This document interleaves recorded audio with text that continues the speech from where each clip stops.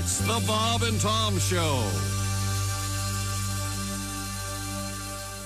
Snail Man, Snail Man, Snail Man, Snail Man. Yes! Ladies and gentlemen, my name is Dick Mango. I'm driving down the highway. Thank you, ladies and gentlemen. Some guy's in front of me. Oh, yeah. The speed limit is 60. He's going 23. He's older than a fossil. I hope he doesn't crash. He's sitting on 2 phone books to see over the dash. He's Snail Man, Snail Man, Snail Man, Snail Man. Now I'm behind the hoopty. This driver's really stoned. He's listening to Snoop Dogg and talking on the phone. He's driving really slow. I wish I could get by. I'm sucking up his reefer. I've got a contact high from Snail Man, Snail Man, Snail Man, Snail Man. He was smoking a doobie-doobie-doo. If I had a big bazooka, I would blow him off the road. If my car was a steamroller, I would squish him like a toad. Yeah! Snail Man! Snail Man, I think I just blew out a testicle. Snail Man, Snail Man. We just left a big party. Now I'm driving really slow. 'Cause I picked up this hot chick. And she is good to go. She's reaching for my stick shift, but she's not switching gears. She flashes me a smile, and her head disappears. I'm Snail Man, Snail Man, yeah, baby. Snail Man, Snail Man.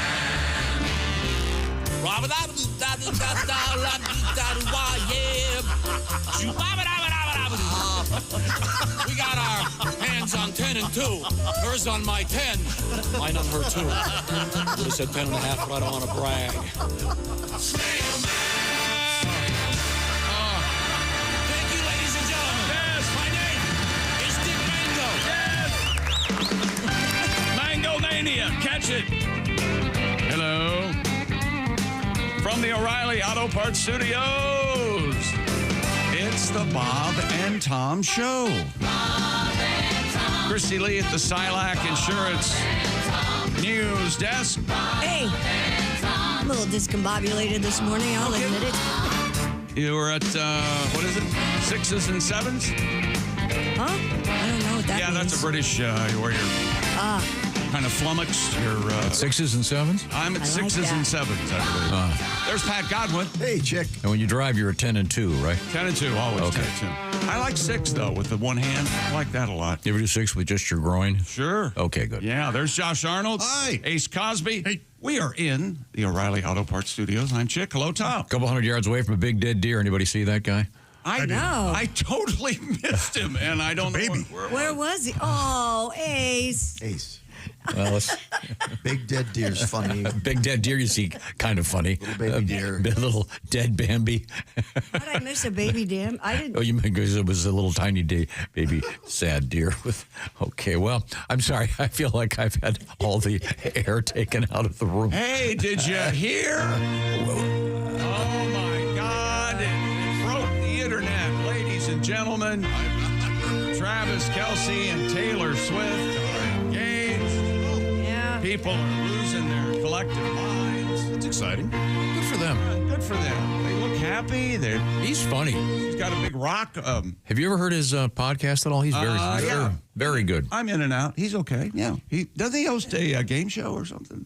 Are you smarter Or than was a it- celebrity or something like that? He's on TV a lot. I know He's that. got all kinds of stuff. He's on the cover of GQ right now. It's a nice article on him inside. And she's got a ring, and he's got, of course, several rings. Yes. I got a call late last night. It kind of woke me up. I've been asked to sing Lighthouse at their wedding. Have you really? Wow. I didn't even know they knew who I was. That is even on their That's radar. great. Wow. An honor. Now, don't you have a track record of singing Lighthouse? Yeah, And- they must know that because I'm Because famous. they already are planning on getting divorced. They think their love is so strong. Now, Lighthouse is one of your real songs, if you will. All my songs are real. Well, and it's, was it one of the first songs you ever wrote? Probably the second. What's that first line again? You're my golden inspiration. You're my golden inspiration. Yes. Okay, You're my that's, hope, my navigation. Are you going to rewrite? oh, so you're saying that the love is analogous to leading you through life. You're Keep navigating. in mind, I was 20. Okay, so Yeah. you don't No. I think mediocrity can come at any age. But you want to play that for us? Mediocrity can come at any age. Wise words. Here. Well, welcome to the Hunt and Pecker Show. I'm Hunt, he's Pecker, and we're going to get right to the mailbag. I don't know what that means. You got one? I do, but mine is an audio one. Oh, an audio daily double. Yeah. I'm sorry, I'm into Jeopardy lately. I know. I can tell. I've got a whole bunch of them. I don't have to start with the audio one. I like this one a lot. Okay. We're talking about nicknames. And great nicknames are given to people. You don't get to pick your own typically. And this comes to us from Ryan, R-Y-N-E. Okay. Oh, sure, like Ryan Sandberg. Yeah, like Ryan Sandberg, I think. We have plenty of nicknames in my family. My Aunt Pinky, my Aunt Peanuts. I am called Tiny. I love it. I love it all. Because why not call a fat guy Tiny, he writes. Oh, okay. I guess he's a big fella, but they call him Tiny. Bald guy curly. My best one is my Uncle Chicken. Ah. I'll tell you how this happened. In Kentucky, I asked my grandmother, why do we call him Uncle Chicken? She said he accidentally cut off the tip of his finger and a chicken ate it. Oh. That's how he got his name. Yikes. Well, there you go. Wow. Uncle Chicken. The chicken ate the tip of his finger. Chickens will do that. Chickens will eat anything, right? Yeah, I guess chickens and I'll dogs. say it again. I'll say it. The headless chicken. That's They right. Had a little hole in the top of his body, and they shoved corn down. That was horrible. He stayed alive for like a year. More than that, didn't Yeah. they? They took him on tour to various county fairs, the famous they headless did. chicken. Dear Bob and Tom Show, I cannot tell you how much I enjoyed Pat Godwin's country fried take on Monday. Oh, yeah. I would have emailed you yesterday, but I'm still laughing. There was an incident. Has that been revealed on the Bob and Tom social media? Yes, unfortunately. Certain words you don't stop halfway through. Pat. Embarrassed. Very unprofessional. Okay. Sorry. No. Let's get back to Chick McGee over there at the sports desk. You got a letter over there? Dear Bob and Tom Show, they start this letter off, hello, morning fam. Oh. I like that very much. Been listening since I started working as a construction electrician in 1998. I'm part of the Early Birds Club. Morning Breath Club. Oh, no, I think this is a separate and distinct group that he started with. Oh, at work. At work, there's an Early Bird Club. An Sorry. Early Bird Club. Yeah. Because, see, this is the Morning Breath Club, which is a secret. Yeah. If you're in the Morning Breath Club, you can't tell anyone that it exists. So secret. It's like Fight Club. Let's see. Jeff says he loves listening on his commute to and from Yuba City, California. You have on and off brought up the best songs with Na Na Na recently. Josh and Jeff and Jess are of the age they might remember Master P, Make 'em Say, Remember that? From 1997. Your loyal listener, Jeff in California. Thanks, Jeff. Well, the Na Na Na, we were talking about Hey Jude, which is a song Pat loves. I'm kind of over it. I couldn't agree with you more, Tom. A lot of Na Na Nas, but Land of a Thousand Dances is a great Na Na Na song. That is, yeah. What song is that? And I was trying to think, what's the Journey one? That's Wilson Pickett, right? What's the Journey one? Na na na na na. Love and touch and squeeze it. Love and touch and squeezing, yeah. Centerfold, Jay Giles. Da na na na na na na na na na na na na na. I was, 21, 22 when I realized Jay Giles was the name of the guy in the band. I just thought it was Guitar player. Band. It's Yeah. always very confusing. Peter Wolf is the. Because Peter Wolf introduced He's up front. Jay Giles. Giles. And then people. Oh, I didn't know that. You're just teaching me something. There I you thought go. the band was called Jay Giles. Yeah, I didn't know too. there was a guy in it. Yeah, the named Jay guitar Giles. player, the late Jay Giles. Oh, he's no Oh, is longer it? with us? He's no longer with You us. can't keep going. He was a car guy, expert on car mechanics. Car crash or something? No. On the side of the road? No, Something like that? he owned a garage in Boston. Salesman I did not necessarily. Anyway, we should put together our best na-na-nas. But speaking of music, got this nice letter. This is from Kentucky, from Grayson. Oh. Grayson, kind enough to write. He goes, I regret to say that I agree with Tom. We get a lot of letters like this. Yeah, they start out like that. I love the Smokey the Bear song. It's really good, and I usually don't like that kind of music. Oh, you mean like bad music? No, just kind of folksy family music.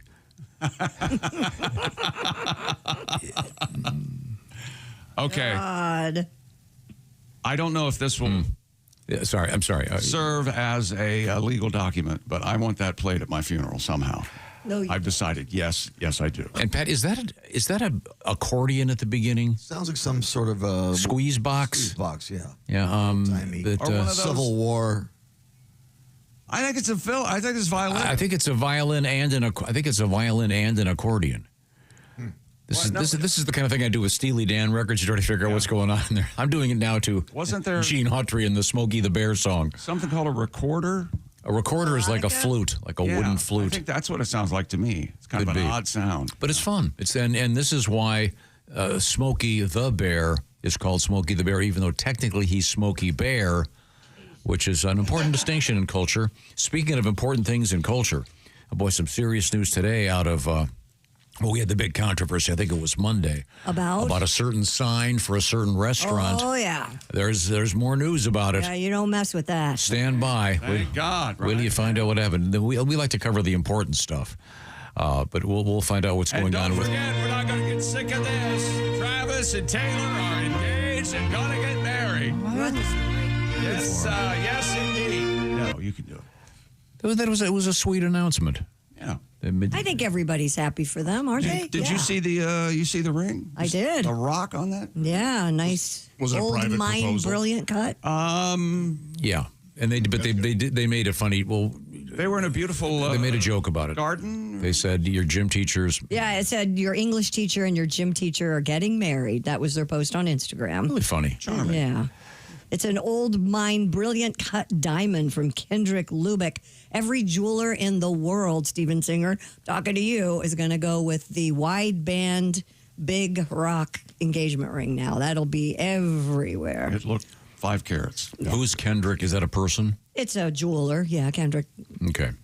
You're not up Kindred on your. Lubeck. I am not on jewelry jewelers. store. I know there's a place called Lubeck, Maine. Beautiful, beautiful place. No, this is in, I believe, in New York. His dad was a jeweler in Florida, Neptune Louis. Beach or something. Louis Louis? Lubeck. Yeah, Okay. that's right. Lubeck. Well, in any event, coming up, what else have you got coming up in sports? What do we have coming? Let's see. Deion Sanders, Colorado has an announcement about one of their mascots. Let's just put it this way: they have to get a new one. Oh yeah. And we got Coco Gauff advances at the Open. That's exciting. And I'm very excited about a story you gave me because I didn't know who Ghost Rouser was. Oh yeah. We're going to find out. I don't know who Ghost Rouser is. Doesn't it sound scary? We do this every year, and it's time for it. College football player, their weird names for this season coming up. Nitro Tuggle at Purdue. Don't do that. Those aren't the best, too. Don't go through them. Okay. You can't help well, no, yourself. this is called the teaser. Pig Cage. You want the guys' people names? to. Now you're doing it. I know. The Bob and Tom Show is brought to you by BetterHelp. These days, a lot of people, they turn to the internet to help them out. Oh, that'll work. Every doctor I know goes, all right, this is what you've got. Don't Google it. And perhaps it's time to deal with professionals in our world. This also comes to your head. If you're thinking about therapy, BetterHelp has got a better way to access therapy with a professional. Therapy from BetterHelp can be helpful for learning coping skills or for dealing with, I guess you could put it like this, breaking through the noise going on in your head sometimes.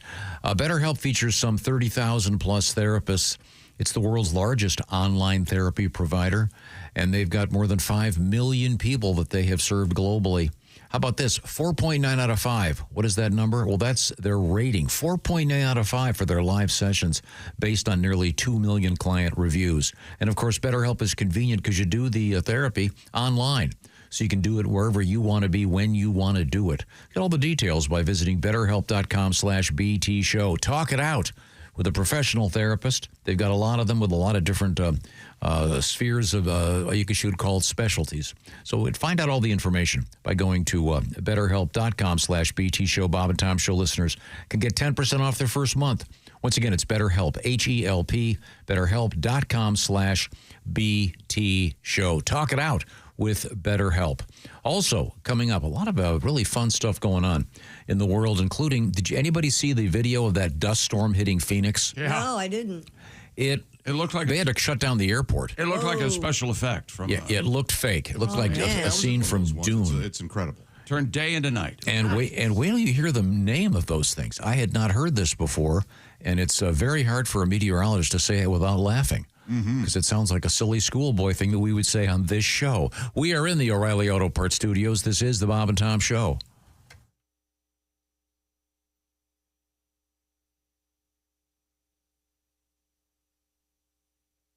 Q95.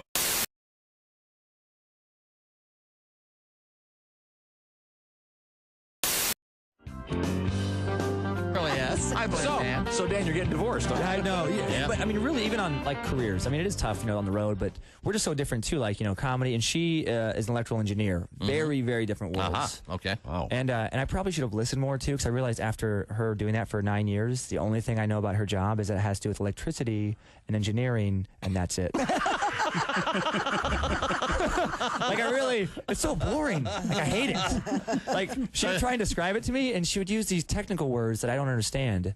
And then she would dumb it down with smaller technical words I also don't understand. So it would just be frustrating. Like, I would feel like some dumb monster just incapable of knowledge. Just like, me no like talk now. Dan Hart hurts. Dan Hart sad. I mean, seriously, the things she would say.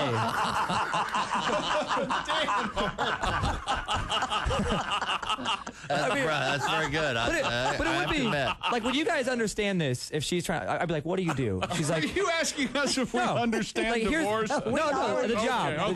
The job. Oh, the job. Okay. Like, okay, because this is the kind of thing she would say. I'm like, no, seriously though, what do you do? Right. She's like, well, right now I design schematics to handle the downtown power grid voltage distribution. What? Yeah. And I'd be like, what's the schematic do? She's like, well, schematic doesn't do anything. It just shows where the load's being carried. And I'd have to go 8th grade to make myself feel better. I'm like, I'll show you where the load's going to get carried. Dan happy now. Dan Hart. Fun again. She'd be like, Dan, I'm serious. Typical guy. yeah. Oh, yeah. Dan got big load. Yeah. Dan been on road. Yeah, the problem was it was so dry. I knew I'd have to work so hard, and then in the end, it would just suck anyway. It would just be something boring I wouldn't care about. Right. Sometimes I'd want to just say, look, just stop talking. Do you or do you not build robots? No? Yeah. Why are we talking? She could build a robot. Yeah, I guess she Electrical could. engineer, sure. Yeah. I know. Why can't you do that? She probably will. Still, Yes, one that Replace me. listens. Yeah. Someone she can get along with. Yeah. Who doesn't like meat? Hello. Yes, that could very well happen. That'd be kind of a dillbot. Okay. I think that's So the it first likes time pickles. All right. Okay. insulted someone's ex-wife on the air. No. A dillbot makes perfect sense. If she's an electrical engineer, she can, make her. Yeah, make whatever she Who wants. knows? I'm sure she's a lovely person. I just picture my son saying, my new daddy's a dillbot. I'm not sure that. One of the things I like about you is you don't necessarily lower your sights when it comes to some of the things you do. You're willing to go out on a limb. Oh, I have no sights. You're willing to go out blind. You're willing to go out on a limb and do an impression that perhaps most people aren't going to pick up on. I'm fearless. And I respect you for that. Thank you. Especially when there's a high quality to the message. And of course, I'm referring to Gregory Peck. Oh, yes. Now, Gregory Peck, Gregory Peck. not familiar to everybody necessarily, a brilliant actor. Not everyone knows who he is. That's right. But if there was a period of time in which he was a big leading man. He was One of the biggest stars in Hollywood. and he was in something you don't see much anymore unless you look hard, and that is what I would call an important movie. Yeah. There are a lot of great movies out there, usually The Omen. independent movies. No, Boys from Brazil. To Kill a Mockingbird. I don't mean the. Okay. But you know what I'm saying. There are a lot of great movies out there these days, but they tend to kind of, you got to look for them. A lot of the stuff that gets a lot of publicity is just a bunch of crap with a bunch of crashes and the same old junk. But To Kill a Mockingbird was a great film. one of the great films of all time, and, Yes. and you do one of the few tributes to it. Well, yeah, it's a great movie. You learn a lot about tolerance and diversity from it and stuff. But it was made in like 1960 or whatever, and America's changed a lot since then. There's a lot of groups in this country, not even just racial or ethnic groups, but groups of people who define themselves a certain way. And a new one pops up every week. We're like, all right, we're weird, but you better like us, or you're a jerk. Like, all right, we'll write you down on the list. Yeah. If they made To Kill a Mockingbird now, it'd be like 10 hours long to cover all these different groups. How true. Atticus Finch would be out there telling his little daughter, Now, Scout, remember how I told you that black folks are just the same as we are, and we're to treat them with respect. Well, the same goes for these Shiite fundamentalists who just moved in across the streets. They just believe different things than we do. So if you see them out there stoning one of their women to death for sneezing on Wednesday, you pay them no mind. Nobody likes a nosy Nelly. And in this house over here live coprophiliacs. Those are people who derive sexual pleasure from human feces. Now, just because they're unrepentant dump truckers and we're not doesn't mean that we are somehow better than they are. They work hard like all Americans to put food on their table so they can eat it and poop it out and have sex. I don't know how it works. I don't want to know how it works. You just have to be tolerant. no Oscars for that movie. No. Mike McRae. How about that?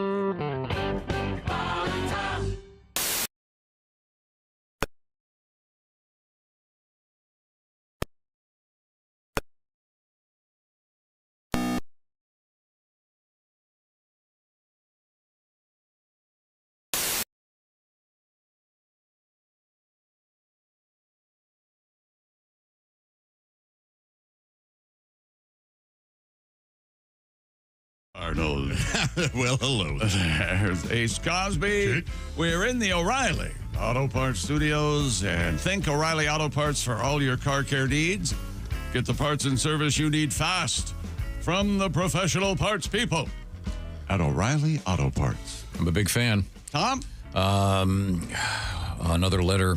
I was mentioning this. No one seemed to be interested or believe me. What? I was saying that my daughter was wearing a Nirvana T-shirt. She's 12, and I said on the air something like, I think people who wear these have no idea there was actually a band called Nirvana.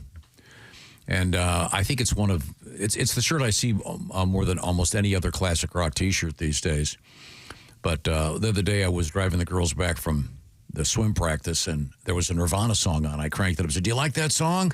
And they both went, "No." I said, "You realize that's the T-shirt you've been wearing." They were not aware of that. But I got this nice letter from Greg. My wife works for a preschool. Currently the most popular shirt for 4- and 5-year-olds is Nirvana. Oh. So it's a good design. It's a nice name. Yeah, their parents probably like them. Yeah. Just this whole thing of this retro look of all these classic Are you saying rock that T-shirts. You can't wear a T-shirt unless you truly like the music that the T-shirt represents? I'm saying that, yeah. I'm saying that now it's become... You know, if you're going to wear Harley Davidson stuff, you better be driving a Harley. That's all I'm saying. I think it's fashionable to wear bands you don't like on your a lot of T-shirts like that. Yeah, like Debbie Gibson or something. Yeah, people do stuff like that. Yeah, but 4-year-olds don't do that. They think it's a cool shirt. Okay. What do you think? You think that this is a protest from 5-year-olds when they put on a Nirvana T-shirt? I think if a 4-year-old's wearing it, if their parent likes it. And I think if your daughter, who's what, 12? One. I think the baby. I think the baby with the penis in the pool in the T-shirt's a bit much for a kid to wear to school. Yeah, that is. Oh, I haven't seen that on a T-shirt though. Or at least with the kids. I'm joking. Yeah. But thanks for bringing that up. Thanks for bringing up that topic. I know. I think it's because of Urban Outfitters. Yeah, I do too. That's what it is. Or Target. Target's big on those. The retro classic shirts. rock There's shoes. some great T-shirts out there, but I don't know if I think I told you guys, I'm off short sleeve shirts. I'm off. I don't even in the hottest of seasons. What? I will wear a long sleeve shirt. Why is that? I don't know. I can't put my finger on it. Something's You happening. realize, except for this kind of shirt, I only wear long sleeve shirts. I did not know that, but that only brings me greater joy. I do not own a button-up shirt that's with short sleeves. Neither does my husband. Oh, well, no. Always Oh, long a sleeve. button-up shirt must Yeah. be long sleeve. Yeah. Absolute. Good morning, Josh. Hi. Oh, it's fine. Yeah, I like the. Well, the Dickies are different. That's a different I think look. it's my short sleeve phobia for button-up short sleeve, I think stems from when I worked at that radio station in West Virginia. That's the way the evangelist on Sunday morning dressed. The short sleeve. Tie. Sure. It's so funny. Mine ties short tie. into a now deceased shop teacher. Really? Yeah. And he wore them for good reason. You don't want to Yeah. get your sleeve caught in a lathe. You think a shop teacher has perished because of a long tie or something? Oh, sure. Yeah. Really? Oh, yeah. Really? Maybe early on. Yeah, right? Yeah. How does this lathe work? Yeah. That's one of the many regrets of my educational background. I never took shop. Oh, loved it. And I would have taken a home ec as well. I tried to take it every semester. Yeah. I loved it. And I liked the guy who was teaching it. And Took shop. Mr. Geyer, I think, was Took his a couple different wood shops, took metals. Oh, yeah. That was scarier than wood shop. Did you with the weld? weld and stuff? And bending metals and cutting the sheet metal and stuff like that. And because metal shavings, Yeah. wood chips are somewhat hazardous. Metal shavings, quite. They're both pretty scary. I was way more afraid of the metal shavings. Those The table saw. I saw a couple things. Oh, yeah. God. Oh, I At a skill my saw. thumb on a bandsaw. Yeah. My dad worked at a factory where you worked with the steel wool pads, Yeah. a cleaning device, and he would get particles of steel wool in his eyes. Oh, jeez. Yeah.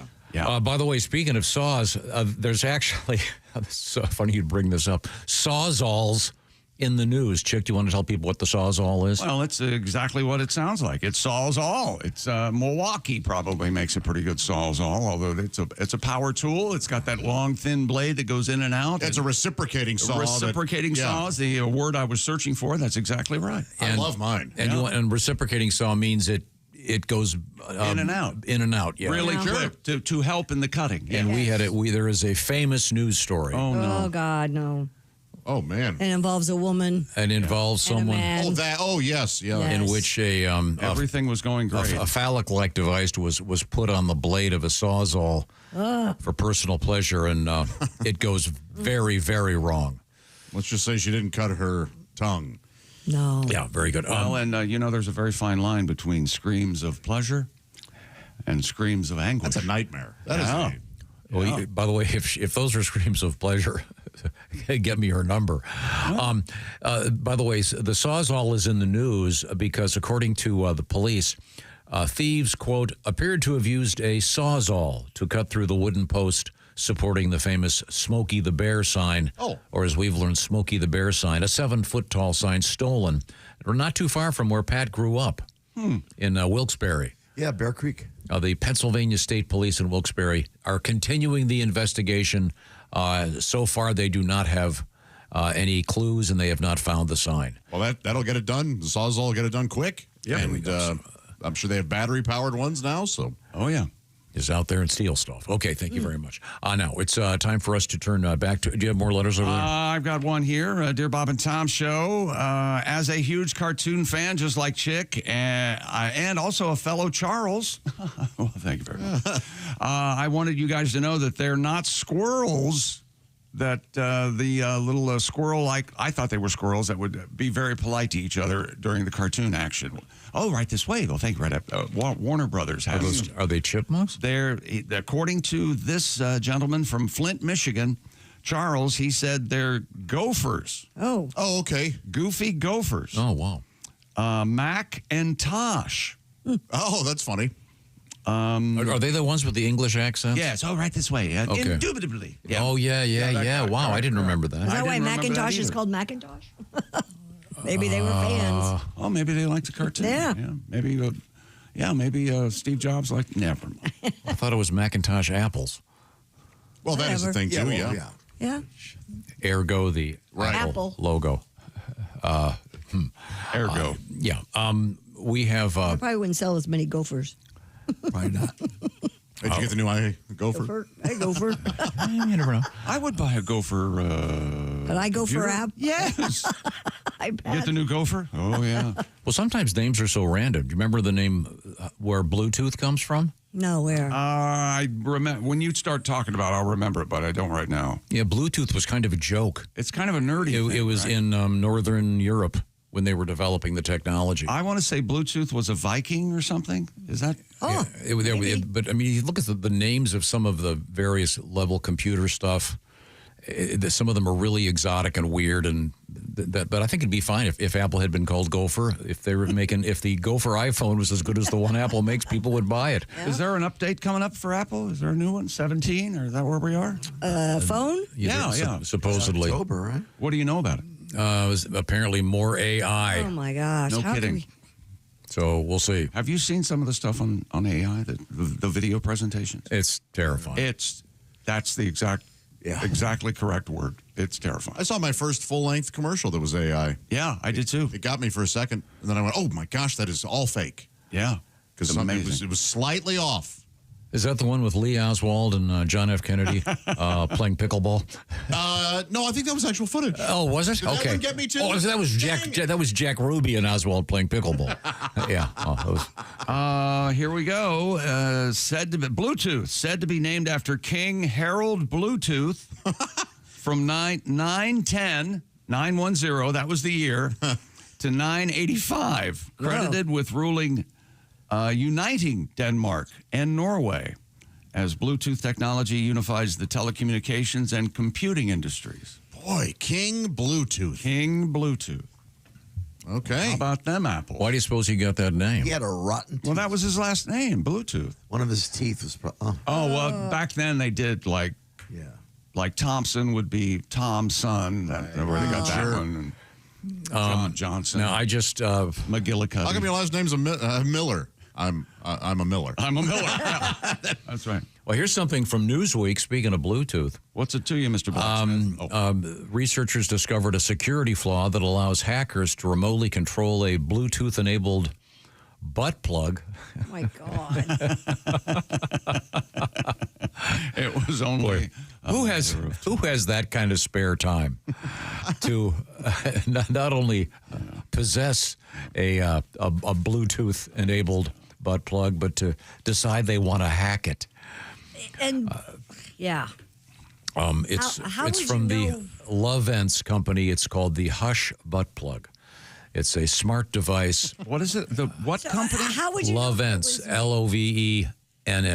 How would you know if it was being used at the time you hacked it, too? Yeah, who knows? Maybe there's a camera on it. Well, we had the remote control. When it goes dark, it's time to go in.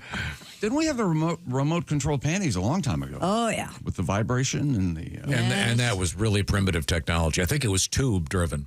I think it might have been too. Yeah, I think, warmer. Much smaller It now. was a warmer feel, Pat. And remember, didn't we have a vibrator or a dildo with a camera in it? Remember that? I think there was an optically correct male member that had been developed. Yes. And boy, who finds that erotic, huh? I don't know. Yeah, urologists would find that offensive. Gynecologists would go, I've never seen that before. Man, I see. man. What's coming up in sports? We're got some starting quarterbacks being named and some backup quarterbacks and news from Colorado and Deion Sanders. Coco Gauff moves on at the U.S. Open. No word yet if she's going to marry Detroit Lions quarterback Jared Goff, making her Coco... Golf. Coco Gauff. That's exactly right. And we have Patty G. We've got beavers in the news. Oh, boy. And oh, beaver. Loads of spermidine news for you today, too. It's a great supplement. She said loads of spermidine. Because it does come in loads. I think that's a fact. Yeah. And we got news about Tommy Cutlets. Tommy Tommy DeVito, was the backup quarterback of the Giants. He's on the street. Tommy Cutlets. Yep. Yeah. And we'll have Tommy DeVito's mom's recipe for chicken cutlets. All right. Yep. That'll be good. I'm looking forward to that. And she's a handsome woman. Tell me about those cameras at your house. You got 11 of them? Are you Simply Safe. That's right. I've got my compound secure, the do-it-yourself home security system, a system that works to prevent a break-in from happening in the first place, a violation of your space. That's why I trust Simply Safe to protect my compound, and you will too. And we use Simply Safe here at the Bob and Tom Studios because Simply Safe has new Active Guard outdoor protection that helps stop break-ins before they even happen. AI-powered cameras and live monitoring agents detect suspicious activity around your property. If someone's lurking, agents talk to them in real time, turn on spotlights, even call the police, proactively deterring crime before it starts. And Simply Safe, of course, no contracts, no hidden fees, and named Best Home Security System of 2025 by CNET. And plus, they have a 60-day money-back guarantee. All you has to do is go to simplysafetom.com and get a load of this offer. 50% off a new system with a professional monitoring plan and your first month free. That's half off, first month free. Just go to simplysafetom.com. There's no safe like Simply Safe. Coming up, we got a horse rescued from a swimming pool and two old ladies that had to be rescued from a hot tub. Yikes. We are in the O'Reilly Auto Parts Studios. This is the Bob and Tom Show. Thanks for listening to the Bob and Tom Show this morning. Even though we're not too much to look at, you can also watch the show on our YouTube channel.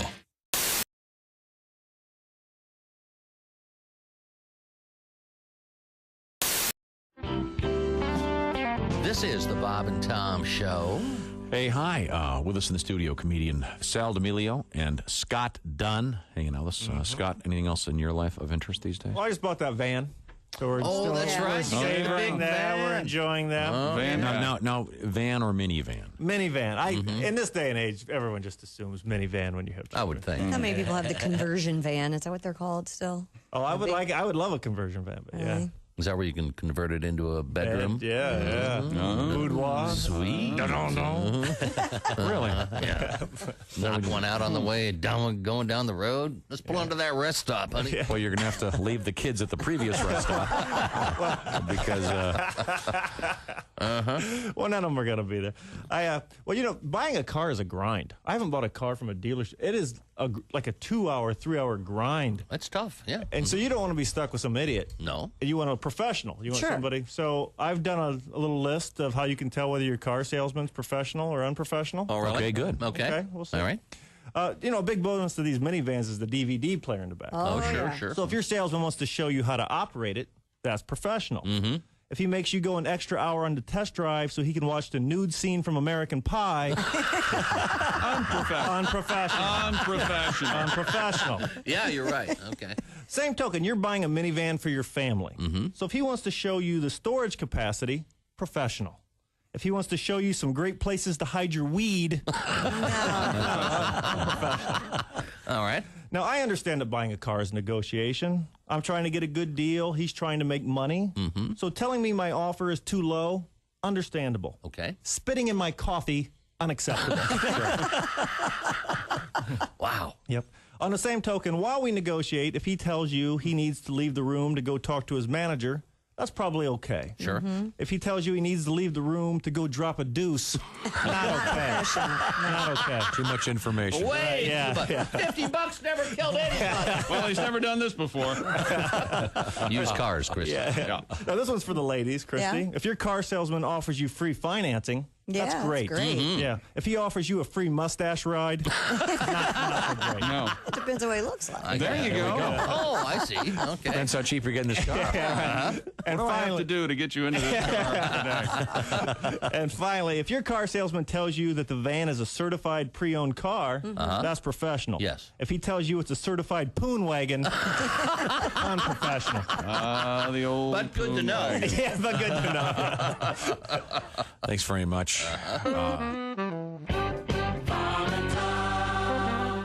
The stock market goes up, the stock market goes down, the stock market goes up and down. Now ask yourself, do you still want to be dealing with all this noise during your retirement? Didn't think so. With an annuity from Silac, you'll get guaranteed payments all throughout your retirement. Mute the flute of market mayhem with an annuity from Silac. Your relaxed and well-earned retirement? It starts here. SILACINS.com. That's SILACINS.com. Now, I know you're a guy that cares about the way you look. You've got a nice suit on. Yes, it looks very good this morning. Bob Zaney, would you rather have a complete set of removable dentures or a full set of fang-shaped teeth? And I'm assuming the fang-shaped teeth aren't removable? Are permanent. Yeah, they're yes. permanent. In other words, your real smile would be I'd rather fangs. have dentures. Yeah. I'll go the fangs because I'll tell you why. My teeth don't show when I smile. Let's see. It's not natural. My whole childhood was my dad going, show your teeth, like that. I look like I'm trying to poop. In every childhood photo. They just don't show, so it won't really matter if they're fangs. Okay? I gotta see some of those. Yeah. I swear to God, my dad, show your teeth, Bobby. It does look like you're trying to once again drop a deuce. I'm sorry, should I say drop a deuce? I want to see those photos. Wow, you're right, though. You can't see your teeth. Look at little Bobby. I know. Oh, there he is. The one that really sticks in my mind, we were at the Wax Museum in Buena Park. Sure. Right next to Knott's Berry Farm. Knott's Berry Farm, yeah. And we get our picture taken, I think it's with Frankenstein. Uh-huh. So you get your photos, and it's the whole family, and I'm like, yeah, in front with Frankenstein.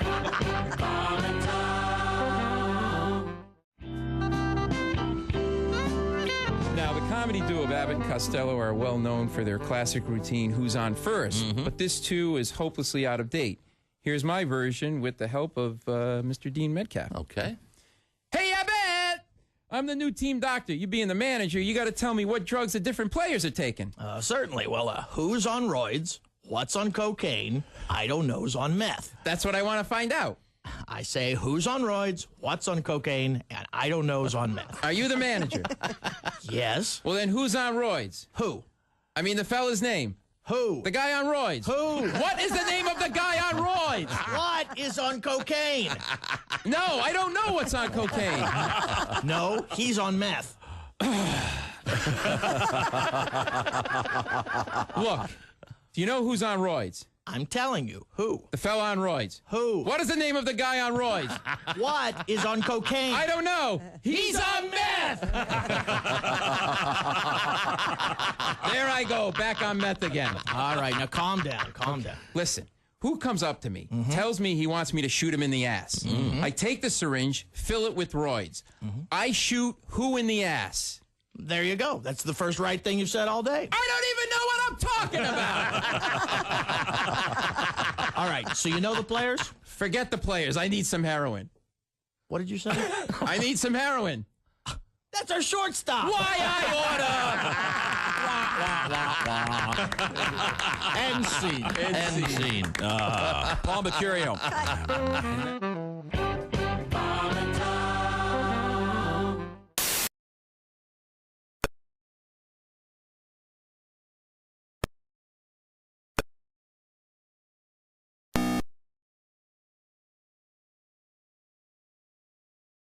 More. Hey, welcome back to the Bob and Tom Show. There's Christy Lee. Hey. At the Silac Insurance News Desk. Hello, Pat Godwin. Hi, Chick. There's Josh Arnold. Hi. Ace Cosby. Hello. We are in the O'Reilly Auto Parts Studios. I'm Chick. Hello, Tom. Got a quick letter here. Yesterday's show, we were discussing a Reddit situation in which the question was, what is the most overrated sexual fantasy?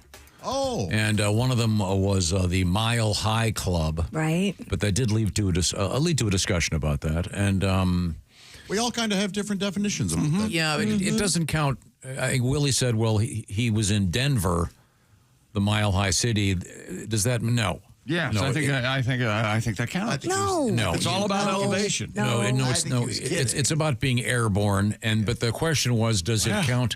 Does it count in a hot air balloon? And according to this was from Bob in Bowling Green, who apparently has accomplished this feat. Yeah. And then I got another letter going, yes, it does. So our arbiter has decided if you're having intimate relations in a hot air balloon, actually, presumably up in the air at the time, that would be the Mile High Club. Because they do go a mile high? No. We had asked that. Yeah, and I don't know if they can. That's a fair question, but perhaps if they were starting at an elevation. Are we talking, is it, the question is technically, I need to talk to someone from NASA. Is it from sea level? I think from terra firma. Okay. Or firma, sorry. Terra firma? Yeah, there's a movie called Terror Firma. That's what. Well, terra firma. That's what it is. Terra firma is your. Is how far off the ground you are in Kentucky. Your terra firma. The best altitude to pilot a hot air balloon between 1,000 and 3,000 feet. Okay. Yeah, so it's not Mile High. No. From that basket, I've been in a basket. From of sea a hot level, air balloon. Christy. It's quite roomy. Yeah. I could think the woman putting her hands up on the rails of the basket. Yeah, I think the gentleman from behind. Weren't you terrified? When the guy looked at me and said, "See these trees coming up? We're going to use those as a break." And I said, "I beg your pardon." And by God, we did. You crashed. The in a hot air landing balloon. is tough. Yeah. I was in one that Bob was in it with me, and we crashed into a field, a farm field that that has the ruts like that kind of crash. That's not the worst one, though. We fell and it went down onto its side and bounced over the Mark Patrick was in one that hit the side of a building and started to tip. Oh, I'd be so terrified. Yeah. So, no, I think I'll be the judge here. Okay. I say Yeah. the mile in the Mile High Club really doesn't have to be whatever it is, 5,200. That's just, it means airborne. I will allow the Mile High Club. You don't have to be if you're in a plane, you're having sex. It's a Mile High Club, no matter how high it is. Yes. 500 feet. Yep. Mile High Club. Yeah, it's about being airborne. It should be called the Airborne. And by the way, I have no interest in doing this. By the way, It's fun. And if we determine that anyone in this, I have done it. It's fun. The Mile High Club or the balloon. No, Pat, they were talking about with a partner. Yes. Woman. I tell you what, though, he got great drink service after he did that. Remember? And before. Oh, there Really? you go. Yeah. The highest altitude. The stewardess didn't give you the full can of We Coke. were loaded. But you gave her the full can, did you? Highest altitude ever reached by a piloted hot air balloon. Yes. 68,986 feet. That seems like a real mistake. Did you see the set by Viapat Singaraya of India? They called him crazy. Did you see the guy 2005. that famously jumped out of the hot air balloon? Felix Baumgartner. Yeah, he just died a couple. Yeah, he just Did he really? Yeah, doing a stunt. Oh, the Red Bull guy? Wasn't that a Red Bull stunt? It must have been so cold. and then a little hot, I think. He was worried about the friction of falling at the speed and the heat and the thing. And I'd be concerned about the landing. Yeah.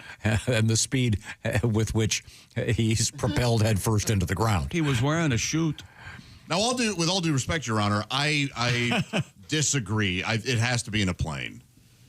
It has to be in a The plane. Mile High Club is meant to be in a plane. In a plane. Okay, Yes. if you're going to discount, I'll be the judge. if I you're agree. discounting all the residents of Denver, Colorado, Yep.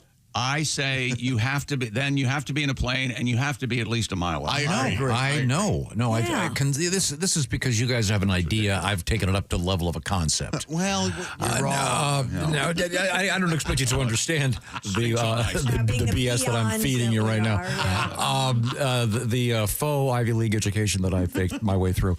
Now, for example, if you're on the Goodyear blimp, I say that's Mile High Club, even if it's not a mile. Absolutely. Yes, it's about being airborne in a confined space. It's not. I kind of want there to be another club for that. The Dirigible Club. Well, doesn't that sound like Dirigible? Dirigible club sounds like a protective device for your car. This brand new Range Rover was stolen, not with the dirigible club. I do know a guy who was serviced in a blimp. Yeah. Well, now you're talking In a about blimp? a whole. Yeah. That's a whole new ball game. He's part of the club known as Head Zeppelin. There you go. And we thought this was going nowhere. Now, this is why we read the mail. I was thinking blimpy job. Okay, well, I think as the arbiter in this case, I will say any airborne activities count as the Mile High Club. You're the self-named arbiter, first of all, Your Honor. Have you been reading the paper? That's how this works now. Now, let's just move forward here. We have coming up. Well, does anybody else have any letters? Did you guys get Oh, I got a bunch of them. I thought we were done with that segment, but I'm not. No, we're not done until we get all the letters in. Here we go. This is interesting. Son of a bitch. We call these Tom-isms. As you know, if you've ever listened to this show, I sometimes struggle to find the right words for things. Sometimes. Yeah, and when you do that, you have to sort of ad-lib your way through it to describe what it is you're talking about. And the way you do that in a smooth, professional fashion. Yes, Robert is kind enough to write. Dear Bob and Tom Show, this past weekend, my wife, who, by the way, is quite intelligent, had a brain freeze moment. She wanted more syrup, but instead asked me for some pancake sauce. Perfectly valid. Yeah? Perfectly valid, Mrs. Robert. Pancake sauce, go for it. By the way, I would like to say this. What? There's only one kind of syrup for pancakes. That's right. Maple. I don't want to see that gizmo with the 5 syrups on it on my table. I don't want to see blueberry. No. Strawberry. Red and a pink and a yellow. No. No, that is. And it's log cabin maple syrup, by gosh. No. You know there's a maple syrup industry that you can spend as much money as you want for maple syrup. Remember that and honey. Have you there bought was some local honey lately? It's crazy. There was like $100,000 worth of maple syrup stolen in Canada last year or something. Yeah, some big crazy. heist. Yes, sir. I love that there are all kinds out there for different tastes. Yeah. Oh, so you like variety, do you? I like that it's out there, but you know that I'm the faker the better when it comes What to does the real syrup. stuff taste like? I've never had it. Oh, it's great. You've never had real maple syrup? It's crazy good. It's sugary and mapley and perfect. Oh, yeah? It's great on pancakes. I don't know why. I wish I liked it. No, Josh, I think you and I also differ on the nature of pancakes. I like them very thin. Yeah, that's a crepe. You almost want, like pre-rolled blintzes or crepes. Yeah, very, very thin. Yeah, I like a thicker, fluffier pancake. No, sorry, I don't. The only thing good about pancakes are the first couple bites. Then for me, it's too much. I love the first couple bites. Then it's just too much. Oh, no. You got to sop up the maple syrup with the last one like a sponge. Over easy eggs on them and soak up the yolk with them. No. I'm glad you do that. No. Yes, so good. Is it really? Yes. And more toast? More questions from first home buyers. Okay. Oh, Lord. Now you're in my wheelhouse. I don't mind if they're asking, but are they honestly taking our advice? We've given some pretty good advice. That's not true at all. Christy gave the most important thing. If you've got a brand new house or if you're moving into someone else's house, find out where the main water shutoff is. Yes. Find out where the electric box is. I remember I had a friend once who called me and his heat wouldn't work. Oh, wait a minute. It was Pat. Yeah, sure it was. Remember the story? Pat calls me and he goes, I don't have any heat. And I said, do you have gas or electric heat? He goes, I don't know. I still don't know. You don't know? No idea. You have a gas bill. That means you don't. Who's paying your bills? Oh, boy. I have people that do that for me. I think her name's Amy. I don't think we want to dive too deeply into this. The point being, Christy's right. Learn where your water shutoff is. There's a bunch of basic stuff about being a homeowner. They should teach this in high school. Yep. Along with how to do laundry, that sort of thing. Very handy. Shop class. Your outdoor faucets, are they on your water softener? Do you know that? No. Well, typically no. That's what I thought. Because you don't want I don't that want water on your plants. Right. Again, now we're getting into hardware talk. We'll have to get Pat Sullivan in here. You started this, lunatic. Okay. No, I got a letter here from Michael. Hi, Michael. What would Michael like to know? Fort Wayne, Indiana. He wants more home tips. Just general tips. Yeah. General That's tips. what the letter says. Yeah. Oh, my God. The last line reads... Keep your shades drawn, Michael, and stay inside. Could Tom give me some tips as a first-time home buyer? And we've all made mistakes with our houses. Seriously, you got to have a friend who's a lawyer, I would think. Doesn't everybody have a buddy who's a lawyer? Get them to help you with in case something pops up. Yeah, but I think he means... Handyman's more important than a lawyer. He means stuff like... Lawyer/handyman/general practitioner. Yeah. Very good. Well, good luck with the house, Michael. Thanks for listening. We appreciate it. You can reach us, Bob and Tom, at bobandtom.com. Coming up, 2 elderly ladies had to be freed by authorities from a hot tub. Well, how old? Very. We had, speaking of which, a horse had to be pulled from a swimming pool. That's a trick. Of course. And swearing can make you stronger. Is back, baby. Physically stronger? A scientific study. This is really interesting. Wow. or maybe you'll perceive that you're stronger. We're going to find out. By gosh. See what I did there, you thought? We're in the O'Reilly Auto Parts Studios. This is the Bob and Tom Show. Want to share a letter or comment? Our email is bobandtom@bobandtom.com.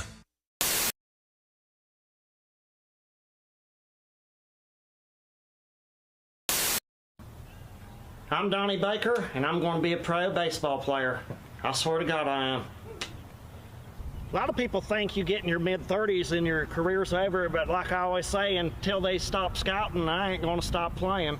The fact remains, I'm probably the best player I know of.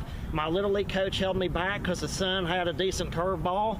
There's a certain range I've got, but I basically put my hopes in this. I had a full-ride scholarship to play ball at the University of Phoenix, but I had Tommy John surgery on both knees, so can we stop now? I'm also a pitcher. I can pitch. I've got what they call a rubber arm. I can throw right-handed for days. I can throw left-handed for days. A lot of people, I'm basically amphibious. So I've told coaches before, put me on the mound. The secret to pitching for me is I like to check the runner when there's nobody on base. It throws a hitter off. I swear to God it does. This is third base. I've been there before, but usually it was after proms, man. But I probably know more about the scoring position than anybody I know of. Basically, my knowledge of the game, I've been taught in different ways, but I've also invented things. I like to get my lead at third base backwards. That way the pitcher thinks there's nobody even here. It's a lot easier to steal home, and with my martial arts expertise, I've been trained at Discount Karate to scissor kick the catcher, and I could even break his karate artery if I had to. So there's no chance of a Pete Rose situation at home. I'll win it every time, especially if I got my Wolf shirt on. Now, we have a request. Christy, do you feel like doing a little something over there? Something like what? Well, we have a request for Christy does a thing she does on occasion on stage with Henry Phillips. Oh, I see. They are going to be working together. Oh, I don't know. We were going to use that as the tease to get people to Wiley's on Saturday to see the big. Well, the big show. The big that'd be duet. nice, but there are a lot of people who can't make it. Didn't we hear a new version of the? Wasn't it? Yeah. Did you guys ever? Yeah, we did get that. Oh, cool. We played that. Yeah. Well, why don't we? Can you do the original? Do you know? That's the more politically correct version. Mm-hmm. Have you ever guys tried this on the air here? Have we? Yeah, I think we have. I don't know. Gosh, Henry, it's been so long since I've seen you, and I just thought that would be great to kind of maybe sit here and talk about some things like the weather. Have you noticed how hot it's gotten? Oh my God, and the humidity. She's talking again. I have some friends that have shown really up bugging at me. the She's beach talking wearing the again. most ungodly outfits. So embarrassing. I look at my friend. I don't know what women are thinking. I think these she's days. psycho because she's talking and talking and talking and talking and talking and that's great, talking. but at least make sure your surgeon gets your nipples in the right place, because I hate it when they skew left. God, what is that all about? You would think. She's talking again. I need a cigarette. She's talking again. There's the other. I wish we never met. She's talking again. She's like a TV set. She's talking and talking and talking. I'm gonna go insane. Cellulite was something everybody. I'm in has, horrific so why pain. would you even do that to yourself? And then I think she's on cocaine. Scars, your stomach looks like a battleground. Maybe I now. need It's some not because she's attractive. talking and talking Oh my and God. talking and talking. And I'll tell you what. If she I wears don't that care bathing about suit a one more word time, I you am say. gonna have to, You I don't know. already told that stupid Strap her to story her rules anyway. and she's a I'm mirror. gonna get a 38 and blow myself away because you're talking. You look at yourself in the mirror and go, this is as good as I am ever going to look. Oh, my God. And to go out in public like that? What is she thinking? I was at a black tie event She's the other night. talking Henry. again. The girl had It's on really this dress. bugging me. She's talking again. In a beautiful It's tuxedo. so embarrassing. She I look has at on my this friends. Unbelievably low I think cut she's dress. psycho because she's talking and Believe talking it. and Here we talking. are trying to raise money for a charity and her breasts are hanging out. She's talking again. Oh my God. She's 55 years old. Come She's on. talking again. Press your age. What are you trying to prove? She's talking we all again. know that once you start drinking, you're going to hit on your husband's best friend, and that is not She's attractive. talking again. Yeah, right. See what you miss when you're gone for just a couple of months, hon? Wow. Christy Lee, along with Henry Phillips. I heard something about nipples the wrong way Have and you ever breasts seen hanging out. that? Skewing the wrong way. Yeah. Sometimes they put them back, they're not exactly Okay, thank you. lined up. Yeah, it kind of looked like Marty Feldman nipples. Is that what they call it in the textbooks? I think so. Plastic surgery? Bob and Tom. a stripper person. I don't go to strip clubs. Uh-huh. No, I don't. I know. They come to you, right? Well, kind of. So how I'm dating a stripper, I don't understand how that happened. And what happened was I met her outside of the situation. She's getting a little older to be that, and she said she was a writer. I met her at a social event. She goes, "I'm a writer," and I'm like, "Well, that's interesting. What do you write about?" She goes, "Well, I write about sex work, being a dominatrix, and stripping." And I'm like, "Why do you write about that?" She goes, "Well, that's what I do." Oh. So somehow or another, I just held on to writer. And Fascinating writer. Yeah, fascinating writer. In case your mother's still alive and you have to tell her. See, right. Writer, So now I'm dating a woman who who does dominatrix work. She spanks men and says that whole thing. And I'm not into that. That's not my bag. Right. I just like. It's not my scene, baby. It's not my scene. No. But I know that if I'm dating her, how am I not going to end up tied to a bed eventually? How am I don't gonna know that. Right? Because I'm like, well, this is what you do. Let's get it to work I for her. picture you tied to a ceiling fan and her saying goodbye. Well, hold on, I'm writing that down. No, but here's what I could see. I go tied to ceiling fan. Give her a good idea. Yeah. Well, here's what I know. What'll happen is I'll end up tied to the bed. I'll be like, oh, no, I don't think I'm good with this. And she's gonna be holding a ball gag, saying the safe word is "marry me." Marry me. Mark Merritt is our guest.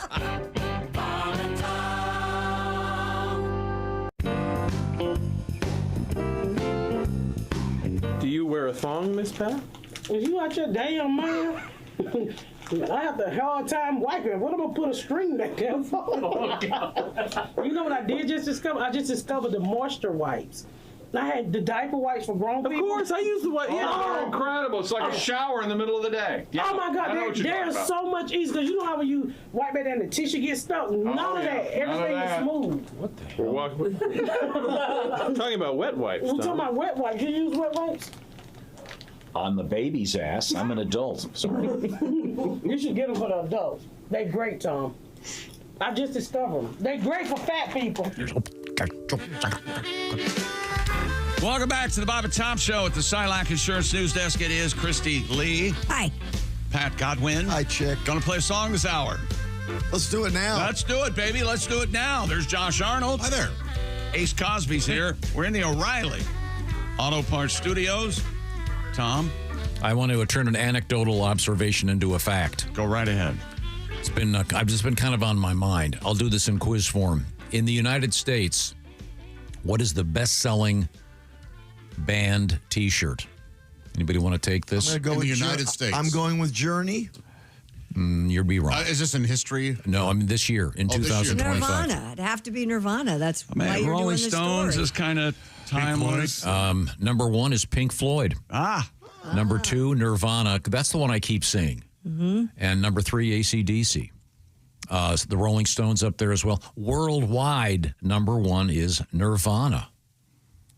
So I know I was over in England a month or so ago, and I remember seeing a bunch of those. I was at a concert, obviously. Yeah. But so it was just kind of interesting to me, and as I've said, and I'll stop talking about it. But how many people are wearing those shirts that have no idea about the great band behind the But T-shirt? that's okay. I don't understand what your hang-up is on that. I don't know. I'm trying to think if I've ever done it. I don't think I did. If I wore a band shirt, I knew who it was. All right. It was because I got it there. Right. Okay. All right. And do you remember the first rock T-shirt you bought? From a concert? Man, it may have been because I never got them in my early concerts because they were just expensive. Breaking Benjamin, maybe in the early 2000s. So I would have been 21 or 22. Yeah, and now they're, of course, significantly higher in price. Yeah. And merch is a very, very big deal. I remember it's great. At those Taylor Swift concerts, there were lines at the merch thing 3 hours before the show started. And speaking of Taylor Swift, she is engaged. That's right. According to Ed, Travis Kelce's father, he was attending an Eagles training camp practice on August 10th. He got a call from Travis, who wanted to share the big news. Oh. I got a FaceTime call from them while I was at the practice, and as soon as I saw the FaceTime, I saw it was Travis, and then I saw Taylor there with him, and I knew what they were going to say, and they, let us know, said Daddy Kelce. The Eagles' late-night practice was on Sunday, August 10th. That's when the families found out that Travis, Kelce, and Taylor Swift are going to be married. I apologize. This whole time I thought that was Godwin. No kidding? Yes. Can you play that? Not that well. Is that the Joe Cocker song, You Are So Beautiful? Yeah, well, Because I was like, I was like, Godwin is killing it over there. No, I don't play that. I think everybody should use this if they're going to have to make some staff cuts. Hi, Josh. Thanks for coming in. Hey, man. Oh, this is have nice a seat. music. I appreciate you. Look, we taking looked the at your time. numbers. And do you have any collapsible boxes? Oh, I do. You need to borrow some? I know we were moving some stuff out. I brought the tape. The tape. To tag team onto that, but we didn't learn about the engagement until yesterday. I love that they had like August 17 days. 26th, Right. Yeah. In a 5-photo joint post on Instagram, the singer and football player revealed their engagement after dating for 2 years. The caption reads, "Your English teacher and your gym teacher are getting married." I think it's so great that they did it with a little twist of humor there. Good for them. and according to Ed Kelsey, Travis and Jason Kelsey's dad, they went out to Travis told him they went out to dinner. Let's go have a glass of wine. They got out there. That's when he proposed, and it was beautiful, Ed said.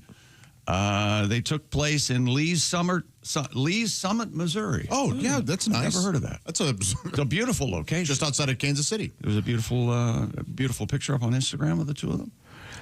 You know, though, you can't get that first divorce out of the way until you get married. That's right. And neither of them have been engaged before. Right. Do you remember how all this started? I love this. Yeah. I loved when it happened. Started with a podcast. Started with a friendship bracelet at one of her shows. Oh, He didn't got her, Travis give her a, yeah. Yeah. I mean, he essentially said, hey, I like her. Right. I'm going to a show. I'm going after it. And I'm going to see if I can. And I think that's when he said, I'm going to shoot my shot. Yeah, he kind of went up. Oh, yeah. Did he really? I think he did say that. He said well, with the boys, he was on a podcast with his brother. I'm going to shoot my shot. And he goes, I want to give her my number. And his brother said, what is it? What is he, 78? I forget what it is. And then he goes, no, you know what number I mean, meaning his phone Right. number. So good for him. And he did it with a friendship bracelet at one of her shows. And Now, Pat, do you remember a time in your life when you'd read about some celebrity couple that are going to get married and you go, oh, there goes my shot? No. You never thought maybe there'd be a Mrs. Godwin that was already a famous people, but I was going to ask you the same thing, Pat. Do I hear wedding bells in your private life there, Pat? Wedding bells? I hear laughter from the back. You guys. Hey, Pat, I do have a weapon here if you want to shoot him. For the ladies out there, the engagement ring looks to be about 8 carats. It's a old mine, brilliant cut diamond from a lady by the name of Kindred Lubeck, and they estimated at $5 million. Hello, I'm Kindred Lubeck. She's a young girl. Would you like to see some of our engagement rings? No, that's fine, man. But my God, will you put the cigar out? We have lovely presentations back here. Okay. This is a little used. That's right. You have sweaty cleavage. This is my sister, Kayla. Oh. Hello, Kayla. Hello. You say hello, Kendra. Hello, Kendra. Next. Is that me? Yeah. Oh, okay. Kansas City Chiefs. So the practice was suspended. They all congratulated, and they all sent Taylor and Travis congratulatory messages on Instagram. And that brings us to more football. Wouldn't it be cool if they had like a nice private ceremony? Yes. I hope nobody knows where or when. They'll probably do that. That would. Yeah, that'd be I would nice. hope so. That'd be nice. Would you like to hear my song about the... Yes, course. before I move on, yes, I would like to hear your song, Pat. We would have known you were going to play it if you'd maybe picked up your guitar. Or Are you going to be in one of those moods all day? Here we go, the old bickering married couple. go ahead, be mad. Are you plugged in? I'm not hearing your guitar. There we go. Little ditty by Travis and Taylor. Travis Kelce put a ring on her hand. That man's a football star. I never heard of Taylor Swift. Oh, I hope she goes far. Sucking on a wiener happens a lot in the beginning. Then it seems to fade as the years go by. I wish those two nothing but happiness. Never seemed to work for Tom, Chick, or me, though. Maybe Travis will be a Another Andy, just perfect for Christy Lee. Yeah, I just wish the happiness that I enjoy. Yeah. I have a crush on a famous singer too. Canadian woman, just oozes sex. I sent her flowers, letters, and emails, but Katie Lang never answers my texts. Little ditty. Her loss, Godwin. Little ditty. Travis and Taylor, I'm going to sing Lighthouse with their wedding band. Oh, very nice. Thank you very much. Anything else going on? That brings us to the fabulous New York Giants have released fan favorite quarterback Tommy DeVito. DeVito, an undrafted free agent and a northern New Jersey native who picked up the nickname Tommy Cutlets. Not expected to make the team after the signings of veterans Russell Wilson and Jameis Winston. And how did he get the nickname? Selection of Jackson Dart in the first round. He lived with his mom forever, and his mom used to fix him chicken cutlets. And I believe we have a video of them. There they are. There's that's his mom? That's them in the kitchen making veal cutlets. And they like that Rayos. Yeah, they do. And as a matter of fact, his mom has a Rayo sweatshirt on. If you'll turn around, and you'll see, this is definitely and they look delicious. Yeah. Oh, they do. Now I'm hungry. There's the commercial, and if you'd like to make Tommy DeVito's chicken cutlets at home, a cup of olive oil, a pound chicken breast, 2 eggs, pinch of salt, pepper, 2 tablespoons grated Parmesan, 2 cups Italian seasoned breadcrumbs, and 2 jars of, as you said, the Rayo. Rayo. Great spaghetti sauce. Marinara sauce. And great pasta, too. Wait a minute. You know his who cut the coach of the New York Giants, Brian Daboll. He said Tommy DeVito did everything. You want me to get that? Possible.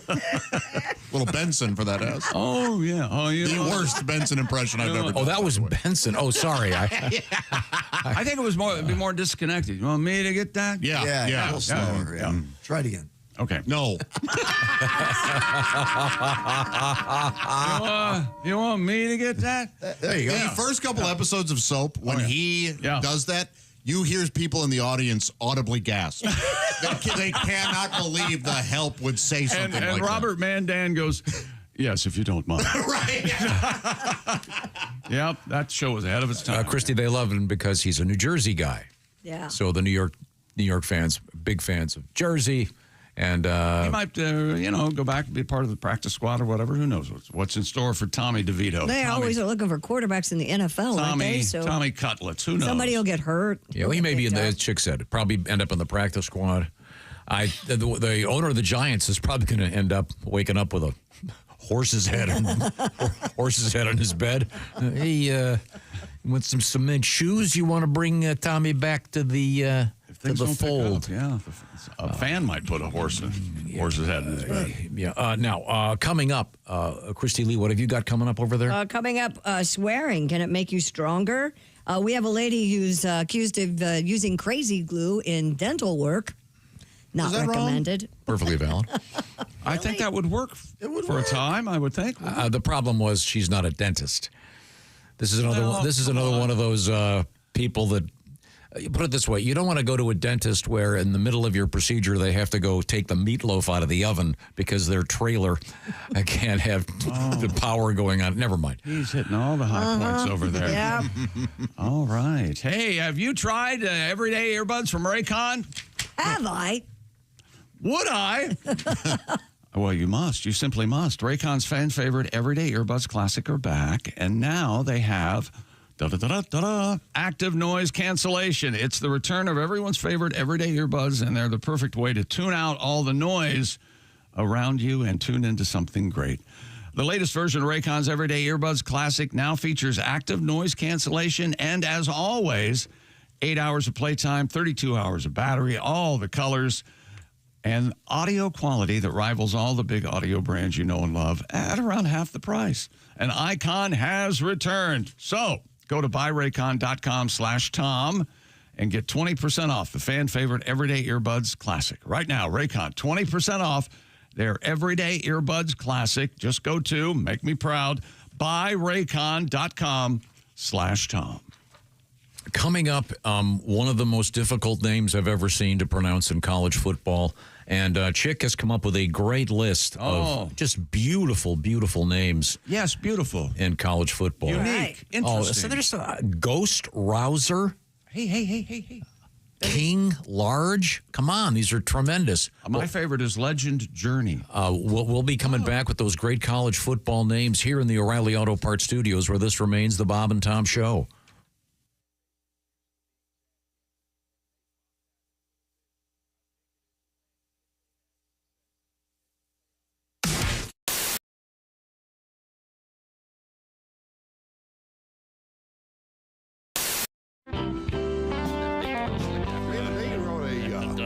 We wrote a 10-minute song about Chick capping the oil spill. Did you? Yeah. Really? What?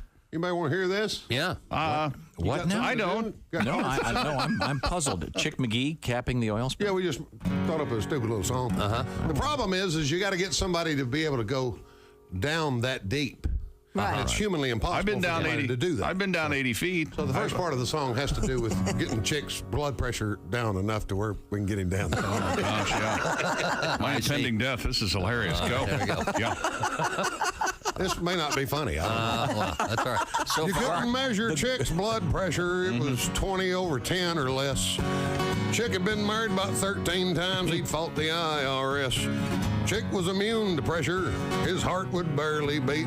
And the question was, could Chick McGee go down 5,000 feet? I don't know. All right. Getting my bearings. Fair enough. Chick Scuba died for sucking treasure and sold the gold he'd found. And one day Chick bought a submarine. He could take it a mile down.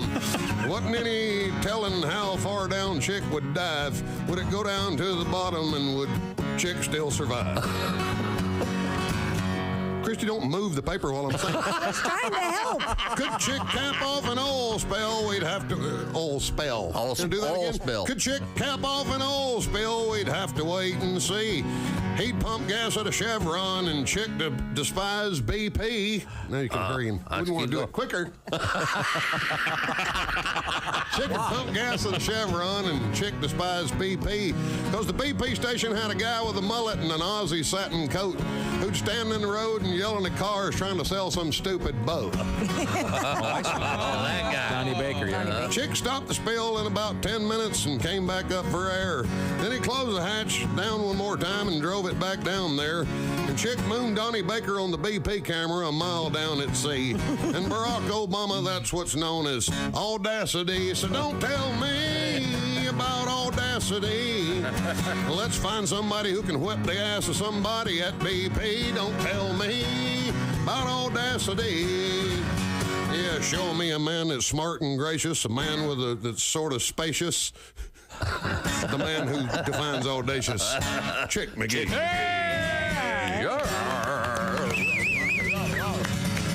The song would have been better if Christy had moved the paper quick. Yeah, I have to blame Christy. I apologize.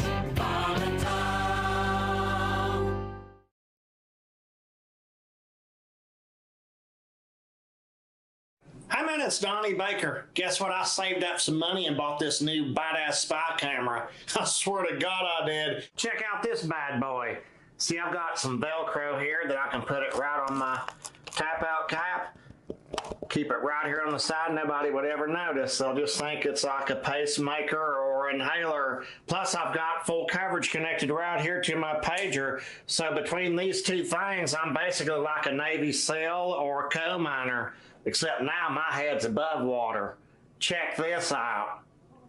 Hey, Chloe, I'm Donnie Baker with the Bob and Tom Show. I'm one of the sound guys. I need to put one of these lavender microphones on you just to make sure we can... You should run this anywhere you want to. I'm a big fan of 24. Hey, is Martin Sheen's son really full-blooded Cherokee, or is that just a rumor or bourbon legend? Is that... Here, maybe we should go this end first. Yeah, it's a lavender microphone. It's just what the hell are you doing? I'm putting a lavender... You've got a restraining order. You're not even supposed to be... That's a different permit. That's a different... I'll be right back in a second. That's a different... He doesn't work here. I was that close. Get...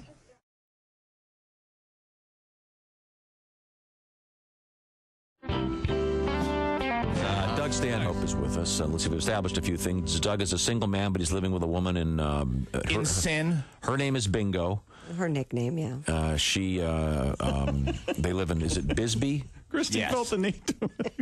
You know, I got a great bingo story, but I like her. She's got a really careful, conservative side of our family that listens to your show, and I have a great story, and I can't tell it. Oh, that's too bad. Well, she's very nice. We have met Bingo. She's very nice. Yes, she's very nice. And we did a charity poker event in Miami last week. This is the card game. Yeah, with porn stars and me. Right. Yeah. Because you hear poker. Doug's naked a lot. Did I mention that? You hear poker. No, not anymore. Not anymore. No, Those I get days all are icky. over. Yeah. Okay. I bloated up when I quit smoking. I just, It got all achy. Yeah, I get all bloated and fat, and yeah, I try not to be naked as much as possible. I'm sure Chick can feel me on this one. Oh yeah, I feel you, brother. Anyway, the only point of my story is if you're gonna have a threesome in a sleazy Best Western in Miami with a giant pile of stepped-on blow with Ginger Lynn, do it in 1983. That's all I'm saying. That's all I'm saying about last weekend. Fair enough. Yeah. Good to know. Yeah. Didn't work out well. She's nearing 50. Hey, wait a Things minute. I should have done as a kid. You know, why did I finally do this now?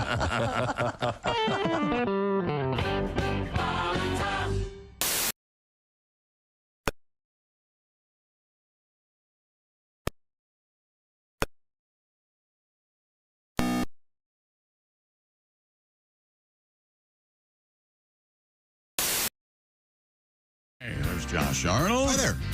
Ace Cosby. Hello. I'm Chick McGee. Hello, Tom.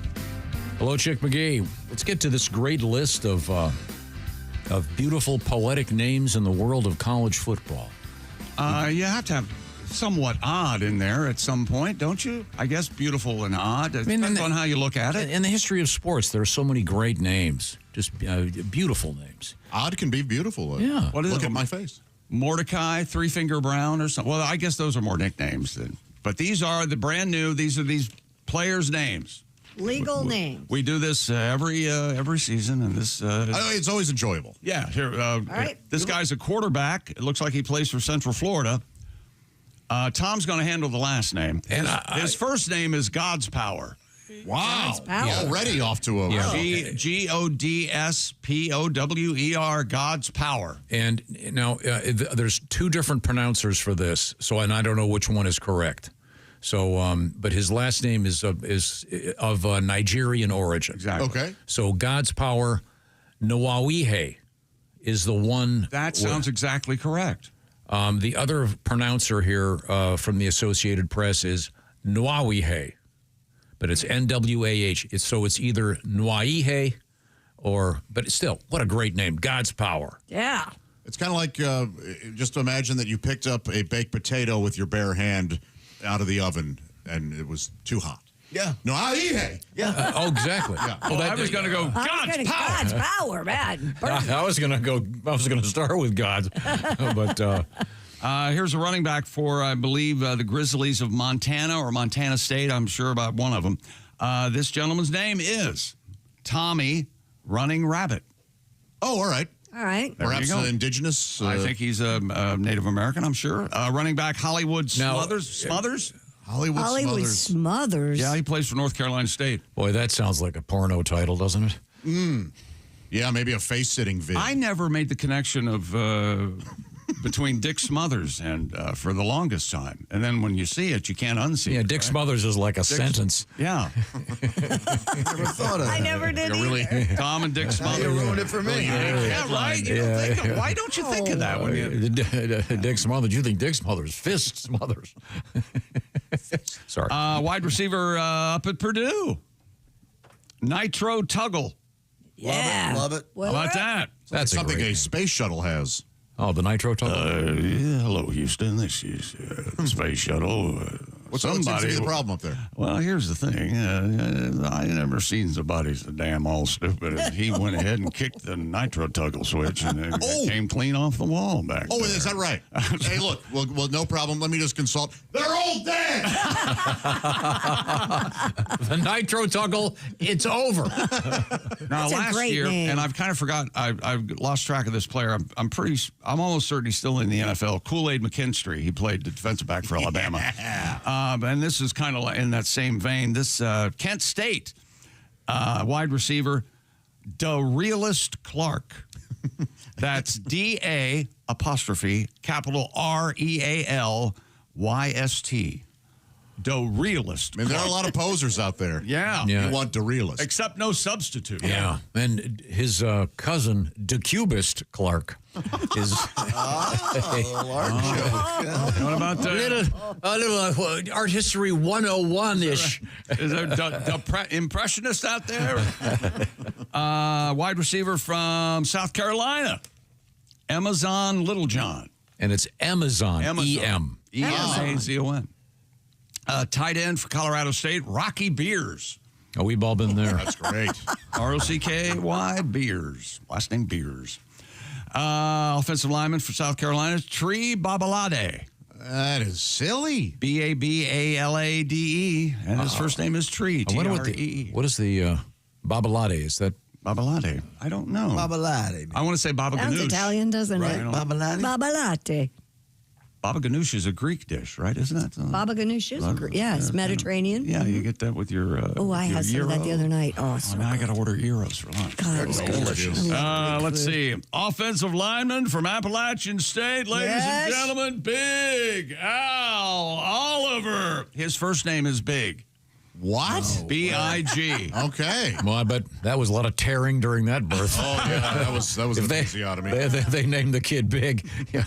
It would have been, if it was a more sophisticated family, they would have named him episiotomy. And speaking of pain and devastation, episiotomy Oliver. Let's stay Why'd you on call him topic. that? Another offensive lineman. I'll show you. His first name's Crush, K-R-U-S-H, Sours, Crush. Yo, Crush. That's a cool name. You kids want popcorn, milk duds? I want some Crush Sours. All right. Well, I don't want. Don't mix them in with my M&Ms. Let's see. Offensive lineman from SMU. First name King. Last name Large. Yeah. That's great. I like King Large. Can I get a number 3? You want a King Large that? Yeah, you know what I do. Who's what's the movie with a guy named My Favorite Year? Guy's name is King. Yeah, His name. That was a Sid Caesar character. Yeah, King. I have a friend that has a son named King. Really? Mm-hmm. Is his middle name Ray? No. Is he a prince of a guy? He's a kid. He's a sweet kid. He's a baby, right? Well, Yeah, we're all he's babies, about I guess. 6 now. Offensive lineman from Virginia Tech. Last name Hammer. Oh, yes? First name Haynes, like the underwear. Isn't it Hannes? Is it Hannes? I want to say Haynes. Hannes Hammer? Hannes Hammer? 2 N's. Wouldn't it be Hannes? Did he do the Miami Vice theme? Hannes Hammer? Did you get sick of great theme? Just sick and tired of hearing about Jan Hammer, didn't you? Oh, he was out there for a while. Haynes, if it is Haynes, It's gotta be Haynes Hammer Haynes Hammer. is a penis euphemism. Yeah. Hey, you want to see the old Haynes Hammer? Yeah. Honest if he's from Norway, but is the guy from Norway? You want some tube steaks smothered with his Haynes Hammer? Let's see. Ball State Cardinals. Yep. DC, just 2 initials, DC Pippin. E.C. Pippin. DC Pippin. I like that. Defensive lineman. Is this Jan Hammer? Well, that's not Miami Vice. This is Crockett's theme.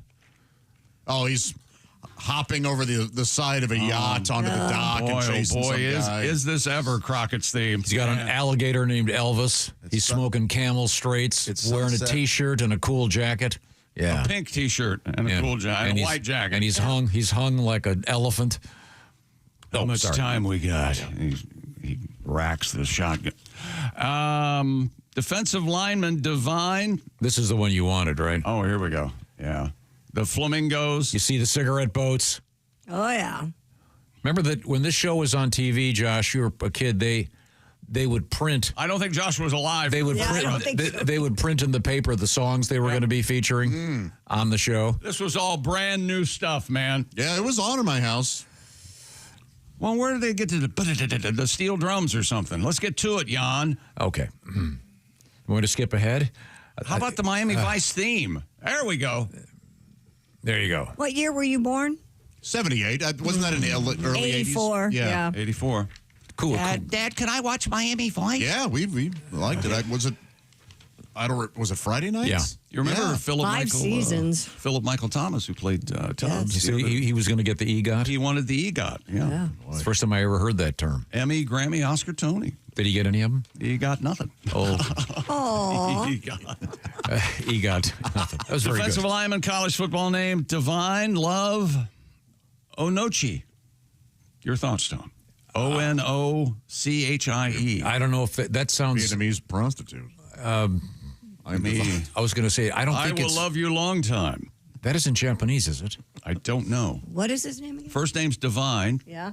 Middle name Love. Onochie. Onochie. Oliver Stone banged her, I think. Yeah. Wow. You're sticking with the Vietnamese prostitute thing? I was thinking perhaps native of, never mind, indigenous. I don't know. I'll look it up for you. Ladies and gentlemen, the defensive lineman from your California Golden Bears legend journey. Man. That's I don't know if I tough like to live up to. Yeah, that's a lot going on. Another defensive lineman from Illinois, Gentle Hunt. Oh boy. Okay. You gotta be careful saying it like that. Yeah, don't let Pat say it. Middle name is Charles. I can say gentle. I can say gentle. That's not a football player's name. Gentle Hunt. Gentle. What position? Defensive lineman. Yeah. By the way, Chick, you're correct. It is pronounced Divine Onochie. Onochie. Defensive lineman from the Tulane Green Wave, Elliot Nearn. Nearn. That's Eliyt. Elliot? Eliot? Eliot. Nairn. So they were named. The family name comes from.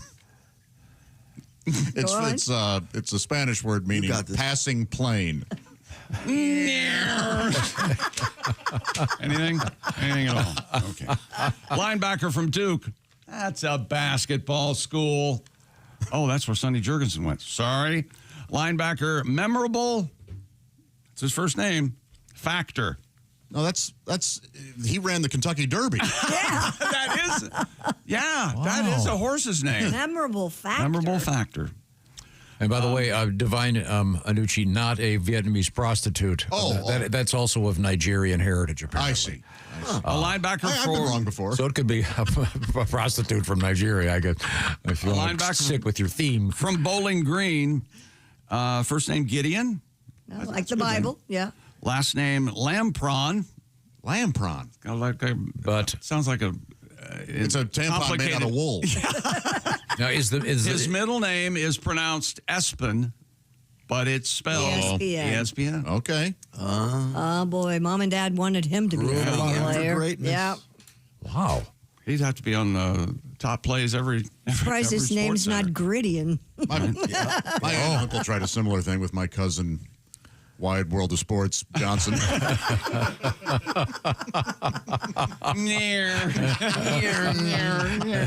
Linebacker for South Carolina, who might be related to Javonian Clowney. What Clowney's first name? This is Demon Clowney. His first name. That sounds terrifying. That does. See, that's a like football name. Demon. Defensive back, Pig. First name Pig. P-I-G. No. Last name Cage. Pig Cage. No. Wow. His nickname's Sty. How would you grow up with that in middle school? Hey, Pig. Pig, what up? Grew up tough, I tell you. Yeah. It's a boy named Sue thing there. Jadavian. That's his name. Why couldn't I remember that? Jadavian Clown. That's a cool name, Jadavian. It's all for you. He's been knocking around the NFL. Defensive back. This is one of my top 3 favorites. First name Dude. Last name Person. Awesome. A little baby. Name him. Call him Dude. Dude. Hey, Dude. I'm Dude. Hey, Dude. Hi, Dude. How you doing, Dude? Person. Let's see. Defensive back from Arizona State, Ghost Rouser. Wow. And that sounds like it's like something you'd find in Ghostbusters. The guy that goes and is like the fluffer.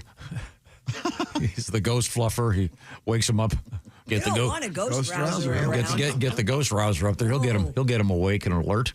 Punter for LSU this season, Badger Hargett. Long snapper from Wisconsin, Deed Capper. But my favorite name of this season's college football all-name team, defensive back from Rice. First name Mo, M-O-H. Last name Billity. Mobility? Mobility. Come on. Mo. If they did that on a TV show, you'd go fake. If Key and Peele put up mobility, we'd laugh really hard. Yeah. By the way, Demon Clowney is Jadavian's brother? Is Jadavian's cousin. Oh, cousin. Okay. Yeah. The last name like Clowney. Yeah, Yeah, there are not a lot of them. Connected somehow. Wow. That's a great list. That's fun every year. Some very, very cool names this year. And the football season in the world of college sports. Oh, man, it kicks off big time tomorrow night, I think, with college games starting. We're done.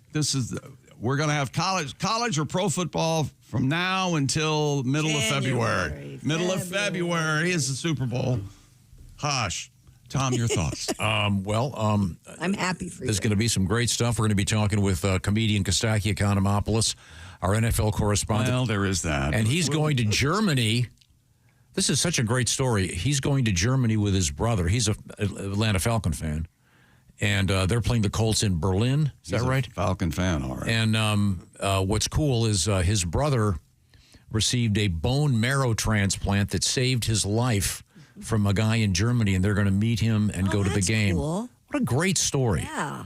Nice. You think the guy's going to ask for it back? Yeah, what if the guy... Maybe there's a... Yes, I'm sure. Yeah, thanks for the bone marrow. Do you want to see my boner? Is that where you're going with this? No. You're trying to ruin try to ruin a sweet story? I kind of changed my mind here. I'd like that bone. Oh, my God. Yeah. Christy, I tried. I tried to elevate the show for a change. I've always wanted to know what would you like to kiss me, and if you've got my bone marrow... Is somebody shooting that for us? That's a great story for that's nice. Sunday morning. That is heartwarming. Yeah. Well, that's a great story. CNN heroes or something. Yeah. So we have a couple of happy stories today coming up. We got a horse rescued from a swimming pool. That's a trick, by the way. You know who rescued that horse? Crockett and Tubbs. They must have. That's right. Bad men. They pull up and the... Tubbs should have been fat, right? Who? Tubbs. Oh, Tubbs should have been fat instead of incredibly cool and I'll be right there, Crockett. And you know what always bothered me? It could have been Tubbs and Jake and Tubbs instead of Jake and the Fat Man. And the fashion on that show ended up hitting the comedy clubs because all the comedians would come up with T-shirts and jackets with the sleeves rolled up. True, yeah. And they never credited. They always gave Don Johnson credit for that look, but it was Frankenstein that first did that. You're right. Remember the Boris Karloff Frankenstein? He always wore a nice. The Frankenstein monster. Yeah, he wore. That's right. Of course. The Frankenstein monster was his name was Monster. Right. But he didn't wear a tie. Isn't it true? I always thought that was very classy that he wore a nice sport coat as he would tear people apart from limb from limb. Coming up, so we have a nice happy story about a rescue of a horse, and then we have a really weird, just disturbing story about orcas. About orcas. Yeah. That's my favorite animal. Well, wait till you hear this. It probably will still remain my favorite animal. Nothing can change. The term jacking. What is in the story? Whale? I mean, you think that's going to deter me from liking that animal? Oh, possibly. If we talk about an orca, we've got the whales that talks. It always puts beluga whales? Josh away. Okay, we'll get to all those fun things from the O'Reilly Auto Parts Studios. This is the Bob and Tom Show. More of the show is on the way. You can find us on X at Bob and Tom, or you can email us at bobandtom@bobandtom.com.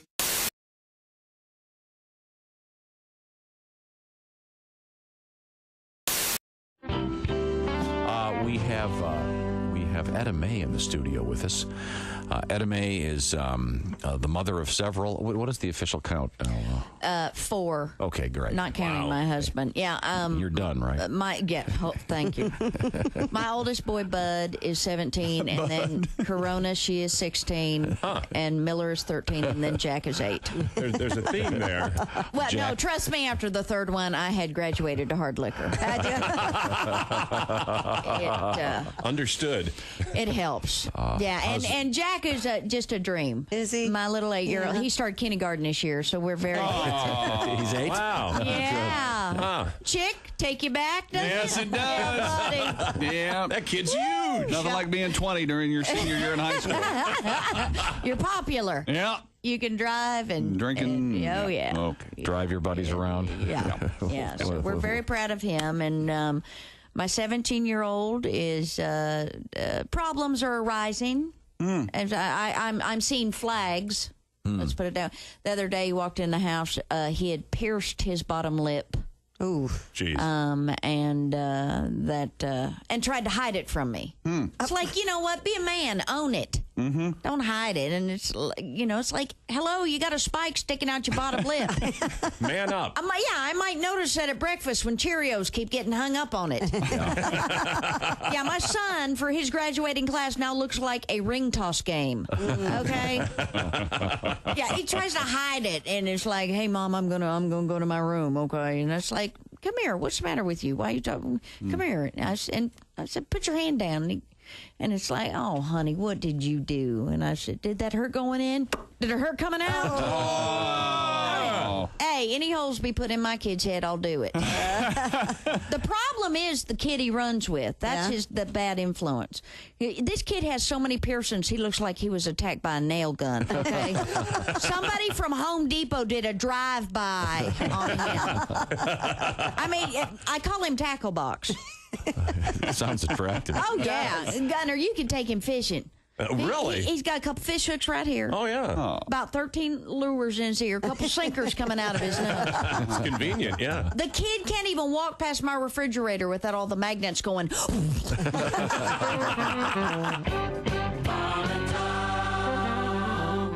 The stock market goes up, the stock market goes down, the stock market goes up and down. Now ask yourself, do you still want to be dealing with all this noise during your retirement? Didn't think so. With an annuity from Silac, you'll get guaranteed payments all throughout your retirement. Mute the flute of market mayhem with an annuity from Silac. Your relaxed and well-earned retirement? It starts here. SILACINS.com. That's SILACINS.com. I had a moment where my girlfriend thought she was pregnant. And by the way, if ladies, if you suspect that you're pregnant, tell the guy during the day. Don't wait until you're about to go to sleep. Oh. Because that's what she did. She's like, I have a cramp. I might be pregnant. Good night. I'm like, no. Good night. I don't think so. I go, well, let's find out. Well, what are you going to do? So I, hauled butt to Walmart. Yep. And got a test. got myself a little test. Doctor in a box. Yeah, I know. 2 o'clock in the morning. And of all the times to get recognized. I walk into Walmart in the night shift. Hey, Fluffy. I'm like, oh, great. What do you need? A miracle. All right, here's some tickets to a Grateful Dead concert. Right? So I found the aisle where they sell the pregnancy test, and I realized something. Walmart has figured out the evolution of how life works, and they put it in aisle 4. As soon as you turn the corner, you see condoms. Then you see lubricant. The next to the lubricant, you see pregnancy tests. The next to that, you see Pampers. Next to that, formula. And at the end of the aisle, they sell beer. It's a full circle. Now, are you an iPhone guy? I wasn't, and then I fell victim to the iPhone conspiracy, which is I've decided. My wife was an iPhone user. She's a Mac. She's the Mac one. We're not compatible in almost every way. And so your wife's a Mac person. You're a PC guy. Yes, yeah. Because you're an engineer. Isn't that typical? Yeah. Most engineers are PC people. Engineers like to get in and mess with things, and it's really hard to mess with things in a. And all the engineers here in this building are PC people. Yeah, because you can get into the. Another reason I don't socialize with them. I'm sorry. Well, they don't socialize, period. So don't That's take it true. personally. I'm sorry. There you go. But for years, I've been trying to get her to PC, and she won't. So she's had the iPhone forever, and I decided now I'm finally an iPhone user. I had a BlackBerry forever, but I'm now an iPhone. The iPhone people, it's a religion based. They are the Jehovah's Witnesses of the 21st century. Oh, it's a cult. They come up to you. If you have a BlackBerry, this is what happens to you. Is that a BlackBerry you have there? Has anyone talked to you about the iPhone? Yeah. Have you accepted Stephen Jobs as your Lord and Savior?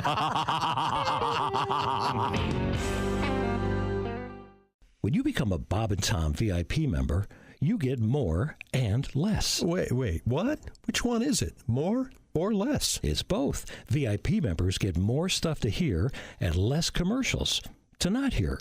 So Bob and Tom VIP is a good deal? Yeah, more or less. Become a Bob and Tom VIP member. First step, click the link at bobandtom.com.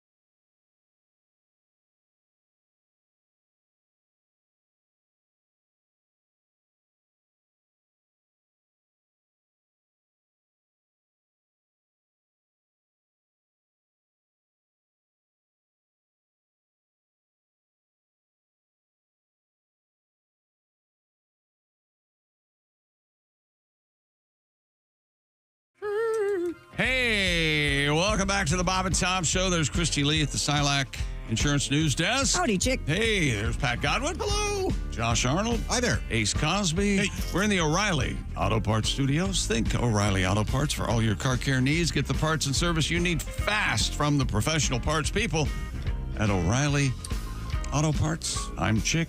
There's Tom. Kind of the Crockett and Tubbs.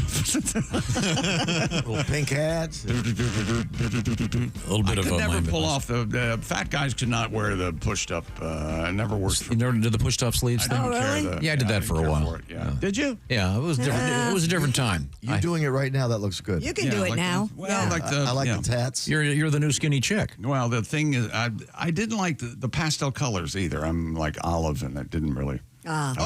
We should all get our colors done, don't you think? Or you might have had your color done. I have never had my colors You know, done. like you're a winter. I wear So we black become and the navy and beige. we become the colored people.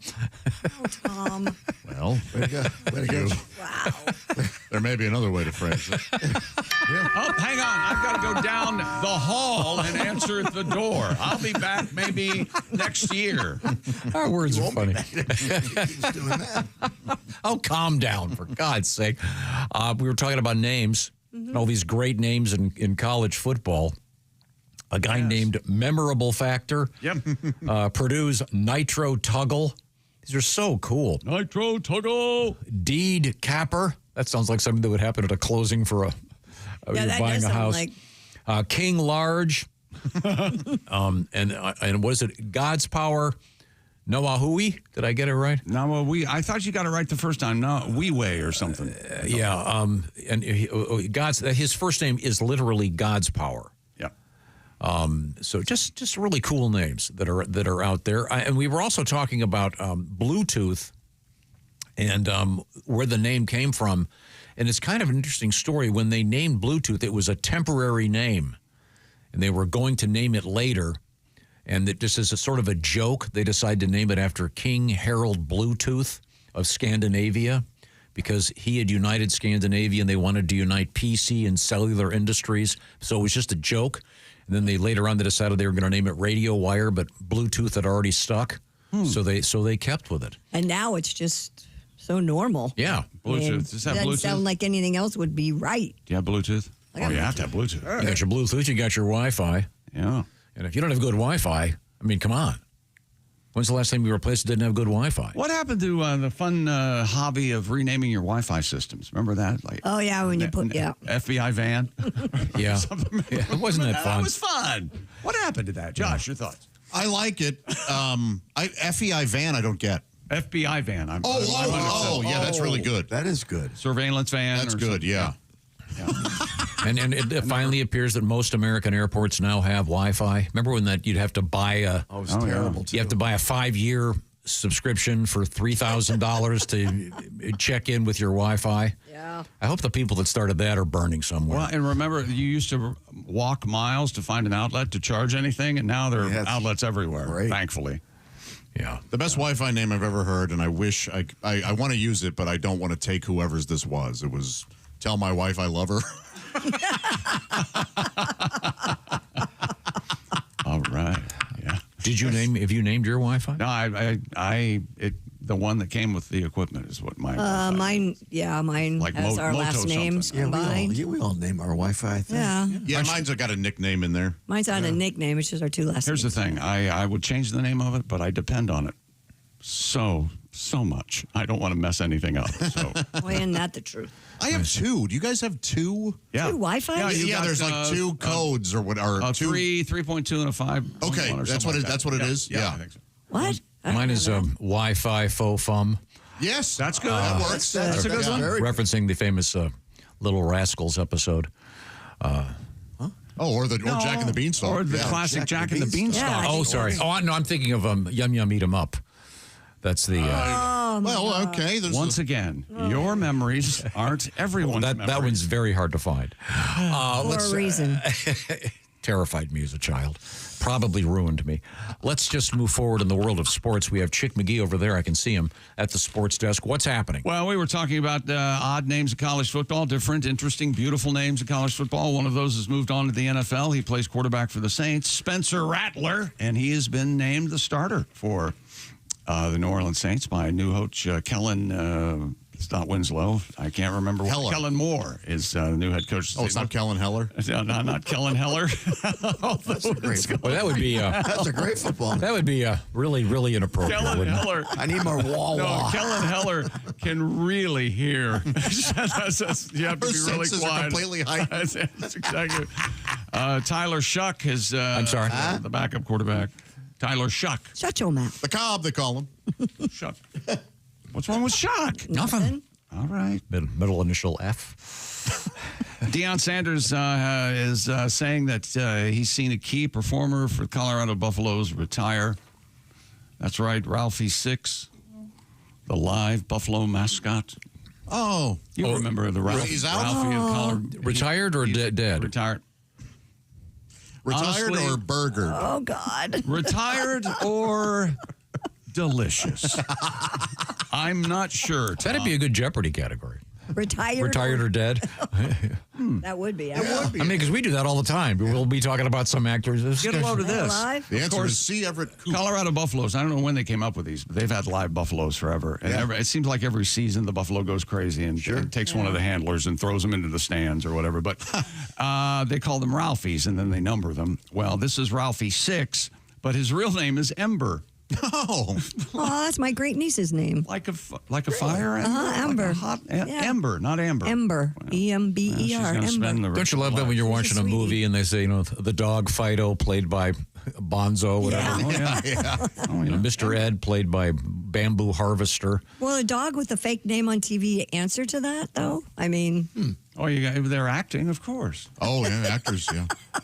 Some of those, I've heard some of the dogs go on when they're on set. They will only respond to the name in the script. Yes, It's like you're Jared Leto. Yes, you're Daniel Day dog. Now, did you see that IU, Indiana University, is bringing back the bison? What? No one saw this story? I did not see this story. Did they used to have a live bison? Yeah. I know they have the Rock. After 60 years, the Hoosiers are bringing back Hoosier the Bison. I believe at the meeting someone said, nothing can go wrong now. Is it a real bison or is it just a logo? Have they not seen Colorado and their trouble with the buffalo? Talking about it. Okay. It says the mascot's long-awaited debut is scheduled for next week, aligning with the football season opener against Old Dominion at Memorial Stadium. That's Saturday. There you go. Saturday. There's a little billboard. The bison is back. Bison. Yeah, that's a Saturday. Is that a mascot or a real bison? It's a mascot. It's not a real bison. Yes, it is. You sure? Do they have a real bison or is it just a guy in a suit? It's a mascot, Tom. I like it. It's a cool suit. It is a cool suit. I'd wear that. So they're not going to bring a real bison onto campus? I doubt it. Well, then I'm not going to come. I want to go see that. I want to see a real bison. Indiana hosting Old Dominion Saturday, and Old Dominion getting 24. Ooh. The trucking company? Yeah. No. That's right. They're They playing never lose semis. any. Road trips are a breeze for those But guys. do the Buffs, do they bring the bison onto the field? Yeah, that's what I thought. The big damn deal. So yeah. IU's not going to do that? I think it's just a guy in a suit. I don't think it's an act. Although, why not? Oh, no, this says the real bison won't be ready until the basketball season starts, and they intend to bring him out of the court. Okay, good. Okay, good. Does IU have an ag department? They have the sons and daughters of many great farmers in the great state of Indiana. Yeah, I'm asking because they would be the ones to have maybe a bison and... well, someone's got to have a bison around here. Huh? Don't you think? Yeah, maybe. I found a guy that It's just a mascot. It's not a real live bison. I hate to tell you. I can't. I say let the petition start now. Yeah, come on. Apparently, they wanted a live animal, but some PETA person probably got upset. They can start with a baby bison. Christy, have you ever seen a baby one? No. Oh, they're so cute lying in their bisonette. I think it was worth the wait. I am literally. You are working hard. When you said that, my mouth fell open to my chest. I addressed Christy with it because I knew she would enjoy it. I enjoyed it very much. Yeah, I'm glad. Bisonette. I hope there's someone out there that's raising bison that I really think that goes into the stall and puts a big sign on it. The Bisonette. Thank you, Josh Arnold from the Bob and Tom program. We appreciate it. It can't all be filth, right? No. Yeah, you got to throw some cute ones out there. Now, you know why they're bringing back the bison? Why? Why, Tom? Well, because there used to be bison in Indiana. That's right. And it's part of they're part of the state of Indiana logo, their seal, state of Indiana. There were a lot. There were a lot of things in that area that aren't there anymore. Oh boy, look at the time. Oh my God. See, Josh, now they're going to forget about what I said earlier about the color thing. Oh, jeez. I don't know which is worse, what you said earlier or the color thing. Calm down, everybody. We're having fun. We are in the O'Reilly Auto Parts More Studios. sports coming up, baby. This is the Bob and Tom Show. Got a comment to share? Text us at 888-262-8661. This is the Bob and Tom Show.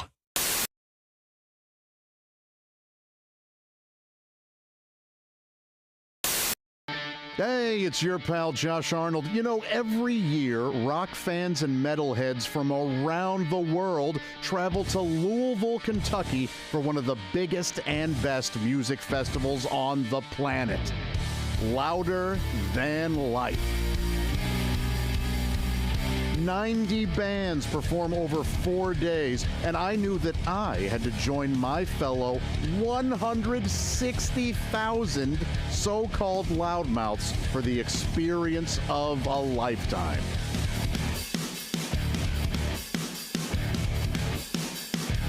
Louder than life. You know, one of the best things about these festivals is the people watching. The folks here are amazing. They're wonderful. They're freaks. They're lunatics, they're weirdos, and so am I. I am excited to talk to a few of these folks right now. Hey, I'm here with Dustin. Dustin, tell me, who are you here to see? Hey, I'm here with Jerry. Jerry, who are you here to see? Having a killer time, as you can hear, the show is going on. You rock! 60! Hey, I'm here with Amber. Now, Amber, my gosh, these stilts are amazing. How tall are they? And how long have you been a stiltzer, if you will? Wow, that's awesome. What band are you most excited to see here? All right, well, thank you so much. Appreciate it. Well, I'm here with Aurora. She is enjoying Louder Than Life. Aurora, who did you come to see? Aurora, how does it feel to be the youngest person here at Louder Than Life?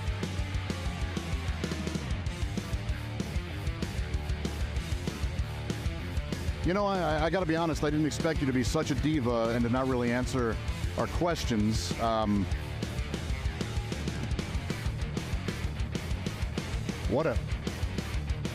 Louder Than Life isn't just about the music. There are badass exhibits, super cool shops, and of course, the essential fuel for any great party, delicious drinks. Now we're going to play one of the tougher games here in Kentucky, urine or whiskey, and fantastic food.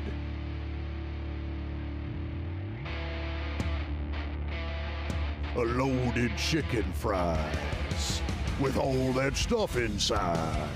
Gonna eat it all up, gonna eat it up. I love those loaded chicken fries. A loaded chicken fries. You know what I miss? I haven't been in a mosh pit in like 20 years. I don't see one going on. Maybe I'll just start one. All right, I'll start a mosh pit. There's these guys.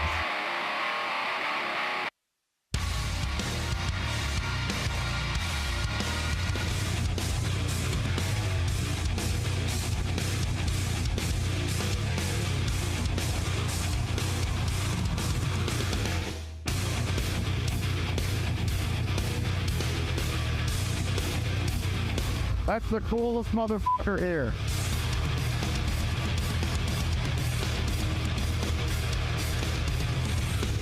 Hey, I'll be right back. All right, you do it. Where did I go? Where did I go? Where could I be? Where did I go? There I am, crowd surfing now. Look at me, right in the crowd. Look at me, woo! I'm riding on the crowd, they're passing me along. Oops, I almost hit that gal, did you see? Surfing on the crowd. Earlier, there was a wheelchair guy. Did you see him? That was pretty cool. Surfing on the crowd. I bet some people were mad they had to lift all of my weight. Oh, it's against the rules, but I don't care. I'm surfing on the crowd. You've got the point. We probably could have cut this already. Oh, I almost fell. Did you see that? Almost dropped me. Did you see that? Almost fell right to the ground. Because I'm surfing. The music at Louder Than Life might be angry and aggressive, but the people there, the exact opposite. Everyone had a great, safe, terrific time. We had all kinds of laughs, and we celebrated the world of rock and metal. I now consider myself to be a lifelong loudmouth, and Louder Than Life, you can count on me being there every year from here on out. Hi, thanks very much for joining us. With us in the studio, comedian Dean Edwards, and Dean is a veteran of Saturday Night Live. I know that you mentioned you didn't mention you did a great Chris Rock, Dead On Chris Rock. Yeah, I did a little bit of Chris Rock. Have you worked with Chris? Yeah, well, you know, Chris and I, being both SNL alum, it's funny because I used to see Chris in the clubs all the time. Mm-hmm.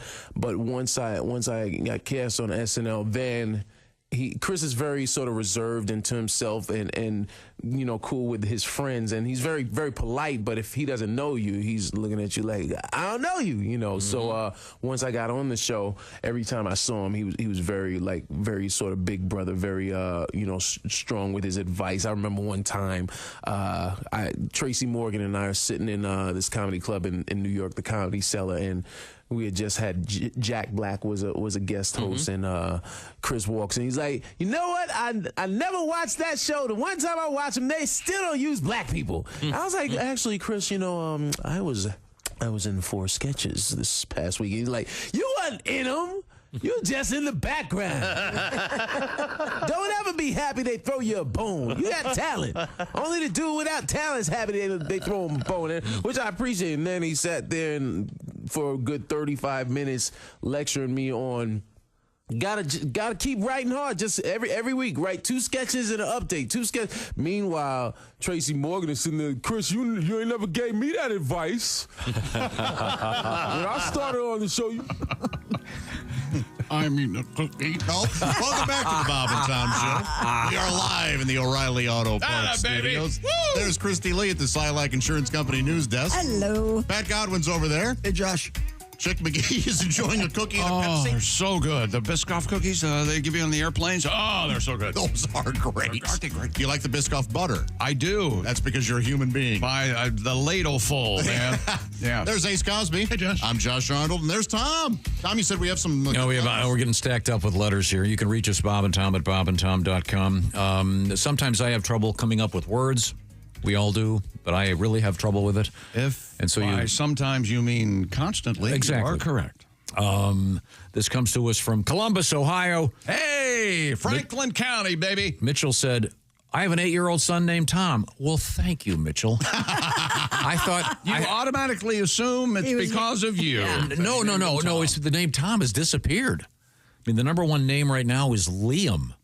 If you're going to be teaching a kindergarten class 5 years from now, you're going to have 12 Liams in your class. That's true. And that's been the number one name 2 years in a row. There are no Toms in the top 10. The only classic name in the top 10, I believe, is Michael. But in any event, back to reality here. Michael. My 8-year-old son, Tom, had a moment this week. We were having tacos for dinner with refried beans. Oh, excellent. My son tried the refried beans, loved them.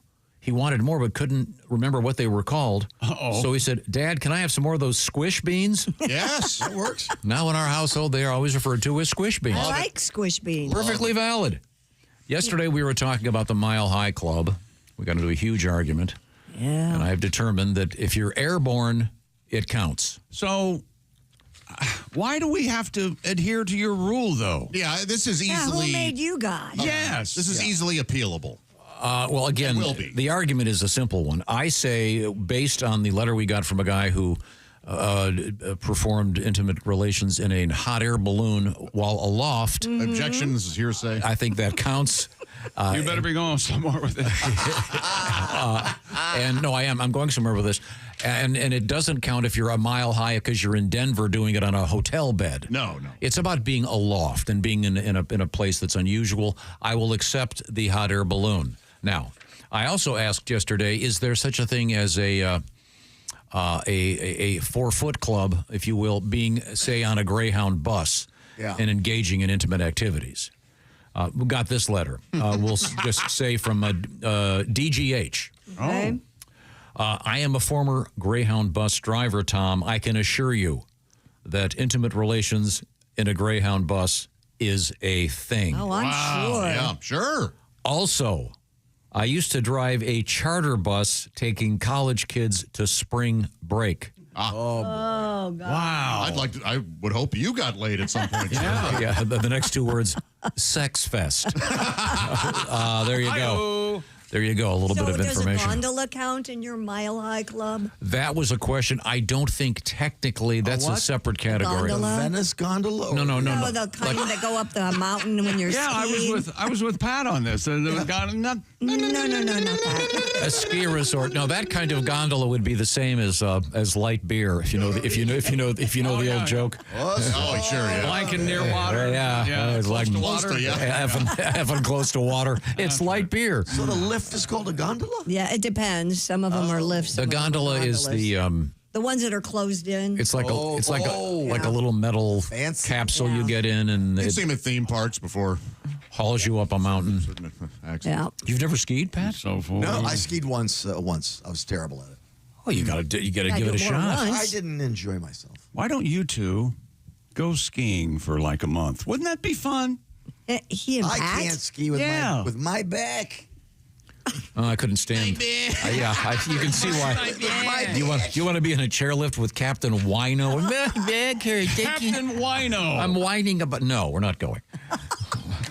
Yeah. I'll do it. But we got to go slow at first, and you know what I mean? No, I'm not a good teacher. You have to get a professional. I wouldn't do it if you care about your bones and organs.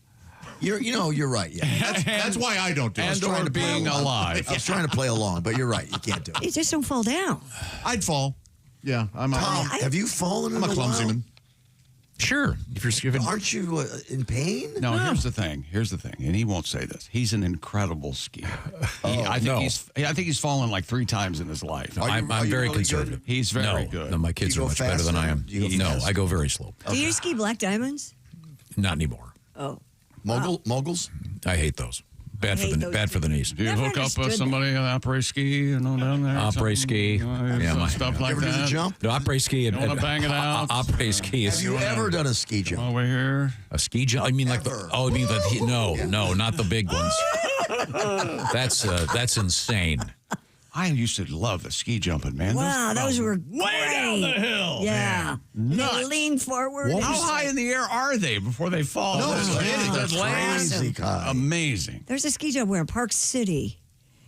Didn't they have the Olympics there? They had the Olympics there, obviously. I don't like that name. What is it? Which is it? A park or a city? Thank you for your mind. And by the way, why do I drive? George Carlin over here. Why am I driving on the parkway and parking on the driveway? Should they name Atlanta Park City? You know what I mean? Don't they practice in water in the summer? Shrimp.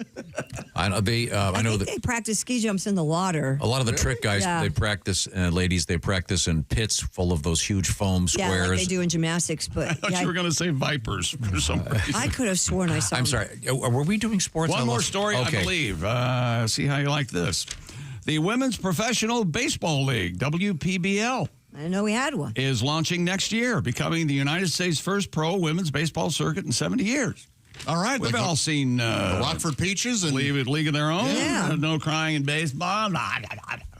Well, analysts say mainstream recognition is key for sustainability and profitability. That's good salaries, financial incentives. They're trying to attract big name players. But that college softball World Series, Oh my ladies, gosh. that's good. That's good competition. Whatever you're doing there. Yeah. Doesn't the wind up look sort of silly? It's amazing.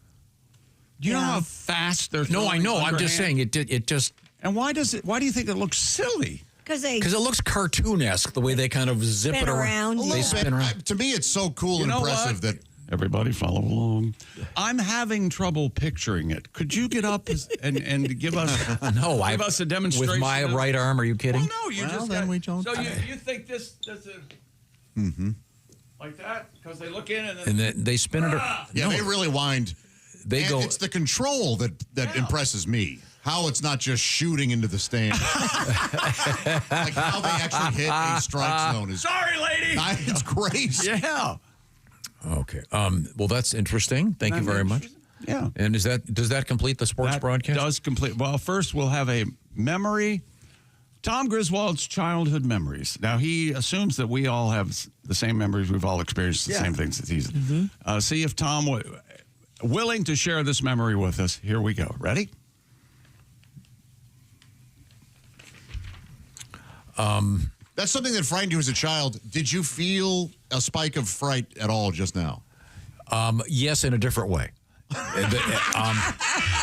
Is that a water monster you're afraid of? No. That was This a is Little the other one, Rascals yeah. episode. This did a disservice to an entire race of people. Completely culturally inappropriate now. Yeah, yeah. It was an episode of The Little Rascals, Our Gang.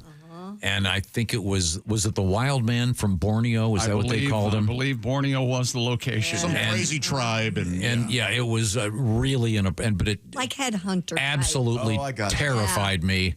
Cannibals, shrunken Yeah, where heads. they boil you in water. It was terrifying. Yeah. Yeah.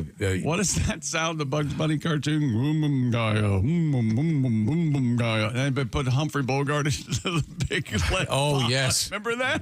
Yes. A lot of incredibly culturally insensitive and really bad stuff that was presented to us as kids. Could you help a fellow American who's down on his luck?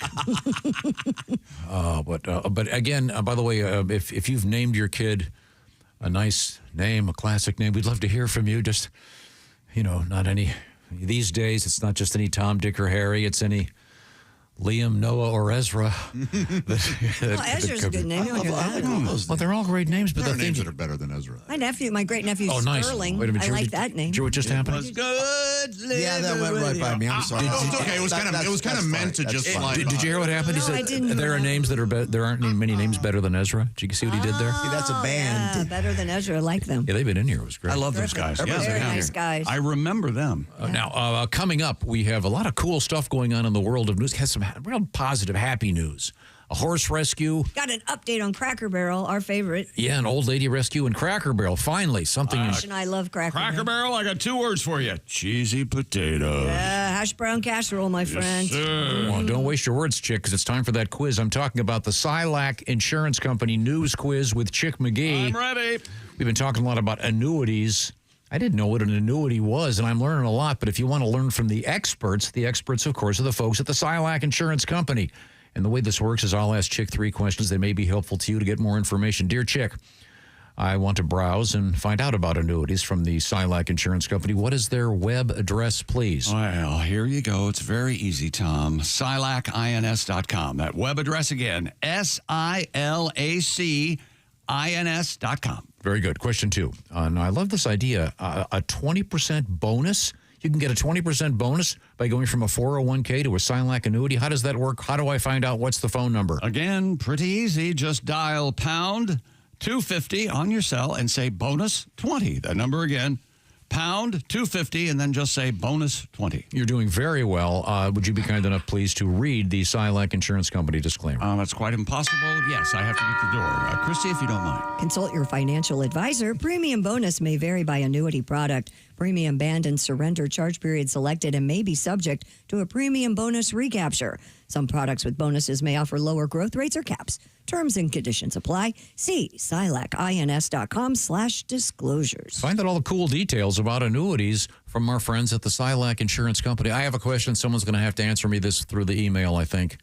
In women's baseball, when they do that crazy pitch, You mean the underhand pitch? Yeah, that's in softball. I don't know if I don't think these. No, they won't do it in baseball. Pitch underhand. Oh, this baseball. is I didn't understand. I thought it was the baseball. I thought it was pro softball. Sorry. Yeah. Well, Halsey played softball. She'll be able to answer it for you. Is it more difficult to hit off a left-hander? What? In softball? I don't know. In other words, instead of bringing the left-hander in a Major League Baseball game or a college baseball game, would it be different in softball to face a left-hander? Maybe. I would maybe. think. I don't know. I don't know. What is it? A left-hander could strike out a right-handed batter and right-handed pitcher and left-handed batter? Halsey on that. I don't know. Okay, we'll find out. And speaking of Halsey, she'll be here when we greet the lovely Alli Breen with a great feature we call Sexy Time. Oh, yeah, baby. We're in the O'Reilly Auto Parts Studios. This is the Bob and Tom Show.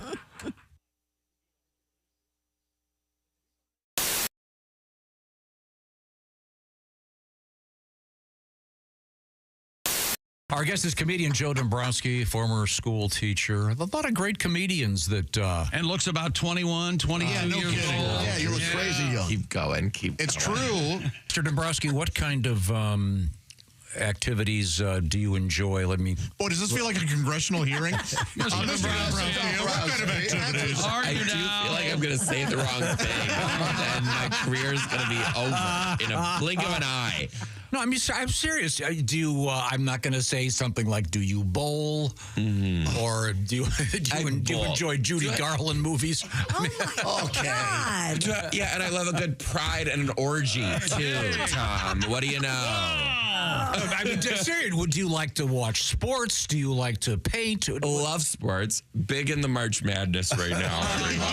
It is exhilarating. I mean, tall men in short shorts. Could you believe that? Is that what you wanted, Griswold? No, I'm a big knitter, by the way, and I have 7 rescue pit bulls. I donate to Sarah McLachlan every month. Don't they know? Of an angel. I want to have a fun interview, not. You are embarrassment to all of us. No, my hobbies are redoing my house. Oh, that's we're very fun, handy. isn't it? We have a lot of projects going on at the house, and it's fun. I live in an old mid-century modern. Oh, hey, can I give you a tip here? I don't know if I want it. Yes, you do. No, you do. And Christy will back me up on this. No, Christy. So just give me the name of one of your projects. Don't give me any like what are you redo? Kitchen. Okay. Now, what? When it just the name of one of my projects expensive. Yeah. No, that's not the answer. Keep going. When is it going to be done? Hopefully in 6 months. No, the answer is not the right answer. It'll be at least 2 years. What do you think, Christy? Yeah, probably.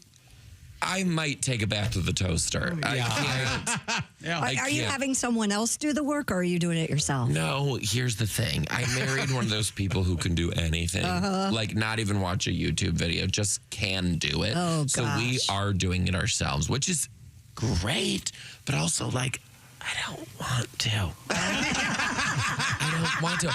I want to get home. I want to have a cocktail. I don't want to go to bed. Yeah, right. I don't want to like grout tile. Right. Look at me. This is going to take forever. I mean, I look like I could be of heterosexual descent, but honey, I am not.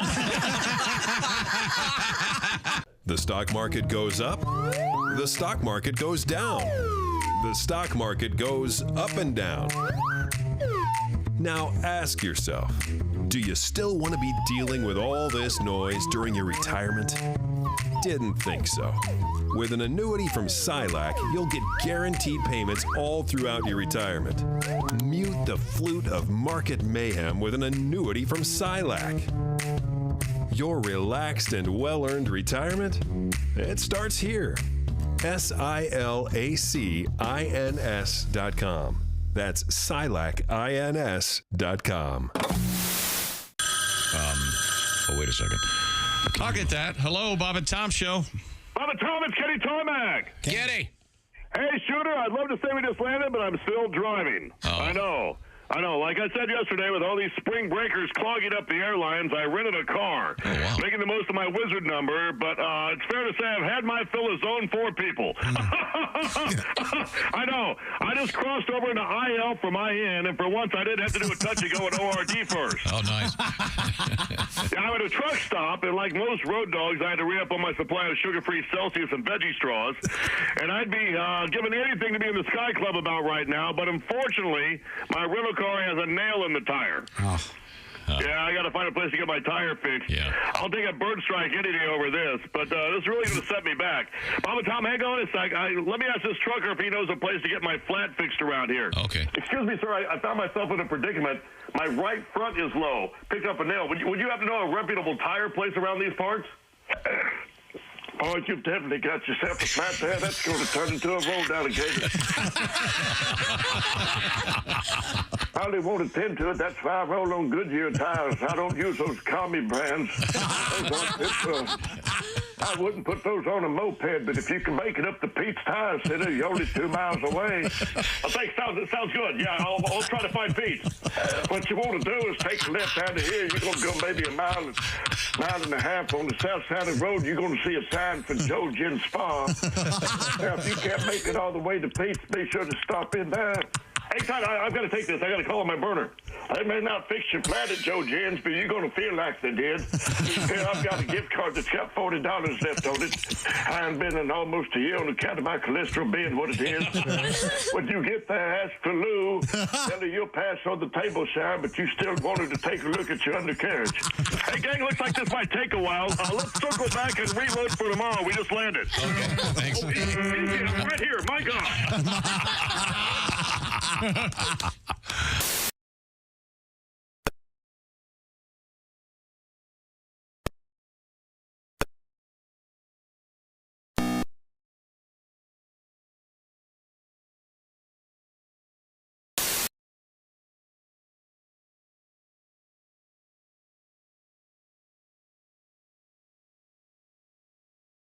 Maybe that was there. Oh, hi, we're back. Welcome to the Bob and Tom Show. Hello, Christy Lee. Hi, Chick McGee. There's Pat Godwin. I'm not talking to you, Chick. I know. There's Josh Arnold. I'm talking to everyone. Ace Cosby. That's because you're the Zen Master. We're in the O'Reilly Auto Parts Studios. Think O'Reilly Auto Parts for all your car care needs. Get the parts and service you need fast from the professional parts people at O'Reilly Auto Parts. Hello, Tom.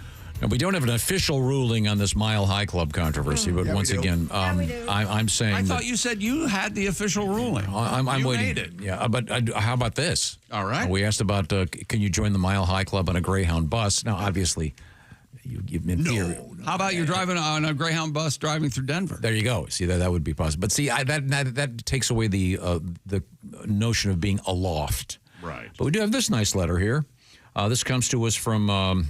We'll just say M. Okay.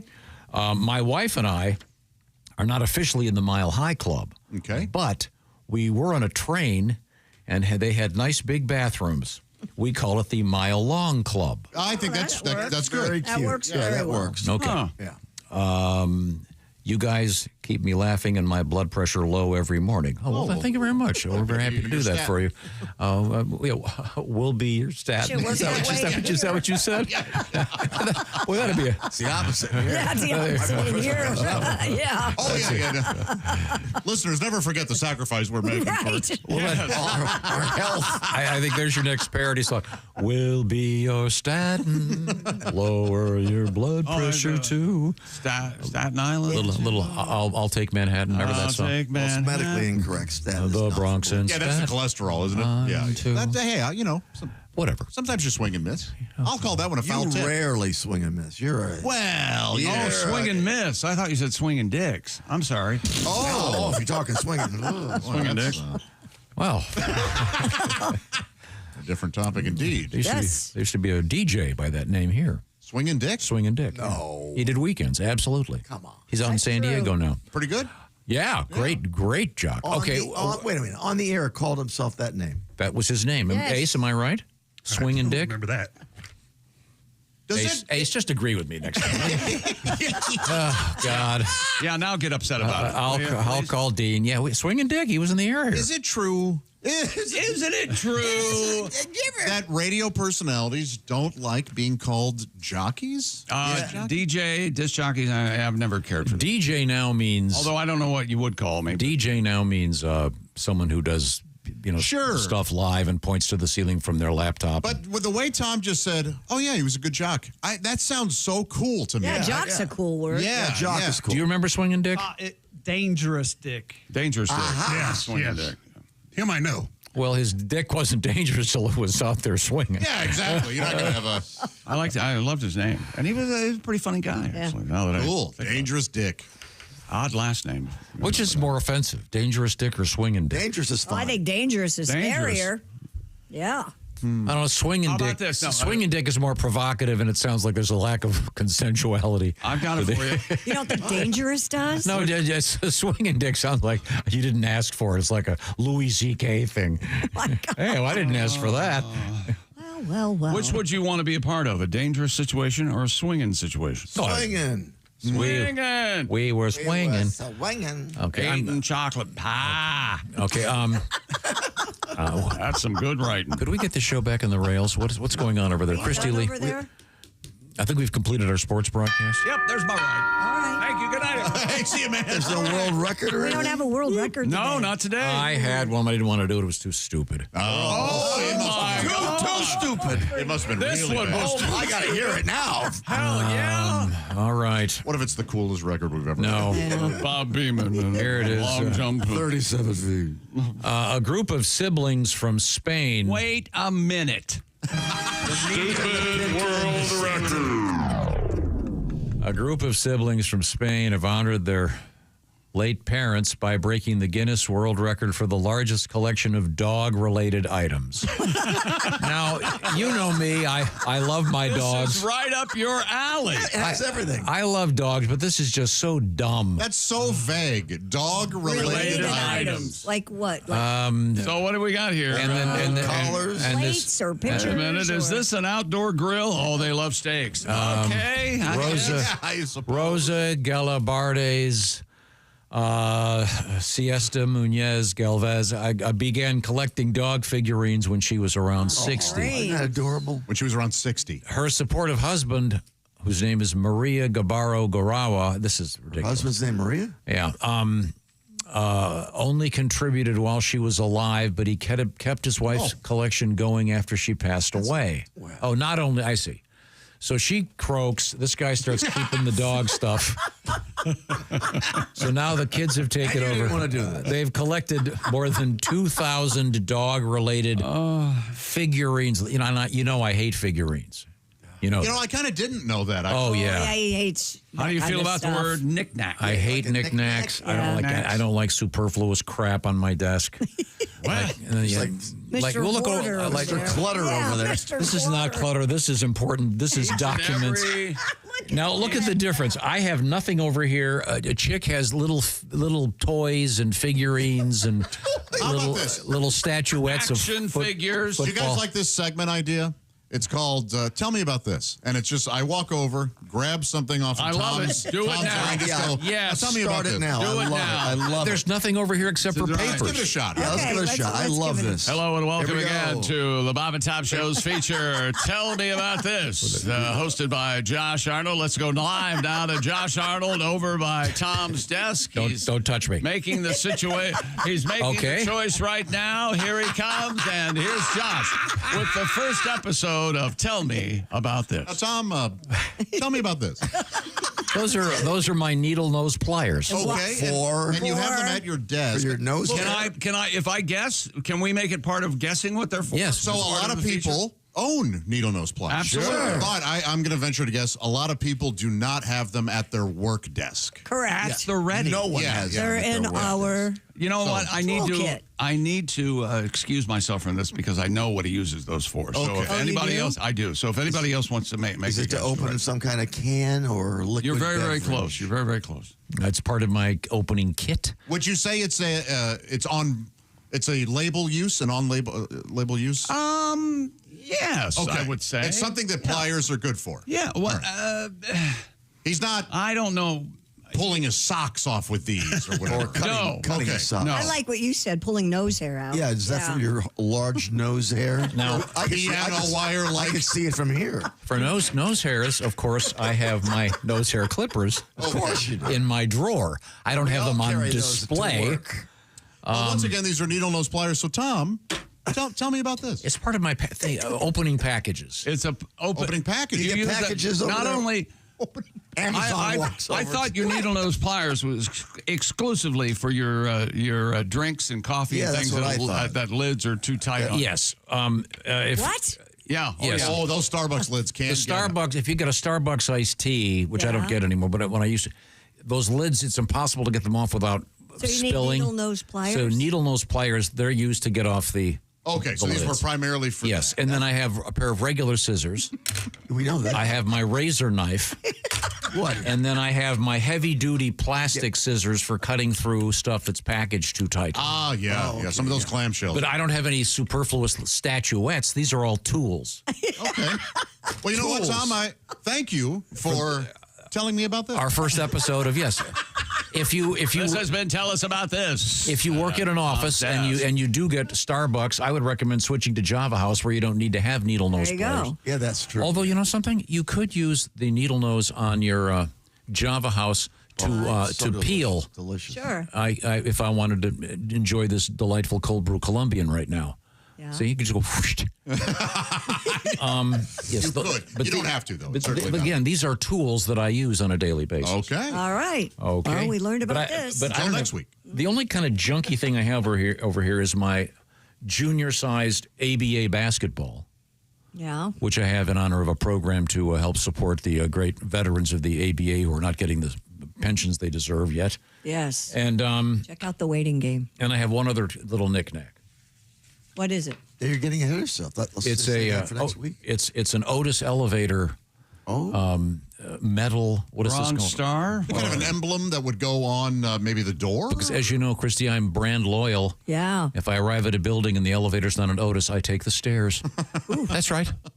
Oh, Rockefeller Center has Otis elevators. Yeah, you making up many stairs lately? A trip to the Chrysler building was a bitch. Why did I had to have this heart surgery? What a dumb idea. Okay, that's our first episode of What's Over There. Hey, what's the Sears No, Tower? it's Tell Me not what's About over- This. Okay, Not sorry. what's over there. I'm renaming. Another good I'm segment. renaming the show. Hey, what's over there? That's a tree. This has been. What's over there? You had to rename your segment. Good God. Because we live in a culture in which they've child-proofed everything, and I know. they've made it open-proof. It's almost impossible to open anything anymore. As you get older. Especially as you get older. Especially. Here's the thing, though. Those Starbucks lids can be tough to get off, but you're not. If you knock it over, it's not coming off. Yeah, so that's, you don't spill anything. Yeah. But a lot of people don't have to take it off because you can sip through the thing just fine. I know you don't care for that. When you no, God, that ruins coffee. Oh, I love You don't like the. I think the opening of coffee Wait a minute. is really Hold well it. done. What ruins coffee, Tom? the plastic lid with the little hole in it. The little slit. You've got to take your tongue. And, Are you telling me? Take your tongue and what? Are you trying to tell me that a little slit has ruined a cup of coffee for you? That you put your tongue in? No way to talk about a barista. Okay, I found. Okay, here's one. Here's one of these things. See, They're great for the car. We know what they are. It's got that little. No, that's that's not what you need help. You're talking getting about the No, he just doesn't like it. All right. You don't drink coffee. It ruins it. If you're in the car, it does not because it doesn't spill. No. Take it off. It Keeps it hot even? Yeah. No. It has good flow? And it. Excellent. I believe flow. Drew. I think Drew Hastings pointed this out. It reminded him of certain oral Searching activities. for something? Yeah. Yes, you're searching for the hole with your tongue, like trying to find that thing. Jeez, that's on camera now. Oh no, it was hidden behind the mic. Man, I'm glad I wasn't looking. I wasn't either. What's the name of this new show? What's the name of this show? Tell me about this. Tell me about Can this. you imagine that tongue, him and that face and that tongue coming at you? My God. No, you like drinking coffee through that? I do. In the car. I like the way it cascades over the tongue. It doesn't. No, it ruins It's it. perfect. Really? You're Why? tasting plastic. You're really not. No, though. you're not. Yeah, you really aren't. You're tasting plastic. It doesn't melt. Go through a drive. Go through a drive. You know that you're also aware that I don't like eating food off paper plates. Oh yeah, we're aware. Do you taste the paper? I didn't know that one. Oh yeah. Or is it because they're flimsy? Well, now you've They got. make really you've nice got a whole- Chinette. You got a whole new show So here. you go to a picnic with China? You show up. No, if you basket. insist on. Like if I'm home, last night I got a nice salad to go. Sure you did. Again, alone by yourself. And you put it in a bowl when you got home. Yeah, put it on a nice plate. Eat like a civilized human being. Sit down with an You iced don't tea. just eat and it right out of the to-go box. You don't care. You got it's What am got I? to go in a plate. Am I Right in the garbage am I an animal? No. What about those great Chinese food Yeah, out of the containers? box. Out of that. Oh, that's perfect. Oh yeah. Oh, that's the best. That's one of the best things about it. They leak. They leak. Those Chinese They boxy can, things, but I not hate often. those. Not often. They got it down. Yeah. They put We've all pieces had of cardboard on the bottom. We've all had a leaky one, but that is the exception for sure. Yeah. Those they do have. I also don't like to walk and hold coffee and drink it at the same time. Well, that's not a surprise to anyone, I don't think. Recently at the state fair, I went and got a nice iced tea, and I went and sat and drank it You sat and drank an iced like a tea? civilized human being. I don't walk around. An old man Tell me you're old without Old telling me man you're playing old. backgammon Well, I in the went to park. the state fair I sat and I had a nice cup of coffee. Looked at all those young punks and said, "Hey, fatty, the tattoos aren't making you look any thinner." This I'm on board for. Tom. Yeah. In a public place, enjoying a drink on a bench, but heckling everybody like really loudly. I want to hear more of this. Really loudly. You're 80 over, lady. You don't need the tattoos in your legs. Love it. You know, he used to sit and heckle up in Michigan at some boat dock, and they almost always someone would back their boat in too deep into the water, and he would sit there and go, it's too far, it's too far, too far, and then he gets stuck on this moss or whatever the hell, and he goes, algae. Told ya. Can you imagine? Wouldn't you go over there and just hit him with a spare tire? Oh my God! With an oar. Oh, right. Tow truck's gonna have to tow your car out, you jackass. Who's this clown? I wouldn't say anything. I would just enjoy it while they called the tow truck. Okay, is that sports? Yeah. And do we have an answer to our softball question? No. We gotta wait. We were gonna ask somebody who actually played softball. Okay. Yeah.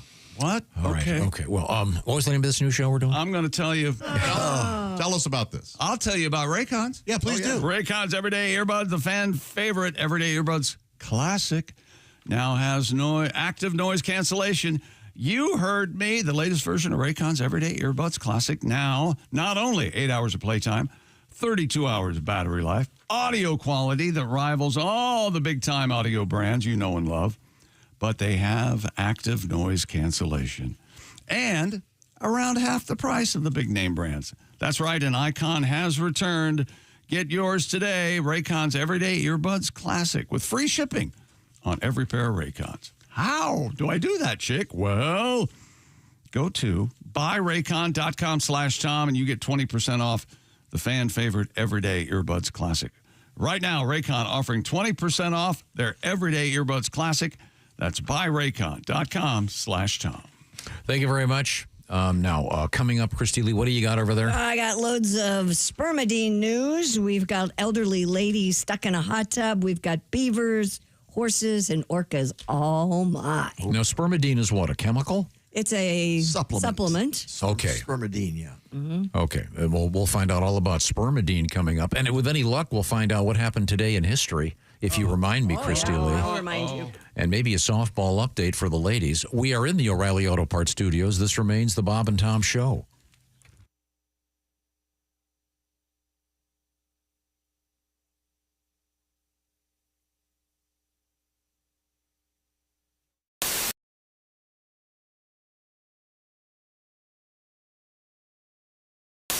Oh, there we go. Hey. There he is. We're talking to comedian Dusty Slay.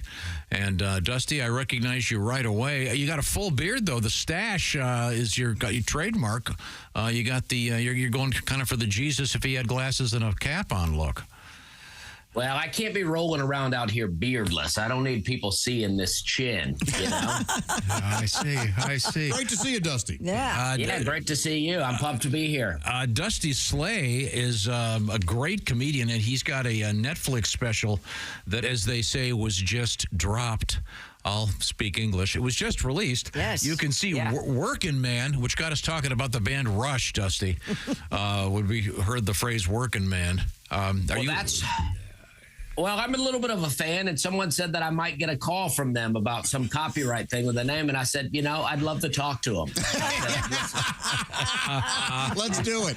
Well, you've got a tour going, and Geddy Lee has a book coming out, so we're even. Dusty has an interesting background. You were a working man there for a while. You had some real jobs. Weren't you a waiter for a long time? Oh, yeah. Well, I worked a lot. My dad thinks I'm still in high school. I don't think he thinks I've ever worked a day in my life. He goes, what's this working man thing you're talking about? But, yeah, I waited tables. I used to work in Charleston, South Carolina at a restaurant called Hyman's, which is located on the same block as a restaurant called Sticky Fingers. And I'm not making that up, just telling you where it is. I remember that. That's a seafood place. Hyman's a beautiful seafood place. We've been there, too. It's great. It is great. Yeah. And you were a waiter there. Were you a good waiter? I think I was pretty good. I had a little bit of an attitude problem towards the end, but I think I was good, People would come in there and they would ask for weird things. They'd be like, they'd be like, you know what? I haven't done this joke in a long time, and I even forgot the joke. They're like, these jokes are not on the special. I didn't forget any. They're like, what's a good wine with the fried catfish, And I'm like, I don't know, a Budweiser? There we go. It's a hot joke. It's a hot joke. Dusty, you have done a number of the late night shows. Do you remember what was the first one you did? Do you remember? Very first late night, I did Jimmy Kimmel, and I never tell people to go watch that one. I feel like that one was not that good. The jokes are great, but I don't know how to prepare for a late night at that point. But my first Tonight Show, very good. Cool. Well, let me ask you this. Since you've said that the Kimmel event did not go well, why don't you share? What was the first joke you did on it? Do you remember? Well, I did a joke, trailer park joke. I said, I grew up in a trailer park. We had a lot of fun, but I'm not sure why they call it a park. There were no rides in there, no water slides. We had like an occasional slip and slide or like an old tarp with some Dawn dish detergent. We put our slip and slide over a tree root one time because we was going to jump it. And that's not how that works at all. I like that very much. I hit that tree root. I just got up and got a job, Hello there, it's Ed from Ed Septic and Sewage. I'm here at this poor SOB's house. He got quoted $20,000 for a new system. I'm doing that same system for him, $500. I know what you're thinking, Ed, how can you do it so cheap? Well, first of all, this machine, stolen. That saves me a ton of money. Secondly, I'm not licensed or bonded. That saves me tens of thousands of dollars a year. So if you need a cheap septic, call me, Ed Septic. When things get hectic, call Ed Septic at the number below.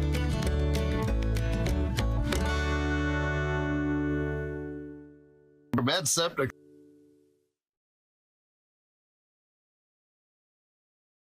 You're listening to World Champion Radio with Judah Friedlander, the world champion. Next caller, you're on.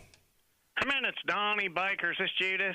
Yeah, I just said it's Judah, the world champion. What's up, Donnie? I'm a big fan of yours. I've read your book. I still got your posters. Hey, I just want basically your blessing or certification. You probably know, I've called you before, my progress in the martial arts, the fact remains I'm ready to be a world champion. Now, I've had, 2 off-duty reserve cops say I've got the goods, but since I've been on probation, Judas, I basically struggled getting certified, and I wanted basically your blessing. And you're not my official sensei, but the fact remains, I basically think I've got to interrupt you first. Donnie, I've got to interrupt you for a second. I can tell you're already a little scared talking to me by the speed of your voice, okay? If you want to get better at karate, you're going to have to get better vocal tone, okay? The voice that you're using right now and the speed at which you're talking is telling me that you're scared.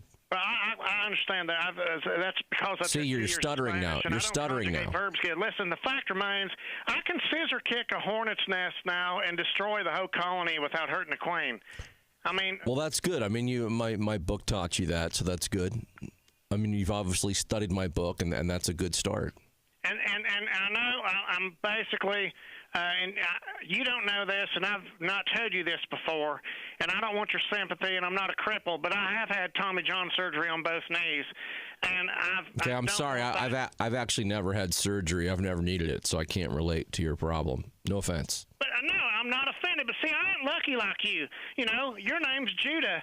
You were born for this. If my name was Taekwondo Baker, I'd have the same luck. But you've kind of had a golden spoon in the martial arts. No offense, but Judah, Freelanders, duh. No wonder why you're so good at it. I mean, again, if I've studied switchblades. I've had to work my way up. Yeah, well, see, that's one of your problems right there is you started your training using weapons, okay? And if you want to be a really good fighter, you have to learn to fight without weapons. So I need you to get rid of all your weapons, all your switchblades, all your butter knives, okay? And start from the beginning. You got to use your body. I'll take your advice, but see, this is hard. I mean, I've always been, you're talking. Hey, I'm not saying it's easy. Becoming the world champ's not easy, Donnie. Okay. I know, Jude. Well, listen, can I call you back when things get better? Yeah, I hope things. Hey there, hi there, ho there. Welcome back to the Bob and Tom Show. We're in the O'Reilly Auto Parts studios. Think O'Reilly Auto Parts for all your car care needs. Get the parts and service you need fast from the professional parts people at O'Reilly Auto Parts. Hands. There's Christy Lee. Pat Godwin. Hi, Chick. Hi. There's Josh Arnold. Hi there. There's Ace Cosby. Hey, Chick. I'm Chick, and here's Tom. Couple quick things before we get back to it. Yes, very quick. I mentioned the DJ that used to work here, Swingin' Dick. It turns out, and it was in fact Dangerous Dick. That was his name. Mm-hmm. And he did, as I said, he did go on to San Diego. Oh.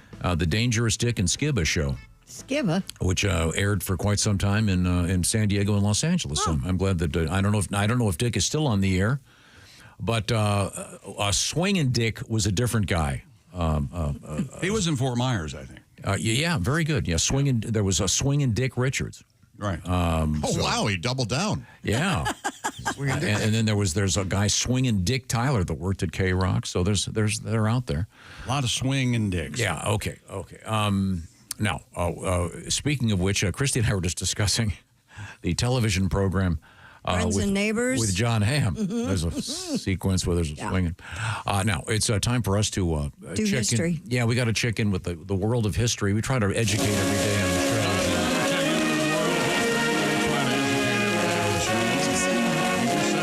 We never did finish that dumb world record. That's what do you We're good. We got enough. Yeah. See, so you agree with me. It was stupid. We shouldn't have done it. All right, then let's move on to history. Get back to it. Okay. Now, today is, I got to look this up. What is it? I haven't even looked at this yet. Okay. Okay, right before the break, didn't he say we got to do history? Yeah. And then he was in the hallway boring people. No, I was not. I was in here trying to find out whatever happened to our buddy Swingin' Dick. Okay. His name was Dangerous Dick. I know, but I knew there was a Swingin' Dick. Okay. Christy, you'll like this one. 1953, the movie Roman Holiday came out. I like that one. That's Audrey your favorite. Hepburn. Audrey Hepburn. Mm-hmm. And Gregory Beck. You know his name? His real name is Gregory Pecker. No. And he shortened it. No. He As in a shortened his pecker. swinging Gregory Is Pecker? that what you're No telling man's me? going to shorten his pecker. No man is short. No way. Is that anything like Roman hands? I actually stood next to Gregory Peck once. Oh, please tell me. A buffet? Tell me everything. No, I'm not kidding. I don't Are you know. skiing? No. Time now for great moments in boredom. In front of the Tivoli fountain on I a want to hear Roman about this. holiday? Where did you stand next to me? I can't really give you any details. Of course not. It was It's all a secret lie. meeting. No. It Was it around the boys from Brazil time? No, it was at a college graduation with Very cool. with my brother. I can see why you wouldn't want to give any details. You weird. In 1955, Isn't that Gregory Peck? Well, I think it is. he was wearing a beautiful three-piece suit. A beautiful three-piece. He had family that was graduating. Yes. He was calling everyone Scout. Hi, can I be Scout? The Guinness Book of World Records, published for the first time in 1955, and it's still out there. Oh, that's amazing. Is that a world record? You know why they came up with it? It was to sell beer. And for arguments at bars, people would be, arguing, how many hits did DiMaggio have? And Are the Guinness people responsible for it? I had always heard that it was to solve bar fights. Oh, I didn't know But do we think that's true? Or? Yeah. Okay. Here you go. It says it was originally crafted by the Guinness Brewing Company to settle bar arguments. I'll be darned. Son of a gun. So we consult the Guinness people virtually every day. Yeah, we do. Not of our own choosing, but birthdays. Subjected. Former President Lyndon Johnson, middle name Chick McGee? Baines. There you go. Very good. Baines. Mr. Baines, like Wolf. They called him Wolfie back in the old Wolfbane. Beware the moon when the wolfbane blooms. The late, great Pee Wee Herman, Paul Rubens, born in this state in 1952. Great documentary on HBO Max about Pee Wee. Yeah, that is really good. And speaking of that, another good documentary, Devo. Yeah. Great band Devo. I forget. I think that's on Netflix. It's on Netflix. Yeah, Yes. that's really interesting. Yep. And Aaron Paul, terrific actor from Breaking Bad. Happy birthday, Jesse to Pinkman. And that's pretty much it for today. That isn't incredibly depressing. So we'll move on. All right, we'll move on. Okay. Hey, Cracker Barrel, back in the news. They announced they are going back to their old logo following consumer backlash. Oh, okay. Yep. The company said, we thank our guests for sharing your voices and love for Cracker Barrel. We said we would listen, and we have. Now, can you hear that phone call? The guy going, hey, Ted. What do we do with all the signs? Oh no, really? Our new logo is going away, and our old timer will remain. What about the inside? Does it say the decoration? The inside is still modernized. Believe me, I've been to one. So, okay. Yeah, the change, along with the contemporary remodels of the chain's locations, drew heavy criticism from customers. Now, I doubt that they go back. They do still have some stuff on the walls, but not near as much. And they took that whole middle wall out, so the whole restaurant is open now. Oh, really? Yeah. I don't like that. Yeah. No, it was kind of cool that it was separated. The gift area. The gift area is still there, but I'm talking about the dining area. Yeah, but you can't. Never mind. There was the separation was kind of cool. Is there a museum of massive corporate mistakes? I'm sure they'll have the Cracker Barrel sign and a whole new Coke section, et cetera, where they. Things didn't Well, they're doing the right. First off, their stock plummeted. Yeah, it did. So this should help. I mean, executives intended to modernize the brand with the new logo and the new people. You can't buy PR like this, right? And you like. So are you suggesting everybody's talking about? Yeah, maybe the bad publicity is actually good publicity? There's no such thing. I don't think that the CEO was smart enough to. This was all a thing. Yeah, right. But I'm just glad that we're focusing on important things in the world. Well, it's the stuff that the reason this is a big deal is because the bigger stuff is so depressing. Yeah, you want the comfort of something. I agree. A Cracker Barrel. We love that comfort food. You wouldn't know because you've never been there. I went and had soul food on Sunday night with my son Sam. Oh my God. Oh, that's cool. I thought it was awesome. It was great. I haven't eaten food like that in like 2 years. Fried chicken, mashed potatoes. Yeah, I bet it was delicious. Stop talking. Green beans, cornbread. It was unbelievable. What we learned from this story, that guy on the Cracker Barrel sign has a name. Did you guys see that? It's, isn't it Leroy? Is it in your song? Leroy? Okay. All right, here we go. He That's does? not a song. Yeah. Apparently, Pat will reveal. His name is in the song. Okay. The very last line. All right. Yeah, here we go. Poor Cracker Barrel, they really blew it this time. Folks loved their logo, their southern decor was just fine. They woke up their brand though, they even added beer. They took away poor Uncle Herschel, soon the CEO won't be here. You're gonna get fired. Uncle Herschel. Yeah, that guy's name is Uncle Herschel. I'd heard uncle and I heard grandpa they were referring to him. And they do have beer and wine now, too. Mm-hmm. That's kind of weird. Oh, go to the Cracker Barrel and get loaded. Hey, top heavy. I wanted sawmill gravy, not brown. Well, they're not. They're not getting away with the golf tee game, are they? No, they still had those. Okay, good. You'll have to take me for lunch. Is there one near here? Yeah, there's one right There's up the one right every up block. Yeah. Yeah, I'll meet you there in about a half hour. Would you now with your entree? You can choose biscuits or cornbread. Which will? Oh, cornbread always. Okay. Although, Oh, you could get one of each. You They'll let can? you do that. I love them both. Yep. Yeah. They have great green beans there too, I should go there. and their chicken tenders. Oh, now I want to eat a Cracker Barrel. Very, very good. Thank you very much. Now, coming up, we have Alli Breen with our Sexy Time segment. I'm looking forward to that, certainly. Also, I hope we are able to get to some of the stuff that we've got pulled for today's show. We have a lot. We got beavers in the news. We have a really interesting story out of Arizona, this dust storm that shut down the Phoenix airport. Did you see any pictures of this thing? They had to evacuate the tower. Terrifying.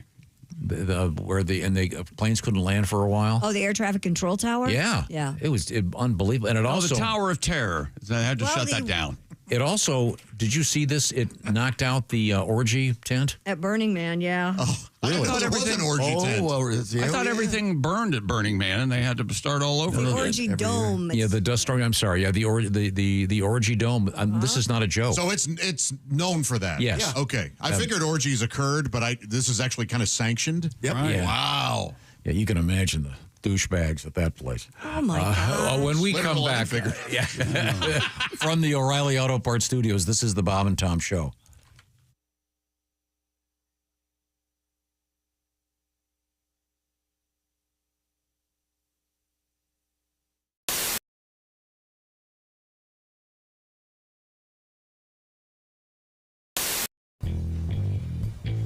A look at their car is perhaps the best way to introduce the uninitiated to WFBQ Radio's morning team, Bob and Tom. The pink and camouflage junker features 3 hood ornaments, a bowling trophy, the hind quarter of a horse, and a jar of tartar sauce that will have to be explained elsewhere. 295 Night Ranger when you close your eyes. It's 8:42. You're with Bob and Tom on a 2 for Tuesday. Good morning. Howdy. Great. Holmes. Sherlock. Let's play word association. Okay. Howdy. Holmes. Sherlock. Holmes. John C. With Bob and Tom. Holmes. The human tripod. I see. Okay, I'm sorry, Bob. That's all right. From 6 a.m. and for the next 4 hours, Bob Kavoyan and Tom Griswold fill the airwaves with jokes and pranks that range from silly to hilarious and from bawdy to sick. Why is sex like air? Why is sex like air? I give up, Bob. Because it's no big thing unless you're not getting it. They deliver a National Lampoon sort of humor that leaves the audience laughing while wondering how Q95 can broadcast some of the things they say. Half the joke is in your mind. The joke isn't stated outright. Mm-hmm. The person has to put something into it to get something out of it. Yeah, they're fun and people like them. People enjoy them. They laugh at them. And there's an alternative. You can always change the channel. Mm-hmm. But people aren't. After 2 years on the air, Bob and Tom have taken Q95's morning show to the top of the volatile morning FM ratings. WFBQ is the 3rd radio station the zany team has worked for. After 6 years together, they've got the routine down pat. Bob runs the audio control board, plays straight man, and provides the program's famous laugh. Amateur phylactics. amazing concept, I think, and I think it's going to be Tom fun. sits on a mound of notes and papers to provide the program's often quoted jokes and many of its voices. Oh, hello, Mohandas. Hello, Bob. How are you? Oh, I am fine today. Hello, Tom. Hi, Mohandas. You look very good today. Thank you so much, Mohandas. Much of their banter is off the cuff, with an occasionally rehearsed punchline off mic during a song. Only if it makes you late for the ceremony. She's controversial. She's provocative. She's the famous sex therapist, Dr. Ruth Weisboner. Good morning, Dr. Ruth. Good morning, Tom. Good morning, Bob. Good morning, Dr. Their regular spoof on Dr. Ruth Westheimer features some of their more risque humor. Is it wrong to have sex before you're married? Is it wrong to have sex before you're married? Well, no, as long as you're not late for the wedding. Bob and Tom's task of filling 20 hours of airtime every week is made easier by several regular characters phoned in by people around town. Nightclub owner Sonny is a favorite. Great approach. How are things going on at the track? I know you're running the mystery flesh tent this year. Everything is going just fine, Dow. I bred that baby up, throw it in some shortening, and serve it up. It's the mystery flesh tent, Dow. That's located, of course, in Turn 1. It's right there in Turn 1 where people seem to be the most hungry and the least discriminating. Other characters are voiced by regular visitors to the studio. Ladies and gentlemen, the President of the United States. Tiger-eyed Bardo. Good morning, Bob. Good morning, Tom. Good morning, Your Highness. Q95 midday personality Jay Baker voices the spoof on Richard Nixon. Now, do you remember Ronald Reagan visiting the German cemetery over the weekend? Oh, that's right, yes. The media referred to it as the Nazi cemetery. You know, I was the one that put him up to that. I see. I said, babes, this is going to be so beautiful for your career. Trust me on this one. I told him, I said, when I was a young boy, I heard the phrase, the only good Nazi is a dead Nazi. I said, Ronnie, you can't miss a whole field full of dead Nazis. You slide over there, you put the wreath down, the wreath, and you're cruising. Bob and Tom say they get very few complaints from listeners as they poke fun at every special interest group imaginable, and station management has left them unrestrained on the limits of their humor. After 2 years, the result has been high ratings, a devoted following, and 2 happily transplanted Hoosiers who say they just might stay to grow old and gray on Q95. Could be. It's very possible. In fact, it's already started. Bob's getting gray. Yeah. Tom's getting old. Yeah. This is Greg Todd, Channel 6 News. Oh, I feel so much better now. You know, Bob. Yes. I don't want to say that most of the women that you go out with have questionable morals or anything, but last night. But in any event. Where the hell is that? Just reading down the fine print. I know. So you set us up, is what you do. So you can seem omnipotent, is what just happened. It does say that fans of the most successful teams are more likely to have a lower blood alcohol. Well, no shit. Yeah, that would make sense. How about this? What? No. Swifties drink more than Kansas City fans. They did that. They did that as part of their survey. That can't be right at all. Swifties' average age are 11, aren't they? Yeah, what the heck? Well, I don't know. Oh, all of a sudden this has been handed down by Jesus Christ himself that this result is accurate. You call the others into question. No, I call... God, I hate you. I call all of these statistics into question. I don't know. Swifties are pretty drunk. Oh, that sounds about right to me, huh? Bofa on the front. What? Bofa on the front. What are we talking about? D's nuts on the back. The new T-shirts. What do you think? What are they going to say again? Bofa on the front. And then on the back, D's nuts. And another T-shirt. Uh-oh. You're having chest pains. Wait a minute. Hold it. Wait a minute. Yeah, I'm fine. I do very well. But I don't know what on the back yet. What do you think? Are you recording this? Come on, baby. Everyone's doing it. But I've never done it before. Your brother tried it and he loved it. My brother? What? Okay, I'm gonna turn it on. Ooh, I hope there's batteries in it. Batteries? The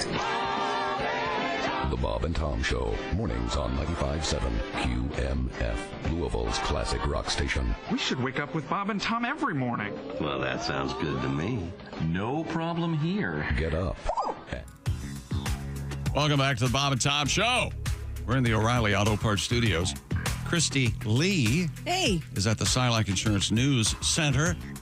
There's Pat Godwin. Hello. Jessica Alsman is here. Howdy. There's Josh Arnold. Hi there. Ace Cosby. Hello. I am Chick McGee, and Tom getting himself arranged, pulling shirts. I got Allsies. sleeves. I got a question. Okay. You were a fine softball player. Is that correct? Indeed, a collegiate athlete. Collegiate softball player.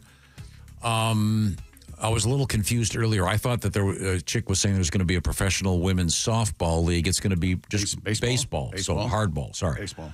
No, baseball. Softballs are hard. That's true. They are. To further confuse the issue, in softball, is it more difficult for like a righty to hit off a lefty? Does it matter? Do they do the same kind of thing they do in baseball, where they bring in the right-hander, that sort of thing? It is, because when you're a righty pitching to a righty, you can kind of jam them, and it's harder to do that with a left-handed. So with softball, they will use But we the don't same. switch us out because we don't have that many pitchers. I mean, at least where I played. Oh, okay. So if you had a deep lineup, So if you have the where it's luxury, yeah. Yes. Okay. Yeah. Oh well. Interesting. Yeah, You were a pitcher, right? Yeah. I've thrown a no-hitter. There you go. That's amazing. And I was saying that those underhand pitches are the speed is impressive, of course, but for me, it's the control. I don't know how you maintain control while throwing underhand like that. Just practice. Yeah, Same as sure. overhand. Yeah. It's just weird because, as soon as you release the ball as a pitcher, and I think anyone will tell you this, as soon as you let go, if you've messed up and missed your target, if there's going to be a meatball coming right back at your face. Right. And so there is like the cat-like reflexes that you're always going to be able to stop it, even though you're like really close. Or your body will stop it, whether. Yeah. I didn't know you used meatballs. You do. That's weird. Now, I think I could pitch a game and not hit anybody. I mean, that's what I was thinking. I don't know what the big damn deal is. Good God, I could hit them on purpose, I tell you that. That corner's mine. Coming up, it's going to be sexy time with Alli Breen. But right now, we have Christy Lee. She's at the Silac Insurance News Desk. We've missed a lot today. What's going on? A massive dust storm known as a haboob swept through the Phoenix area Monday evening. Hold it. I've been a part of one of these. I saw, 7, 8 reports on this dust storm. Never called it a haboob? Never heard the word haboob. Yeah, that's the technical Haboob. name. Never. Where? I heard it last night on the news. Where did you get this, Christy? The Associated Press. All right. The storm brought powerful winds, blowing dust and sand across highways and neighborhoods. Visibility dropped quickly, forcing drivers to pull over and leading to reports of downed power lines. The Phoenix airport forced to briefly shut down.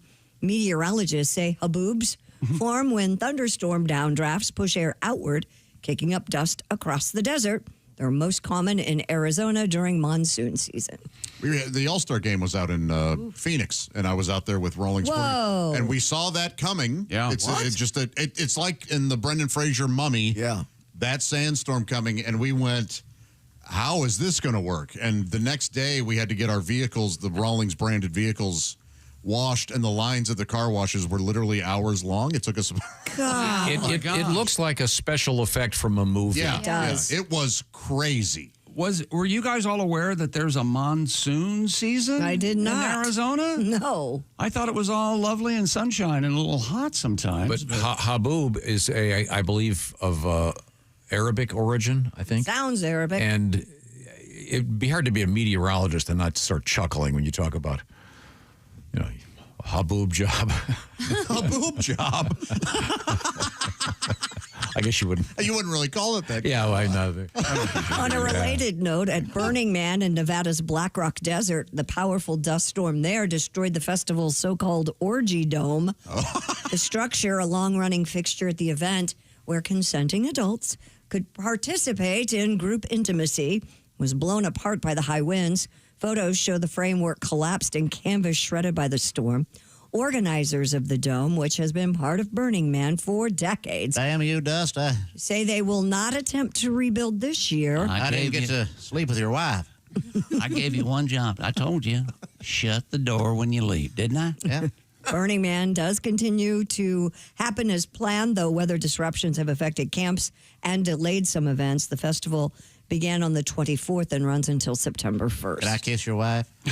Oh, there you go. Yeah, Well, it does look like a nice place. Oh, God. Yeah, I'm hot just looking at it. Oh, they're like made out of wood. They're like purple. Are those purple wood couches. You got to have a purple wood motif if you're going to have an orgy dome. Down right here. Yeah, that's right. I want the polka dotted one. Is that a stripper pole in the center? Or was that holding it? Hell yeah, it is. Got to get titillated before you start your You humping. go over there on that purple couch, get that butt up in the air. So that was the orgy dome? Is that? Isn't yeah, that apparently. something? Well, that looks hot. Yeah, sand always ruins sexual activity. Oh, certainly does. And splinters. You can make a pearl in there. So the folks that went to Burning Man for the sex now have no choice but to... Oh, they have to do it in their own I tent. thought it was like peace, love, and understanding, and enlightenment, and music. And Actually, it says... when did it turn into a sex It says palooza? organizers describe the, quote, orgy dome as a place to promote, and I'm quoting here,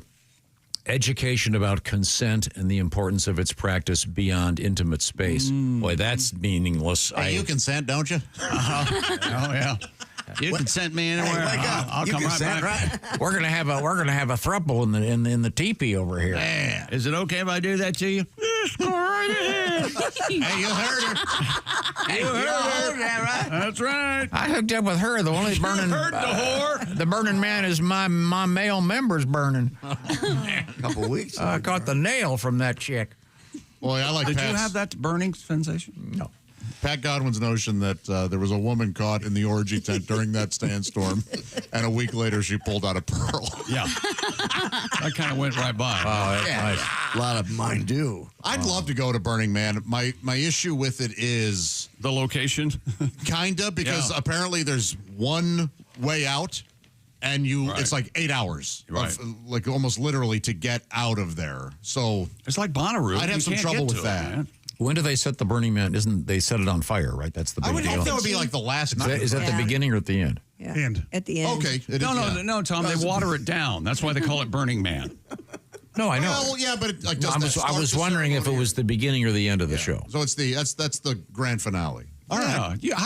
How do you do anything after the thing burns? Isn't it like 80 feet tall or something? There's a lot of nudity, too. I mean, girls are painted, but it's a lot. But I'd love to go. They have all kinds of arts and crafts and arts and crafts. Oh, well, really? I didn't know there were arts and crafts. Now I'm going. When you got haboobs. I love stuff. Is there like velvet paintings of Jesus? Don't you love going into? Do they have Jesus shaking hands with Elvis? Oh, I guarantee you could get like a velvet Morrison. Oh wow! Oh, I love the Doors. Well, I was going to get you one. Can I get? You can make your own pottery. Yes. Yeah. You can go talk to some hippie chick who makes her own bracelets. Do they have the one where Jesus is telling Jim Morrison he's going to hell because of that thing about his mom? I'd like to think that there's somebody on there on site that will paint whatever you ask them to. God, they'll paint it all right. Sounds very nice. You bring the money, they'll paint it. Okay, I'll get a nice God's eye. Have you seen the candles that are about? They look like a Pringle can, and they're like Dolly Parton, Eddie Vedder. Guarantee you get almost whoever you'd want. Yeah. They're like a religious. Who do you want? I'll get you staple one. and- Oh, no kidding? Yeah, what do you want? In the You get Latino Tom's face on culture. one so I can have it at home. Done. Oh, Tom, So that now would the- be a great gift for next year for Christmas. The Tom. What do they The call those? Tom- Like a votive kit? No, those are too big for They're not they have, votives. They're All kinds of good food. You know, go to the grilled eggplant. At Burning Man, yeah, the grilled egg. Nice. Sounds delicious. They have big Montana beef sandwiches too, don't they? But the Orgy Dome is going to reopen next year, they say? Oh, maybe. Yeah, they're hoping to rebuild by next year. Not this year, though. You'd be a fool to go this year. When you get an invitation to an orgy, is it a +1 situation? I think it's implied. That's a great question. Or do you? That's absolutely implied. Okay, that is it. Okay, good. Do you RSVP? I'm not sure. No, okay, good. We have coming up Unless they like it. a little bit of a sexy time with Alli Breen on the way, but right now we're going to check in with Chick McGee and be safe with our friends at Simply Safe. That's right. A system that works to prevent a break-in from ever happening in the first place.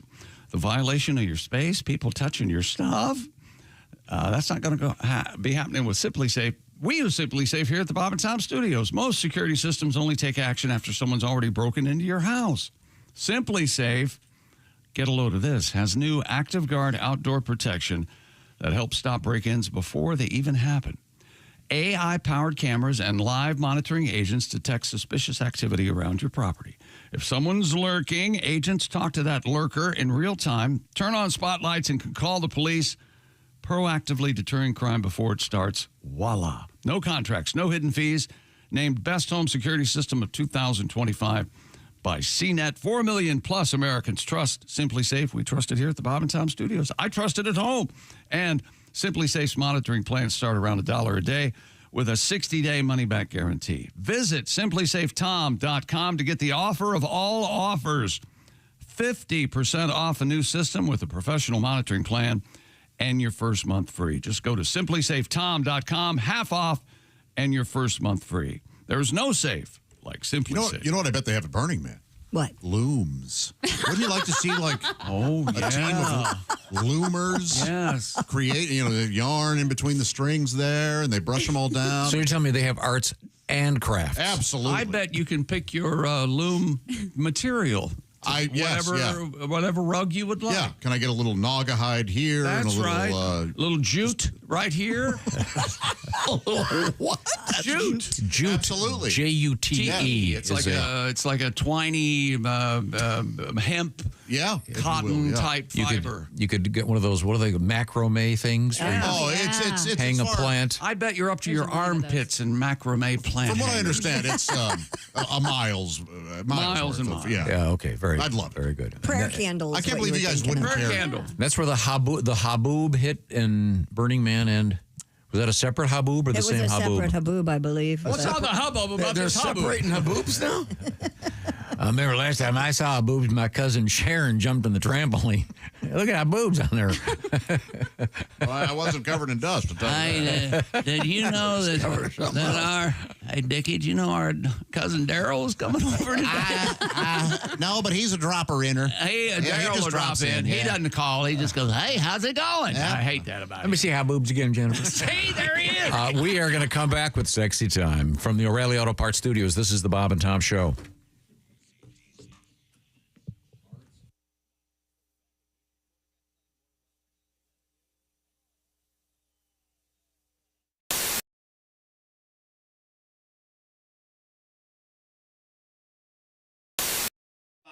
Chick McGee.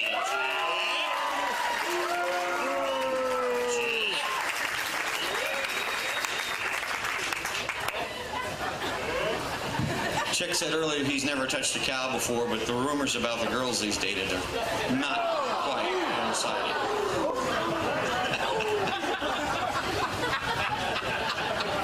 And ladies and gentlemen, a warm round of applause for Belle and Richie Eagle.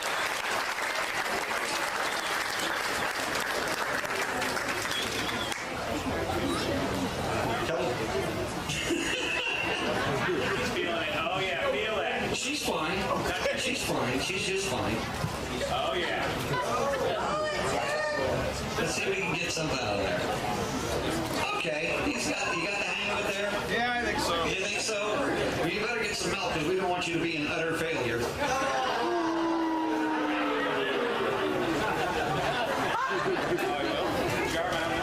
All right, you ready? On your mark. Get set. And go.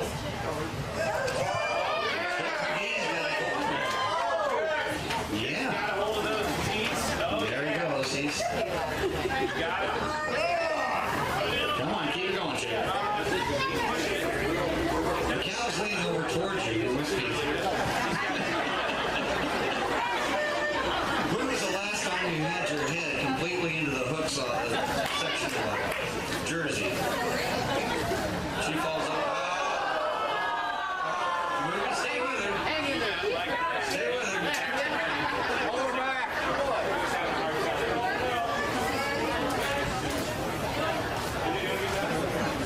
Phil, he's a nice guy. Don't make him chase you.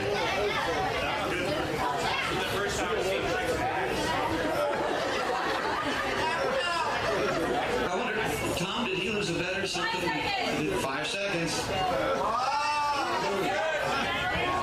on, Chip. And time.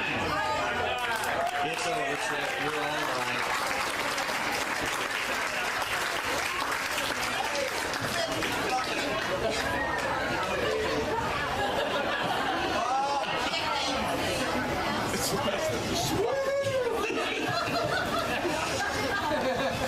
special measure. Now we're up against a quarter already. So. Smiley's ahead. Oh, wait a second. Yes, you did. Well, we have a set. Ladies and gentlemen, a big round of applause for Mr. Chick McGee. What a trooper, Chick. And you know the Bob and Tom are not going to let you live this long. Neither is Christy.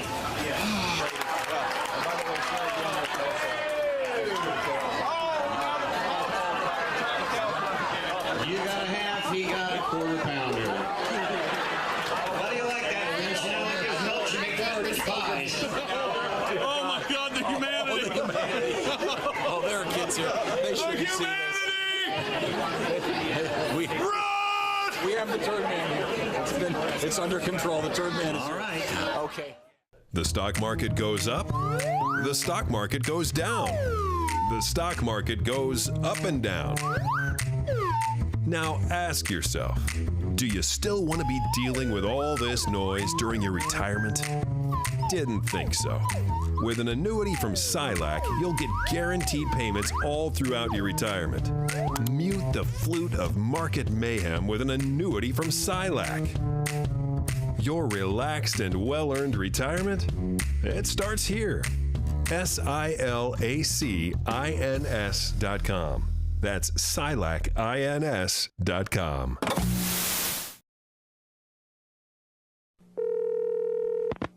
Hello? Hey, it's Tiger. Oh, hey, Tiger. What's going on, man? I need you to do me a huge favor. Yeah, sure thing, man. What do you need? Can you please take your name off your phone? My wife went through my phone and maybe call her. What? Oh. If you can, please take your name off that. Are you me? She knows about us?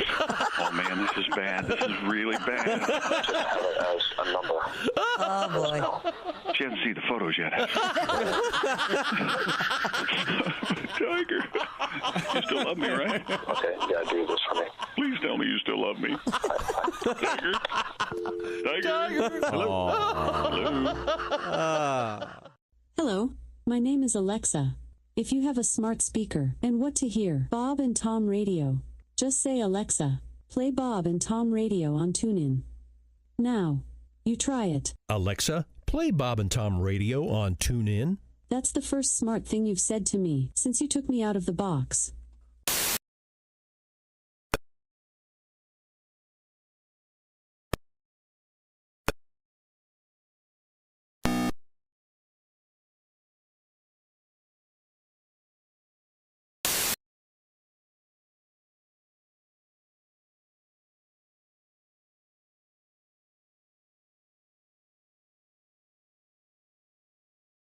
What's your problem? You want to start some something? No, I was eagerly anticipating you speaking to me. Hi, Pat. You trying to get the Pat Godwin Award today? Nope. There's Josh Arnold. Hello there. Ace Cosby. I'm Chick, and Lord, I'm down. Lord, I'm down. Ho, ho, ho, ho. Got the blues. So I bet Allie could cheer you up. We're so bad. We're going to get up right now. We're going to get cheered up with the lovely. Jesus. I mean, the lovely Alli Breen. Are you at a funeral? Hi, guys. Where are you, Allie? I can see I'm you. in Boston. How long were you in the wind tunnel? I know.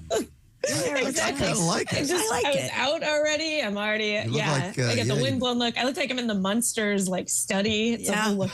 No. At a funeral home, but yeah. Look, we're all adults. We all know what look you have. It's the post. Yep. That's what it is. You got the glow. I wish. Yeah. You look like the Freshly. You look well Rogered. Yeah. There you go. That's a better way to say it. Yeah, vigorously, Roger. Vigorously, Roger. Yes. I wish. You look like the femme fatale in one of those those L.A. detective movies. Yeah. Oh, like I like that. Like I knew she was trouble as soon as she walked into my home. L.A. Confidential. Yeah, you look like you're the lady. What do you think you are, Lana Turner? That is Some Lana film Turner. noir. She got the kind of legs you wouldn't mind strangling you to death with. No, the kind of legs you wouldn't mind sucking on for a day. It was a Wednesday. I wore a light coat. Her name was Breen, Alli Breen. Oh, it wasn't hot outside, but boy, was it hot when I saw She smelled the cheap perfume and trouble. Help me, mister, help me. My boner couldn't help itself. It came. Subtle.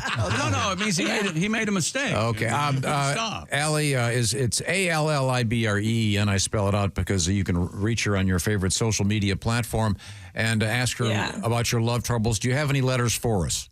I do. Dear Allie, the other night I had a dream that I caught my wife cheating on me. The thing is, I don't know how far out of the realm of possibility this is. I'm an over-the-road truck driver. I'm home maybe 36 to 48 hours a week, and I know she spends a lot of time with this guy, the guy in his dream, I guess. Do I mention the dream to her as I'm clearly suspicious, or just keep this to myself?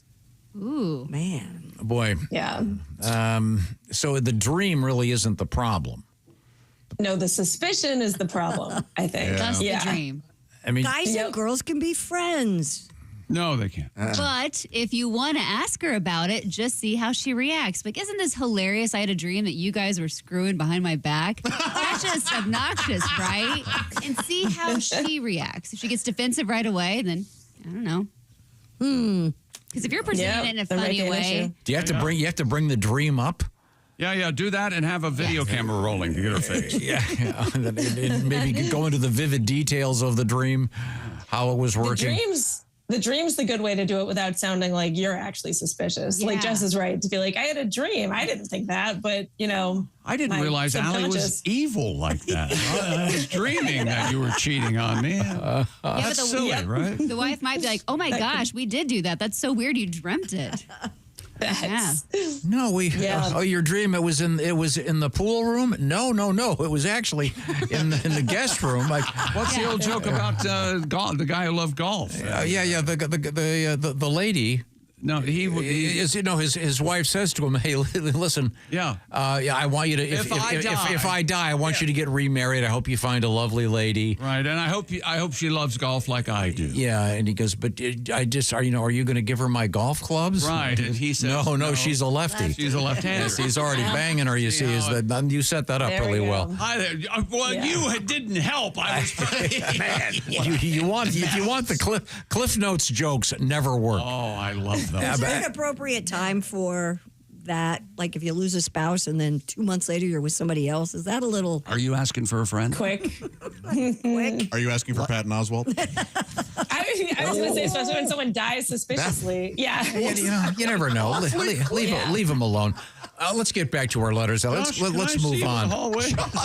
Dear Allie, I just bought a condo and the couple next door has insanely loud sex morning, noon, and night. Yeah, they do. We have 2 kids, ages 3 and 5. I want to say something to the neighbors, and my husband says we really can't. What do you guys think? They're literally screaming all day. Do they have a job? Apparently not.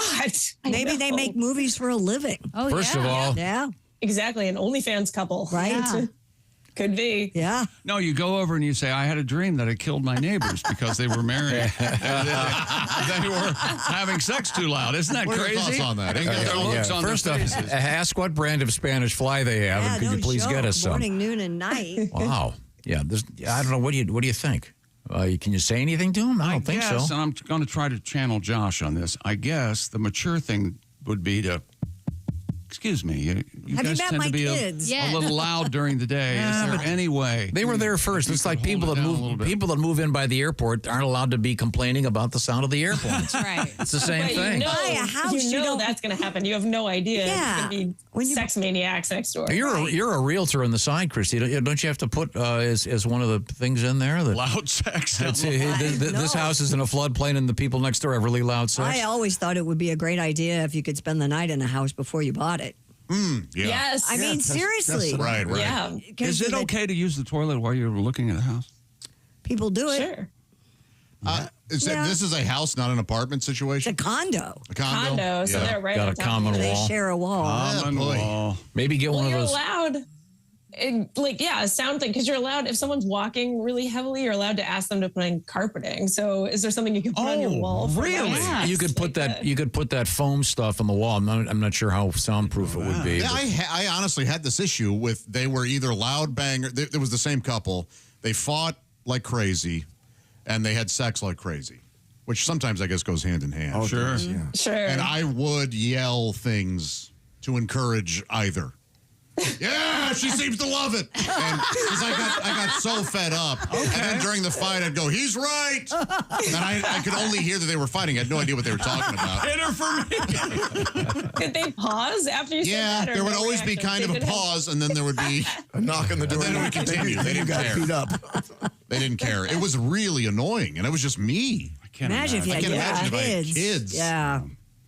I mean, you can't just say that. You can say, I have kids. If you could tone it down a little bit, and hopefully the couple's not psychotic and would understand. Right. Yeah. Start Right. blaring some gospel music at them, or someone praying really loud. We're like, this is killing the mood. Like, oh, I'm so sorry. Yeah. Wait a minute. That's a good idea. Start blaring church music. That is not a good idea. I love that. God. Christian rock. Up from the Get a grave you pistol. rose. Get a pistol, any kind, it's your choice, and some blanks, and start firing your gun while they're having loud sex. And see what they do. That'll turn them on. Oh, This is sex. Really? Okay. Well, let's move on. We can't solve this one. This is a construction problem. Dear Allie, me and my boyfriend are going to a destination wedding, and they have a bachelor party planned that I'm not allowed to go to. my boyfriend and I told him maybe that night we should just do a romantic dinner because we're not going to have any time to ourselves, and I won't have anything to do during the bachelor party. I don't really know or want to hang out with the girls. He says if I'm going to make it difficult, maybe I just shouldn't go. Whoa. But am I being difficult? Good for him. Wow. Attaboy! Way to take charge. A bachelor party the night before the wedding is Always Never a good bad idea. very bad I don't know idea. how that ever I can't believe that's still happening. I can't either. That's very rare Which that means anymore. it But a shouldn't get destination. that crazy, right? It's probably not going to be that wild if it's the night before. Not necessarily. Sure. Oh, well. If he wants to keep her away Depends. from it, Yeah. I would put it this way: whose friend is it? Do we know? It's his friend, apparently. It's his friend. But you said Yeah. he's not allowed to go to the bachelor party? No, she's No, not. she's not. So she wants him to not go to keep her company. A buddy of mine. So they'll just go to the wedding. That's an unfair ask. Had his Right. bachelor party the night before, and they put him on a bus to Cleveland, and he missed. It missed the wedding. Are you serious? Wow. And they had to postpone it for like 2 or 3 days before he finally got back. My gosh. Bet his friends thought that was real funny. Oh man, they think that was funny. Oh, yeah. Oh. Yeah, this is an Jeez. unfair ask. You're going, he can go to the bachelor party, and you just Yeah. I'm sure you're in a hotel room or whatever. Yeah, right. Watch Netflix soft porn. What is Yeah. it? The Hunting wives. Yeah, Hunting yeah. wives. Just some Yeah, arts yeah. and Yeah, watch crafts. some hunting wives. Then when he gets home, jump his bones. There you go. That's right. Stay at home and play with yourself. Come on. Get prepared. Go to the mall. Yeah. Look for another guy. Well, Woo, shopping. Dump 'em. Charge it. Yeah.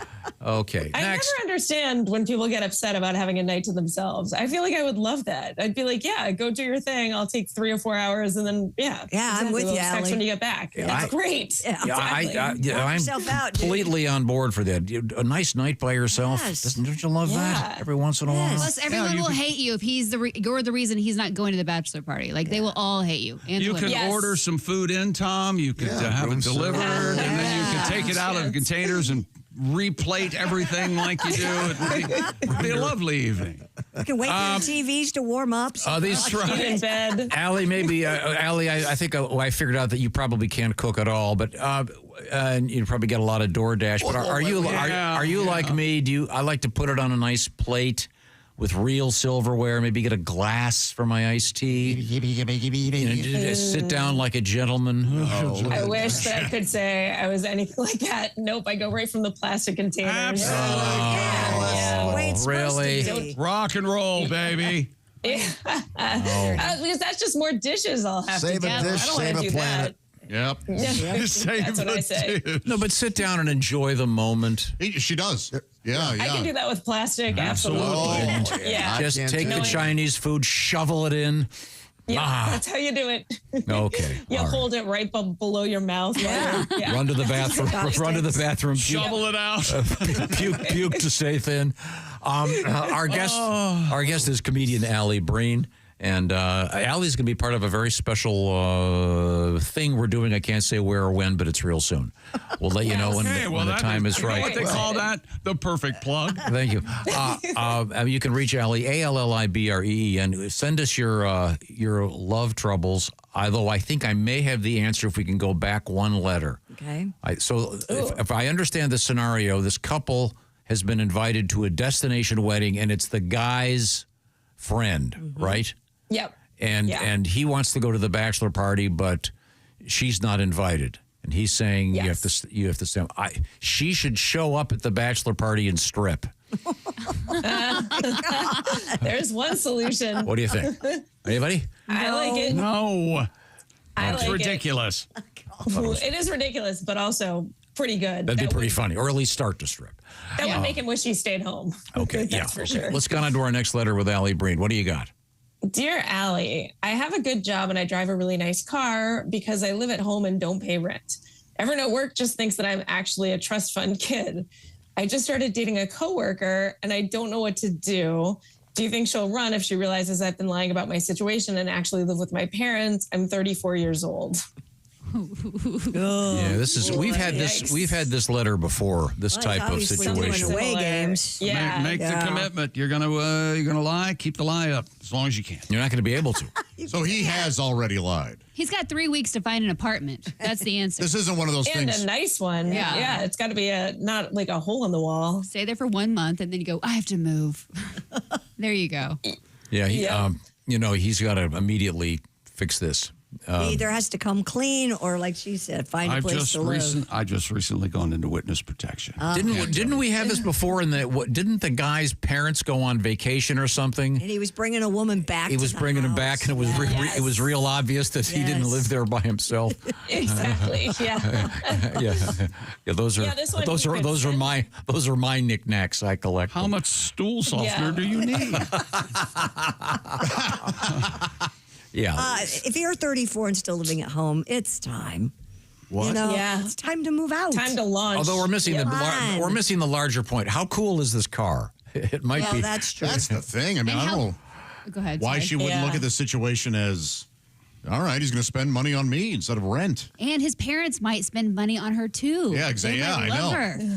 I say live as, I've always been a fan of live at home as long as you can. Yeah, but no home games. Yeah, well, it depends. That's tough. It depends. It depends That's on how fine. cool your parents are, I guess. If your What parents has a are place cool. that doesn't matter? What if she lives at home? I hope that cool car is a van.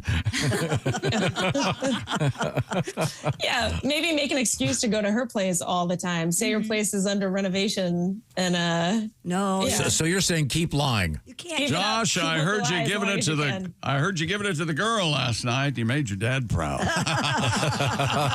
Lasted a long time, son. My God. Okay, we can squeeze in one more letter. Once again, it's Alli Breen, ALLIBREEN. Alli is a very fine stand-up comedian, does a lot of TV stuff, and she's everywhere and looking great today. And what have you got? Dear Alli, me and my roommate got into a huge fight the other night because I've been dating on Tinder and I brought 3 different guys home with me in the last 2 weeks. She says she needs to start vetting these guys because she's not comfortable having strangers in the house where she's sleeping. I said we both pay equal rent and neither one of us are each other's parents, so that's ridiculous. What do you guys think? She has a point. Yeah. But, I mean, I don't totally agree with, but she kind of has a point. Dear Easy. There's no background check. Yeah. Scary. Some guy just kind of. She certainly gets around. Yeah, but that is an awkward situation. It's going to happen, but she's going to keep bringing guys home. No. I don't know how you could have them vetted by your roommate every time, like sit them down like parents. You're going to have to introduce them and I don't think it would work. Get a deadbolt on your door. Oh, that's not a bad idea, actually. Yeah. Try to get a picture of their driver's license, so if anything goes missing, you can be like, "Hey, look at this! It was this guy." Wait! That is the stupidest thing. You've said some dumb things in the show. That's that. No, that's how you come up with dumber. Don't worry. How are you going to get? How are you going to get the guy's driver's license? The girl that's banging him has to somehow get it. And then you can have now you've got a weird conspiracy. That's no dumber than a deadbolt. Hey, I'll just not let my roommate in. No, she's saying in her room. No. Still steal her things. He can come back later and kill her. Oh, right, yeah. Now he knows where she lives. Now we have death. Wait. I'm sorry. Now we've gone to murder. No. Don't actually kill her. Tell her you had a dream about killing her. Yeah, okay, good. It all ties in. Thank you. Well, we've done some good work today. today. Submit his license. You could say, hey, if you want to sleep with me, you have to submit your license to my roommate and get approved, as if it's like a condo board. Like if you want to watch Pornhub in some states. Yes. You have to hold up your license. Yeah. And, if you guys went home with a woman and she said, "What do you mean if?" Yes. I have to take a photo of your ID. What would you do? I would do it. But Pat would redact his real birthday.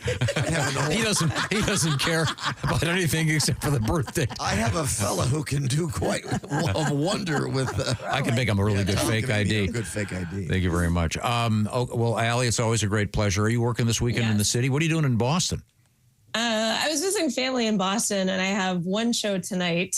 And then I am going to be at the Comedy Castle in Detroit, actually, the first weekend of September. Oh, cool. Great club. Yeah, I know. That one's such a fun one. So that should be fun. Okay, great. Well, you can reach Allie, ALLIBREEN, and you can send us your troubles. We'll try to help you with your love issues. You'll find her on your favorite social media platform. Thanks, Allie. Bye, Allie. Thanks, guys. Right now, it's time to actually really help some people with something called BetterHelp. The Bob and Tom Show is sponsored by BetterHelp.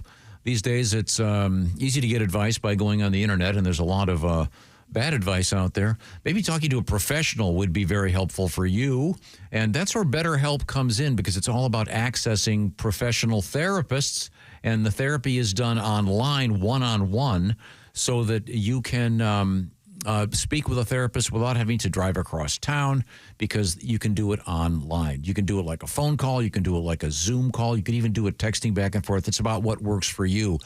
And some 30,000 therapists are working with the people at BetterHelp. It is the world's largest online therapy platform, having served some 5 million people.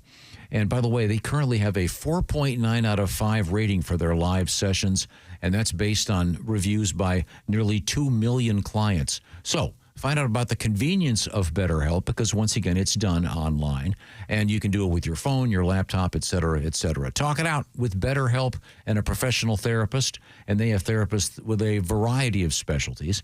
Bob and Tom Show listeners can get 10% off their first month at BetterHelp.com/BT Show. That's BetterHelp, H-E-L-P, BetterHelp.com/BT Show. Coming up, Christy, what do you got over there? Coming up, we're going to talk about swearing. Can it make you stronger? And did that Barbie just say the F word? We'll find out. Okay, thank you. We're in the O'Reilly Auto Parts studios. This is the Bob and Tom Show.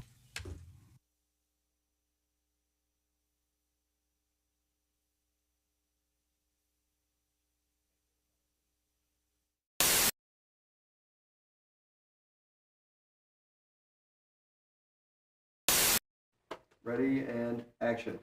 Hey, we should wake up every morning with Bob and Tom. That sounds good to me. No problem here. Sorry, that'll be my fault. The hell was that? Ready and action.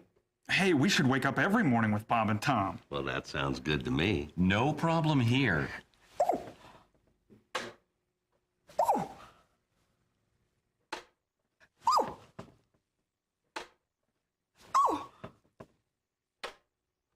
How's it going? Morning. Hey, hold on there, kid. I'm Bob. And I'm Tom. From the Bob and Tom Show. We thought we'd barge in. God. There's a new one. Hey, kid, hold on there. I'm Bob. And I'm Tom. From the Bob and Tom Show. We do a morning radio show here in town. Here's the deal. We thought we'd break into your house. Consarn it. Shoot. Darn it. Honey, I'm home. Oh, great. Fish again.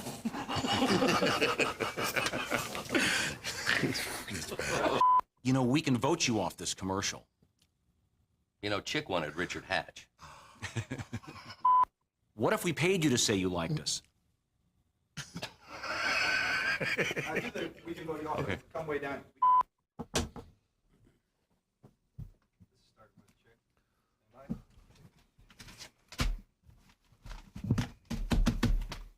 And now the news. Oh. You do sports. And now the sports. That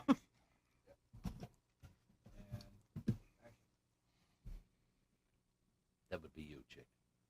Sports terms that sound dirty, but they're not. Oh, really? Ready? Mm-hmm. Coming in first place. Good. Palming the ball. Mm-hmm. Sorry.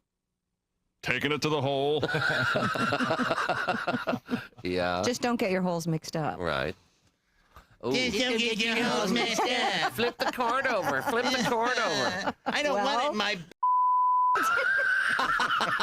I don't know if that's what they're looking for here. Don't Christ.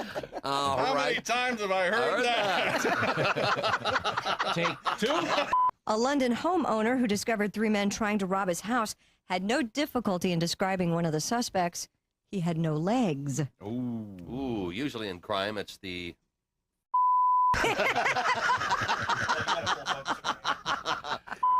Usually in crime, it's the police that are stumped, not the criminals.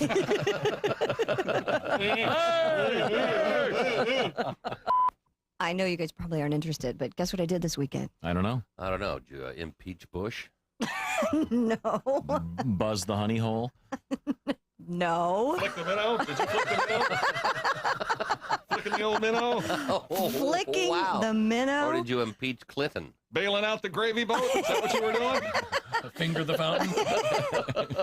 Sounds like a wonderful time, but no, I didn't do any of those things. Sorry. What a boring weekend. Yeah, Move on. yes. Bounce the bearded clam? Did you attend the clam twiddling jamboree?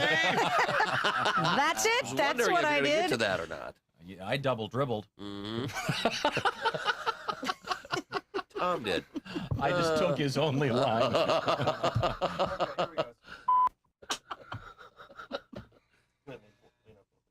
It's okay. I like to think of Bob as the funny. Uh-huh. Yeah. Prop, yeah. It's part of the drinking act.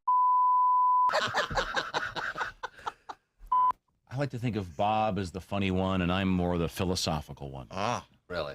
By the way, you left your headlights on. Socrates. What's new? Can you do the other That's line? it? That's it. That was the joke? What was That's the other it? This one right here. I think of Bob as the funny one. I'm more of the philosophical one. Really? Will you shut up and drink your hemlock, please? I told you to be too hip for you. Hemlock, you know. Hemlock. Socrates. What is it? Poison. Points that start with H? You want hemlock, headlights? What's next? Hemorrhoid. Hemorrhoid? Did you get I mean this in a kind of an odd way. I would imagine you probably had a lot of guy groupies, but not like in a traditional group. You know what I mean? In other words, dudes coming up to you. Rod McEwen. Guys who want to party with Rod, them? Rod There's a reason why they call him Rod. Rod waited for us in Hawaii. We were on our way to Australia, and Rod heard we were coming to, stopping in Hawaii. He waited. At the airport? He missed it. Yeah, at the airport. He missed his flight to meet us because he thought we were one of them. Oh, that's interesting. Because of the bits we did. You know? What I meant was, as Christy, in other words, you guys were like, clean it up now. I want to party with these guys. Party with these guys. I mean, I imagine that would kind of be a buzz. kind of be a burden though after a while. Oh no, it was all, we just like, I don't think so, man. We got a lot of bits from these parties. We went to one party very early in our career. I think it was in Rochester. Yeah. And this one guy brought he was a blues collector, and he brought his famous, never heard before, Lightning Hopkins disc. And he had it on the turntable. And very carefully put the needle on there. And he sat down with his eyes closed, and some party guy ripped it out. Threw it on, put another record on. That was cool. That one. Remember that one? That's where we got Earache My Eye from. Hey, that's my record, man.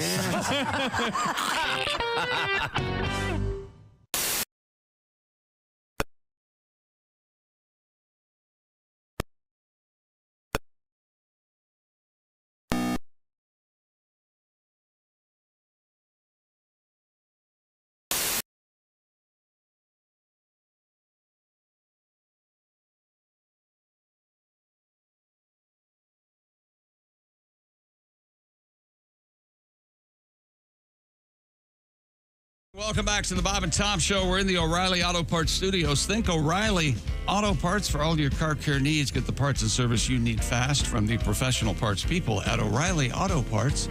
Christy Lee. Hi, Chick McGee. She's over there at the Silac Insurance news desk. Where am I? Pat Godwin. Hey, Chick. There's Jessica Alsman. Hi. There's Josh Arnold. Hi. And Ace Cosby. Hello. I am Chick, and here is Tom. I got a chicken update.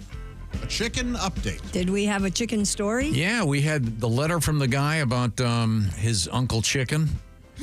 You know, I say that to people. I go, "Hi, my name's Chick, like chicken." Mm-hmm. Yeah. Do you remember his name was Uncle Chicken, and he asked his because grandmother? He got part of his finger bitten off, and the chicken ate it. No, he was working with a knife and cut part of his finger off. I thought that was because he liked to have sex with chickens. They called him the spinner. Like you called your dog. Chicken spins, you called your dog Porky. Remember that? Are you through now? Does he like that? You know, you've ruined the moment. Sex with pigs. No, Uncle Chicken was called Uncle Chicken. I tried to get him out of the gutter, but I can't. Anyway, okay, Uncle Chicken. What about him? He cut his finger off, and the chicken ate the tip of his finger. Right. So this is regarding Uncle Chicken. He goes, by the way, I have raised chickens. They eat anything. A chicken will follow cattle and pigs around the barnyard and pick up pieces of grain out of their manure. I prefer my chickens caged and fed a non-manure diet. So enjoy that free-range chicken you're so proud of eating. Oh, here we go. Oh, a little bit of a health tip. Thank you very much. That is not a health tip. There are other reasons why free-range chickens are better. Yeah. Yeah, you're missing the whole. Okay. Just reading. Thank you for the letter. We certainly appreciate it. You can reach us, Bob and Tom, at bobandtom.com. And we certainly enjoyed your letter. Okay. Back to you, Christy Lee. Scientists say swearing can actually make you physically stronger. Damn right. I don't believe this for a second. For the study, participants were either assigned to a self-chosen swear word or a neutral word. That would make the Popeye cartoons a lot different, wouldn't it? Instead of eating spinach, you just started swearing. Olive oil.